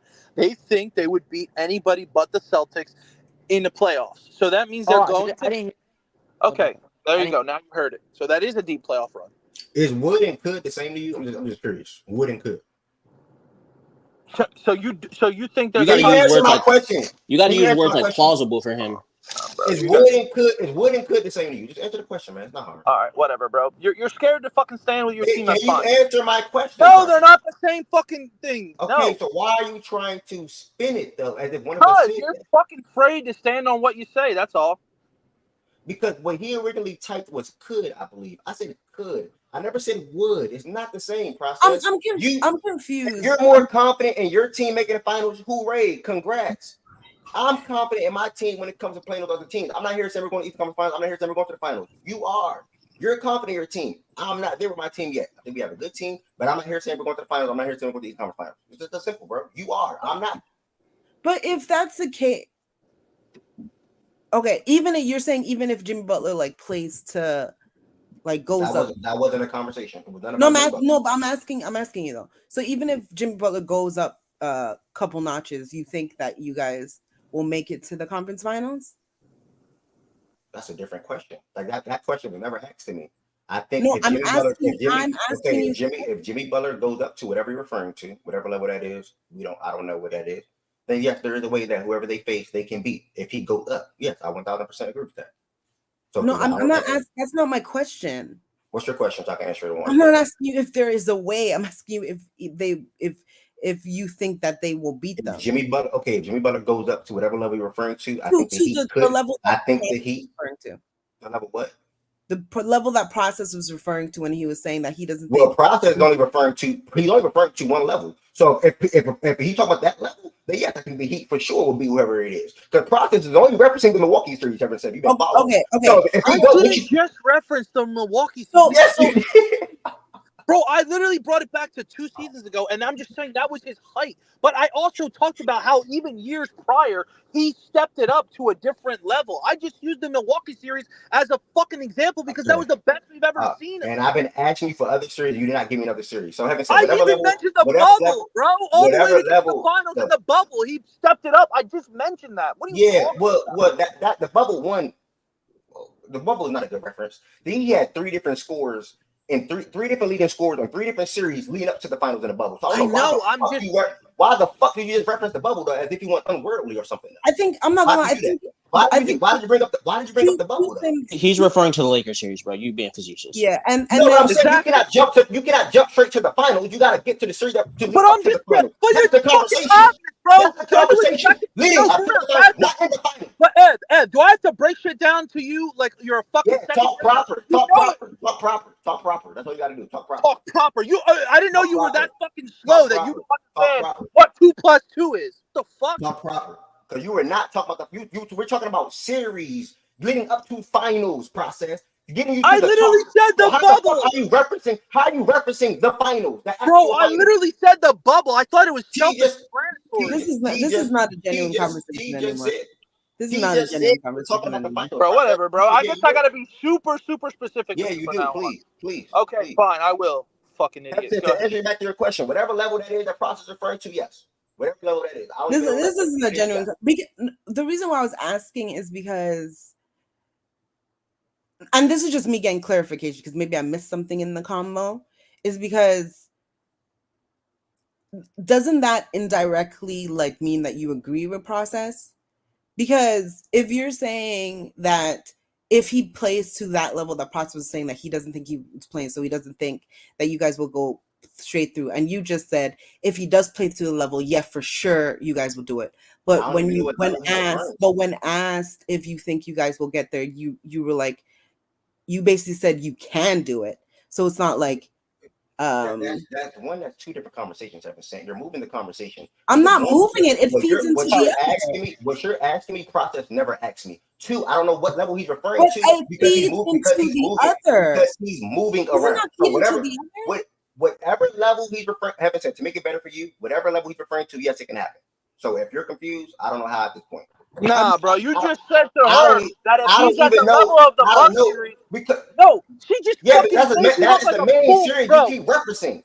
You just brought that up. She just made you look like a fucking fool to my point. So you think that if he definitely gets to the heights of Jimmy Butler, to the highest he's been in the playoffs, you definitely for sure think you can win. But now you say, the highest. What's the highest? Okay, shit, so if you're averaging 40, we could be Boston too. Exactly. What the fuck? Why did I say no? Why did I say no to that question, dumbass? But you don't even. Why would I say no? Answer my direct question. What is the highest to you? No. Heaven saying you just put his brain in a pretzel because now what he's saying is exactly what I said. That's exactly what I said. What is it? Yeah, that's I'm not gonna lie, Process. I see what I can like. It doesn't match what he was saying when he said like I can see a way we can get there. Like it means it shows that he feels like Jimmy won't play to the level that you're saying before. Like That's that's what what it I'm looks saying. like. Yeah. That's not what happened. I hate when you come into conversations at the middle or the end. If you're not there in the beginning, you try to hear what you like to take what you hear in the middle or towards the end and then try to spin it. Whatever, bro. Again, and then I'm going crazy. Heaven said how this freaking happened. Z Blaze said that he could make the West Eastern Conference Finals. All he said was could. Process looked me to say would. I never said would. I said could. It's just that simple. That's all it was. That's the only thing that happened. Heaven said. No, I get that part, but that doesn't feed into what the statement I just made, though, Ev. So where's your statement coming from, Heaven said? It's coming from what you just said. Ev. You're saying that the Heat can make the conference finals? No, when you just said that you were definitive in your answer when you referred to the level that process. Yeah, because that nigga Process said he got to average 40, and we can beat Boston if niggas averaging 40. Okay, What the fuck? Say that. Thank you, T. And Heaven said, you keep ignoring this for whatever reason. I haven't. You know, I did not finish. I don't know why you're ignoring this, Heaven said. But I asked Process multiple times. I didn't finish multiple times. You know, I didn't finish my thought, right? You know, I didn't finish my thought, right? You know, I didn't finish my thought, right? You know, I didn't finish my thought, right? Okay. What I'm saying is that he was saying that Process he have to play to this level, and he doesn't think he'll play to this level. And you guys were pushing back on that, but overarching, it sounds like you guys kind of agree that you don't think he'll play to this level either. Yeah, even what T just said, T said, yeah, he's not going to do. Of course, he's not going to do that. Respectfully, Heaven said, I don't know how you just got that from what's been going on. Because what T just said. Exactly. I don't know. What I said made what? Me nor T had any doubt. Heaven said, what are you talking about? Me nor T had any. Can we talk now, Heaven said? Because we just let you talk. Can me and T? Can me or T talk now? I was answering your question. I was answering your question. You asked me how did T do that. Did you not want me to answer that question? T, I don't think me nor T made that point at all. Me and T is on the opposing side of Process. No way, shape, or form are we agreeing with Process in anything that anybody can do in this playoff series. We both think Jimmy. I'm saying what? Your statements are saying the opposite of what your overarching point is. Okay, Heaven said, what statements are you referring to one more time, please? Okay. The statement of course, if Jimmy does this, can I respond back to that, please? Can I respond back to that real quick, please? Heaven said, the reason why I said that, because as I'm talking to Process, he only been, and T can vouch for this, on everything I love, he only been referencing one series, Heaven said. So I said, Heaven said, if you're referring to that level, and he yet to give me another level or another series, period. But if you're referring to that level, then yes, I think we can do that, Heaven said. That's where my direct answer came from. That's literally what happened. He's pretty much saying if based on Processes, if Jimmy averages 35 with fucking damn near 60% for the field, that we can win any series. And I agree with that statement. But it's to Processes, it's actually an exact opposite to Process. The point is that we thought that I think that they can make a conference finals depending on who they see, and they cannot, but I think they have a chance to, regardless of Jimmy playing at 35 points per game on 60%. And that's where the difference of could and would come in. Nobody said would. I get that. I get what you guys are saying, right? When you guys are saying you have a chance, right? That's cool. Is Process saying that you guys don't have a chance at all? Yes, he is saying that. He don't think that he have a chance at all. Yeah. He did say that the Heat insanity run was over. He did start a statement with that. I don't think you can beat the top tier teams in the East anymore. Yeah, and I think outside of Boston, all these top tier teams are not that great in the East, and that's my opinion. Process. Are you saying that they don't have a chance at all, or do you think the chance? No. I just think I'd pick them to lose against us. I think that I'd pick them to lose against Milwaukee, and I said no chance. And I said. That doesn't mean no chance. As I'm asking, are you saying no chance? No, I didn't say no chance. I think they have no chance against Boston. Yes. Process, simple put. Do you think that he will be any of those teams outside of Boston? No, I think that's a different statement. Now, Heaven said, yes, it's a different statement. But my main fucking point is nobody said would. Everybody, I said could. So why the fuck are you moving the conversation? Why are you moving the conversation? If nobody said Ev, you moved it. I'm trying to speak to what T is saying because T said that you guys are saying that there's a chance. I think everybody agrees that there's a chance, including Process. I think what the Process agrees that the Heat can make the conference finals.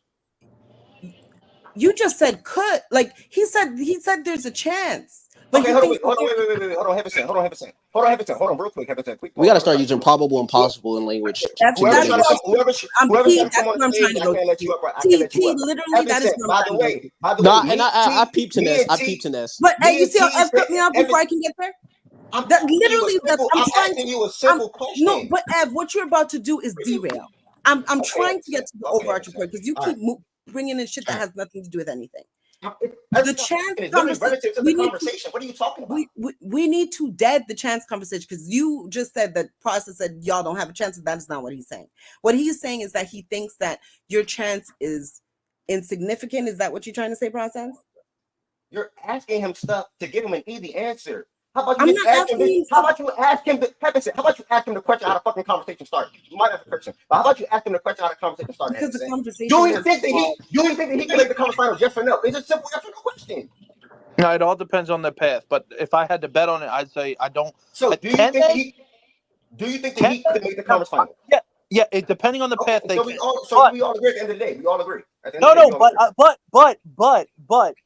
but it all depends on what they. But I don't think they could beat us. I don't think I don't think they'll beat us. I don't think they will beat Milwaukee. I said you have a chance against the Knicks, and I definitely 100%. There's no shot you could beat the Celtics. That's what I'm saying. The conversation has evolved. It's no longer like could you. It's probability of it happening. That's how when he brings that in, he's bringing in probability now. That's what I'm trying to tell you. The beginning has evolved to another combo. Yeah. Move on because we're all gonna find out in fucking 6 months when the fucking thing is over. Okay. I think it's probable At the we end of the beat the day, Sixers. he I can will make say the that. I conference think it's finals. probable we beat the Sixers. At the end of the day, he thinks he can make the conference finals, and I do too. So we didn't go nowhere. At the end of the day, we did not go anywhere. I think it's a all possibility based on that. All that to say, yeah, it depends on who they play, but they can make it though. Evan said, for the sake of argument, I understand 100% where you were going, saying that if they don't think that they can win, but they can win with a certain type of Jimmy Butler, it lends to my point. That's all she was trying to say. But our initial statement is we don't believe Jimmy Butler has to be at that level for us to win. So that does not go with your point. It was actual sarcasm, being that if he plays at 40, we can beat any team. It was us saying that we don't believe he has to play at that level for them to make conference finals. The point of you saying the point Bam being better offensively. And I did. I referenced Terry being an all-ball creator, something he didn't have. I know. I'm just saying, but it's pretty much if he does play at a certain level that we've seen him. If he plays the entire playoffs at that level, I think them niggas are finals bound. Yes, but outside of that, I don't think he has to play at the level for the niggas to reach the conference finals. I agree. We go to the next topic, but that was her point. But I agree with you.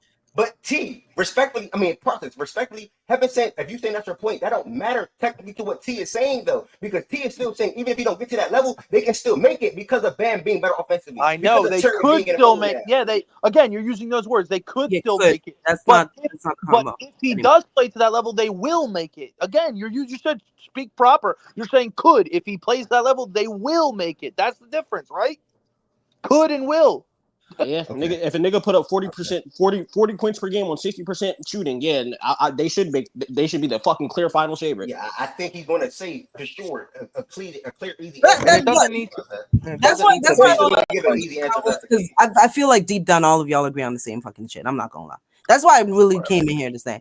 Who cares? We can talk about the next fucking. Oh no, Taness, I do think let's use the probable words. I think it's probable we beat the Sixers, like in the Bucks. I think it's probable. I think that is where you guys depart. But everything else that you guys have been speaking on is the same thing. I just feel like y'all weren't really listening to the word, like the words are so like could and can and chance and stuff. It's such like a small word that can change the complete complexion of a conversation. He didn't use them extra words until you came in to save his ass. But shout out to you. Until you came in to save his ass, that's when he started to say the chant shit. It's because you're like I have to. It's because like I have to saved you. She saved you, nigga. She saved you. Shut the fuck up. I gotta talk to you like you're a fucking second grader. He saved you. Facts. He been spanked you. If you want to be real, T. If you want to be real, T been spanked you. When we talk about Jimmy Butler game and why athleticism, he's not relied upon. Bro, you're just relying on athleticism. Just move on to the next topic. We interrupt the regularly scheduled programming to let you know that this is a prime example of why you should listen to Fly Away. It explains everything you need. It's just time for us all to fly away, man. Fly away, man. Just fly away. Yeah, But man. good segment, man. Great segment. On to the Phenomenal next, man. segment. T, way to take care of business. No funny. Because T, his main pushback was what, T? He 35. He 35. He's going to fall off. And I said, He and then I asked him 35. what about his game's going to fall off? And he had no. And He's he 35 didn't was a answer that. I response. He did. didn't I answer did. that. I literally answered that, but okay. You lucky Heaven Said came in. Heaven Said, all love, by the way. You don't mind if I get a little aggressive or yell sometimes, and vice versa. No, you mind. Why you have to call me names, bitch? I want a facts He and did cook you stats there. Process shirt. did cook you there. I Process want a did cook you facts there. and shirt. One, I'm on YouTube. If I Stats. wasn't on YouTube, I'd be talking a little different. But Ev, Should I not say this stuff on YouTube? I will you be can say more whatever the respectful. fuck you want. I Ev, don't give a fuck what you. What's up, Heaven Said? I want a facts and stats shirt. That's what I want. Yo, I'm not Bet, gonna I lie, got Heaven you. Said we have something to talk about. Yeah, I'm about to go and I come back. Your fucking Top. boy ruined it last night. Your fucking goat blew it. Blew all of our fucking money. Heaven said we do have to talk about. We watching the game 7:30. What's up? Who do the Raptors play? They play a solid team, no? Good team, I think. Yeah, Working they our way do. down though. They Process. play the Cavs. Who you got the Heat or the Magic process tonight? I feel like that's their opening game. Where's the every year. game? Miami. Probably Miami. Even though I like Orlando this year. Who else? I think Paulo could be a really fucking good player this year. Don't tell Heaven Said that. She don't like them. Yo. Nah, but to circle back, good conversation. I don't mind anybody that's in here, y'all. We are all basically like a family. All like a family. If we was in person, I probably would have punched him. He probably would have punched me back. It is what it is. We are like a family. We'll yell, we'll name call. Does not matter. And yeah, Heaven Said, I call myself cursing at Heaven Said just now. I had it like, whoa, my bad for cursing. I do not talk to women like that. I was not cursing her out, but it's all love. She knows it's all love. If she want a shirt, she gonna get a shirt.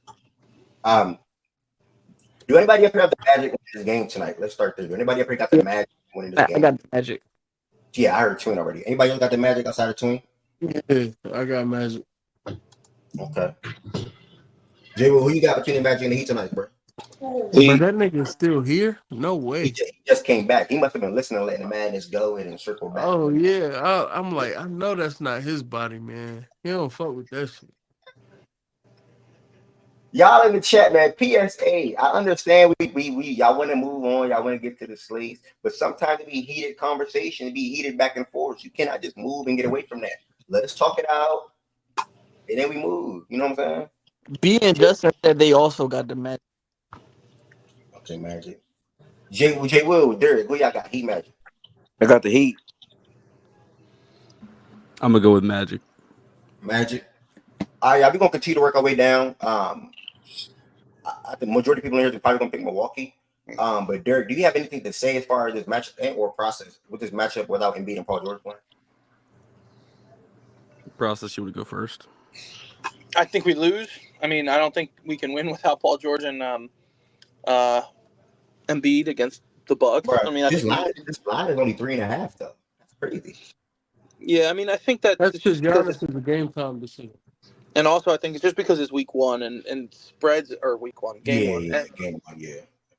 And I just think spreads are all out of whack right now. But you're going to see a lot of Tyrese Maxey with the ball in his hands. You're going to see that more often not this year anyway. But he's gonna be shooting a lot. He's going to take a lot of shots. I think you're going to see how good the Sixers can be without without Embiid this year because we have Andre Drummond and he's actually serviceable player. So that's a plus.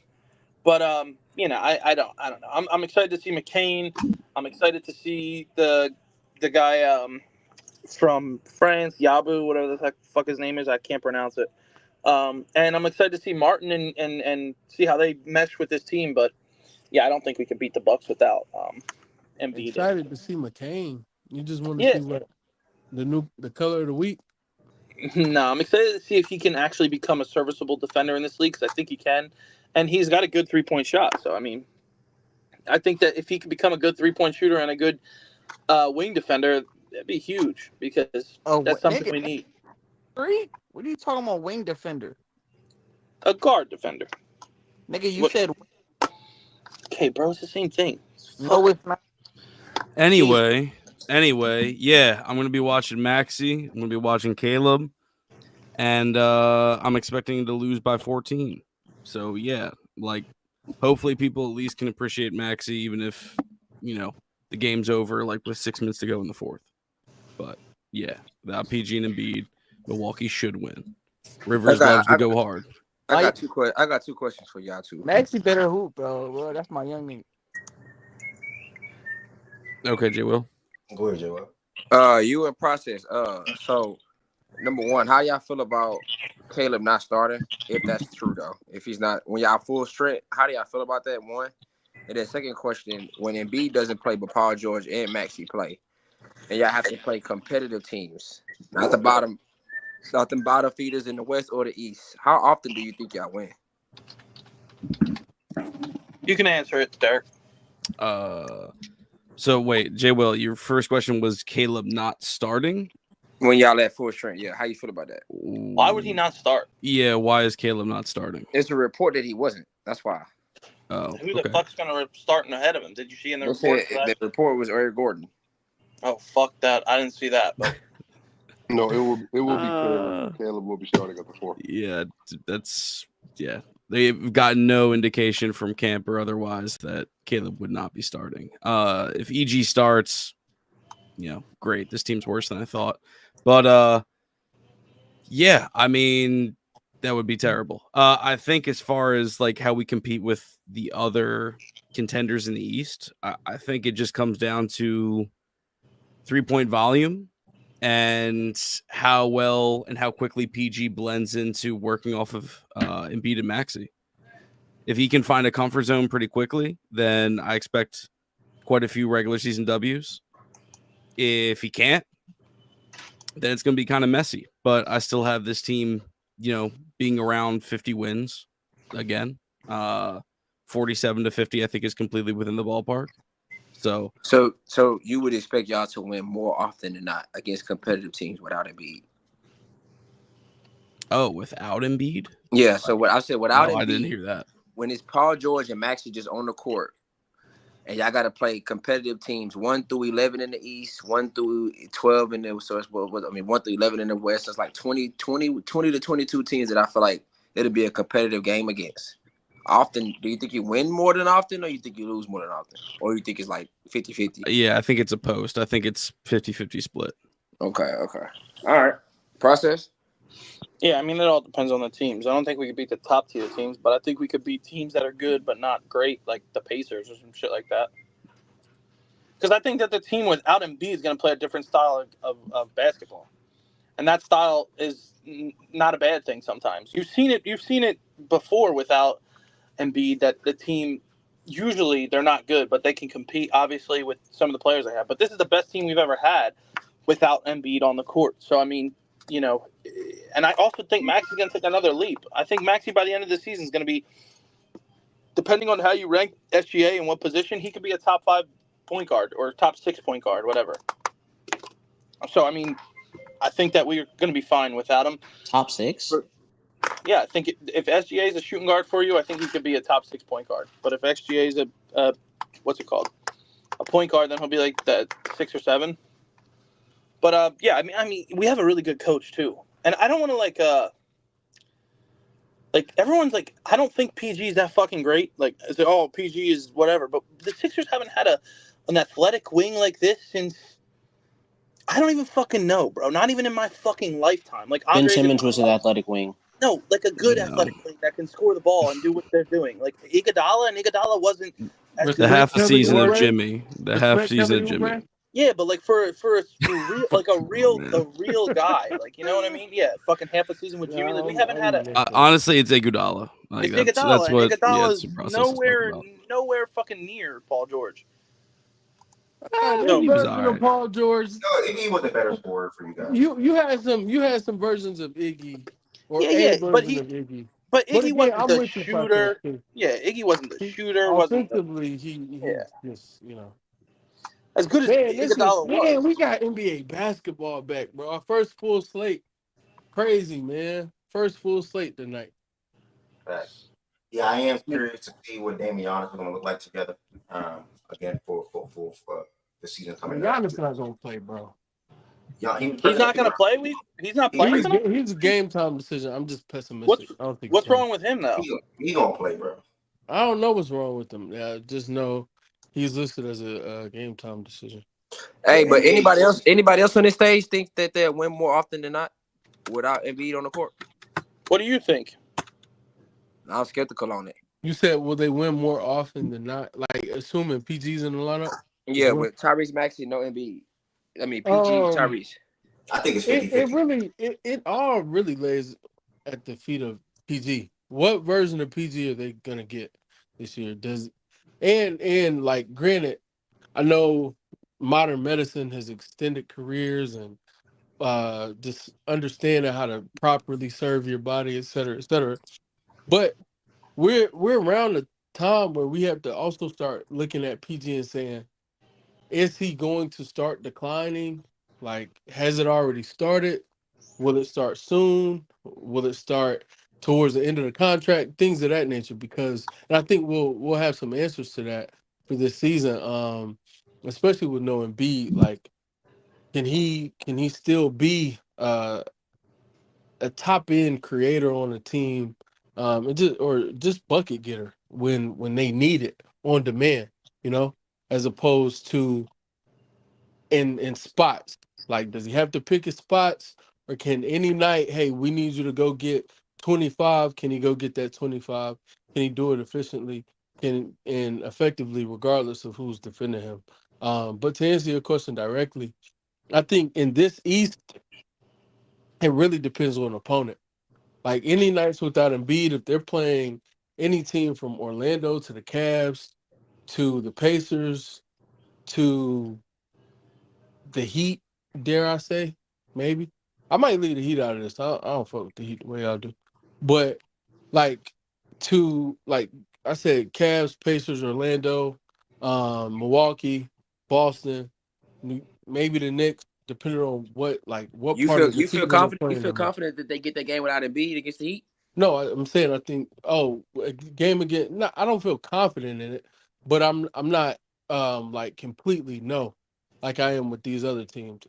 Minus the Knicks, Okay. depending on when they play them in the season.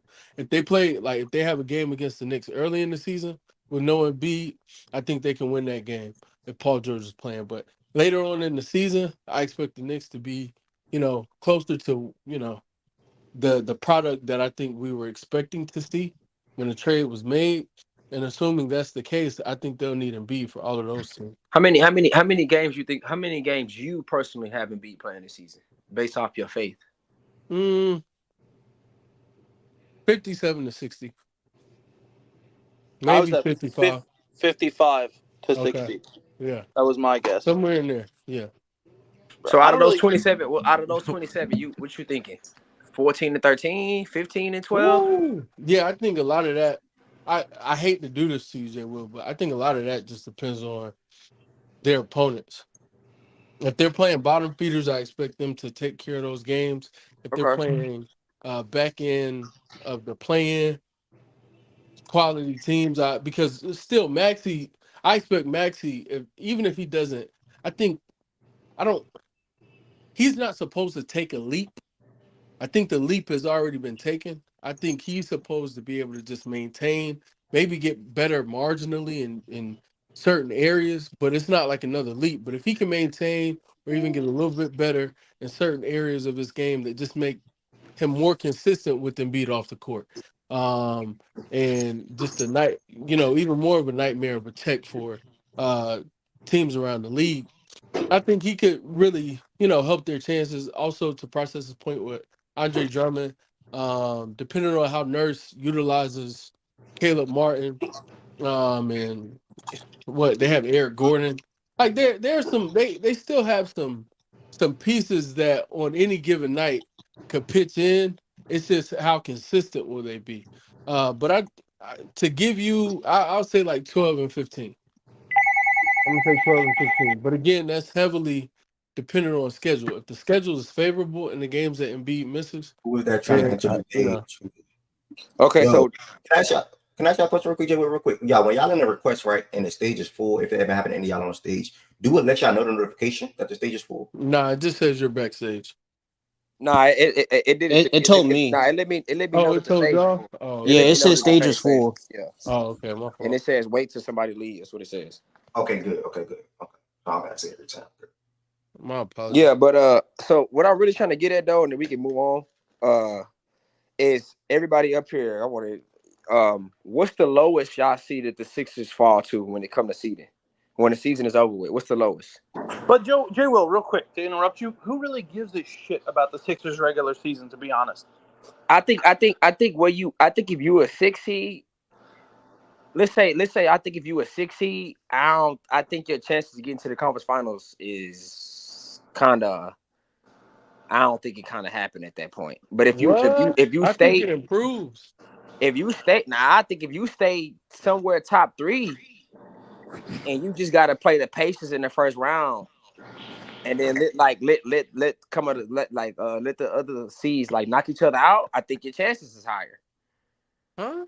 Well, Yeah. I think that's interesting because if they, to answer your question, I was gonna say 6. I think that's the lowest they'll fall. And I think being the 6th seed, I think Boston is gonna be the 1 seed. So being the 6th seed automatically guarantees you avoiding Boston into the Western, or not Western, excuse me, into the Eastern Conference Finals. I think that bodes well for the Sixers. Also, if the Sixers are falling because of injury and whatnot, and just, again, Embiid, let's say they're just not a really good team without Embiid in the lineup. And let's say they start kind of slow. Embiid out for a week, Paul George, I'm going to say maybe 2 weeks. But if that injury extends and it's a little bit longer than anticipated, and they start off slow, they have to catch up games and stuff like that. So all these things matter. If they end up sick, a team like the Pacers could end up vying for the 3rd seed or something like that. That maybe the Cavs could end up vying Okay. for So the that's 3rd. You see? I agree with you on that because Yeah. I wouldn't look at it like that. I'm looking at the Bucks and the Knicks to have second or third. Oh, okay. And so that's why I'm looking at it. But if it do go out that way, then yeah, I'm with you on that too. Ed, what you think? Lowest seed they can be. Can be, or what? If I had to guess the lowest seed, I don't got the Sixers falling below 5th. Well, are you with them with Embiid playing 55, 60 games? Or you think he played more than that? 50 to not more, 50 to 60. Yeah. I don't got them going below 5th. If he in that ballpark, where do you think they fall to the lowest? I'm saying the lowest 5th for me. I don't think they finish below a 5th seed at the lowest. Oh shit. Okay. All right. Derek, process. I think we can fall to 7th. That's what we were last year. East is competitive. That's not out of the realm of possibility. Yeah, I agree. But as far as games expected to play, yeah, I mean, I've got 55 to 60. I think is a fair range. I wouldn't expect any much lower. And as far as more, like he might be able to get to 66, 68, but I mean, it's tough. It's just tough to say. It's all just, if all this is just maintenance, then Embiid should be clear. But this is the year they're going to be extra cautious more than ever. So if he misses like the 65 game mark, also won't be surprising. Okay, you got low at 7. Process.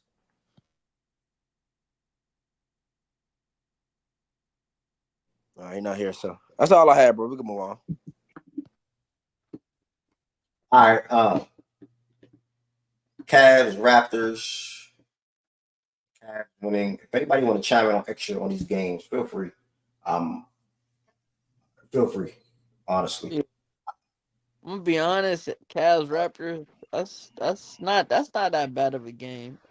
I want to see what the Raptors team look like. To be honest, I'm with Scotty, Quickly, and all of the. I mean, yeah, I'll probably have the Cavs winning though. All right. I don't think nobody got extra words. Really, I might have the Rockets winning that game as well against the Hornets. Looking at this plate, man. I mean, JG hoops, man. LaMelo it, Ball hoops. Beat me. I'm That's gonna one make of a my games of the night. I want to watch that game. I'm watching that game. somebody keep trying to come to the stage, bro. I don't know who it is, or somebody else, but I'm about to make a pivot. One, because it's like I said, I don't. Preview is not that much for me. It's really just what you're looking forward to seeing for this team wise or player wise, which we did in like the first 2-3 games. Then I sort of kind of just got super drained with that Heat and Magic thing. I'm gonna kick the playback up and then look at what Jay Will wants to bring back up the title thing that I really didn't get to chime in on too much yesterday, as far as the contenders and dark horses and etc. Because I moved around. I wasn't really trying to make it a topic, but I did want to hear what you thought because you didn't say shit. Yeah, I was moving around. That's my fault. But either way, I'm gonna chime in. I'm gonna look at it, chime in on it. And Jada, I'm gonna switch the playback so more people can come to the stage. I want to say everybody, as far as the YouTube, man, this is the longest I probably went being live on YouTube on the show. We didn't go below 50 watchers at a time. Probably peaked around 77, 78, or 80. Thank y'all so much for the support. Make sure y'all subscribe to the platform. Make sure y'all like the video as well. And then also you can follow Fact and Stats on other platforms. You have Twitter, Instagram, and TikTok, all scrolling at the bottom. Mainly Twitter. You can get your most updates with Fact and Stats related things on the Twitter. Also, outside of that, there are 4 different ways on top of just being here. You can extend your support for Fact and Stats. You can become a member of the Fact and Stats community on YouTube.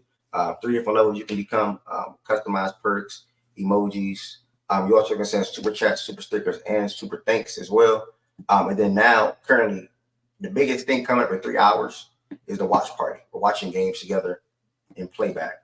That's scrolling on the bottom of the screen, watching games together in playback.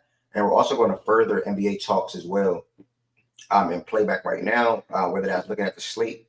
I got to get some energy, so I got to get up and move around real quick. And I can't really do that on YouTube. I got to get up, take my dog out, move around, get re-energized, make some sandwiches real quick. But the playback room is starting. And last thing, Knicks going forward, if the stage is filled up, you can't get in, text F if you have his phone number and let him know so he can know who it is, or DM him and let him so he can be able to know he can make a decision on if he's going to drop or add somebody in. So please just do that. Important. Thank you, Jay Will, because that is I keep trying to every time it's full, I be like, yo, who's requesting me? Because that lets me know who I was swapped out for that respective speaker or person. Good, we can watch Phoenix get smacked together. Nah, Phoenix might get smacked tonight. Now they Uno about to give him the hammer. What? Bro, what? That nigga James, nigga, stop playing with him, bro. Yeah, I'll catch y'all on Playmaking. Playback.tv hold on. Playback.tv/fact and stats. That's how you go. Fact and stats. Playback.tv/fact and stats. It's scrolling on the bottom of the screen, y'all. Thank y'all for all the love and support. It truly means the world to me. Thank y'all so much. And I'll see y'all tomorrow morning at 11 a.m. But right now, I'm going right there and playback to continue having talks. Playback.tv/fact and stats. Thank y'all for all the support on YouTube. Pull up to the playback now.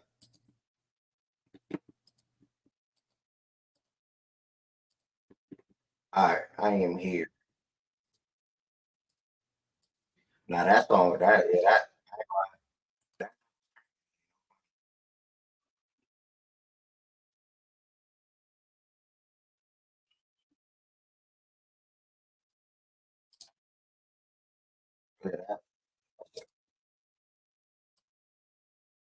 That's the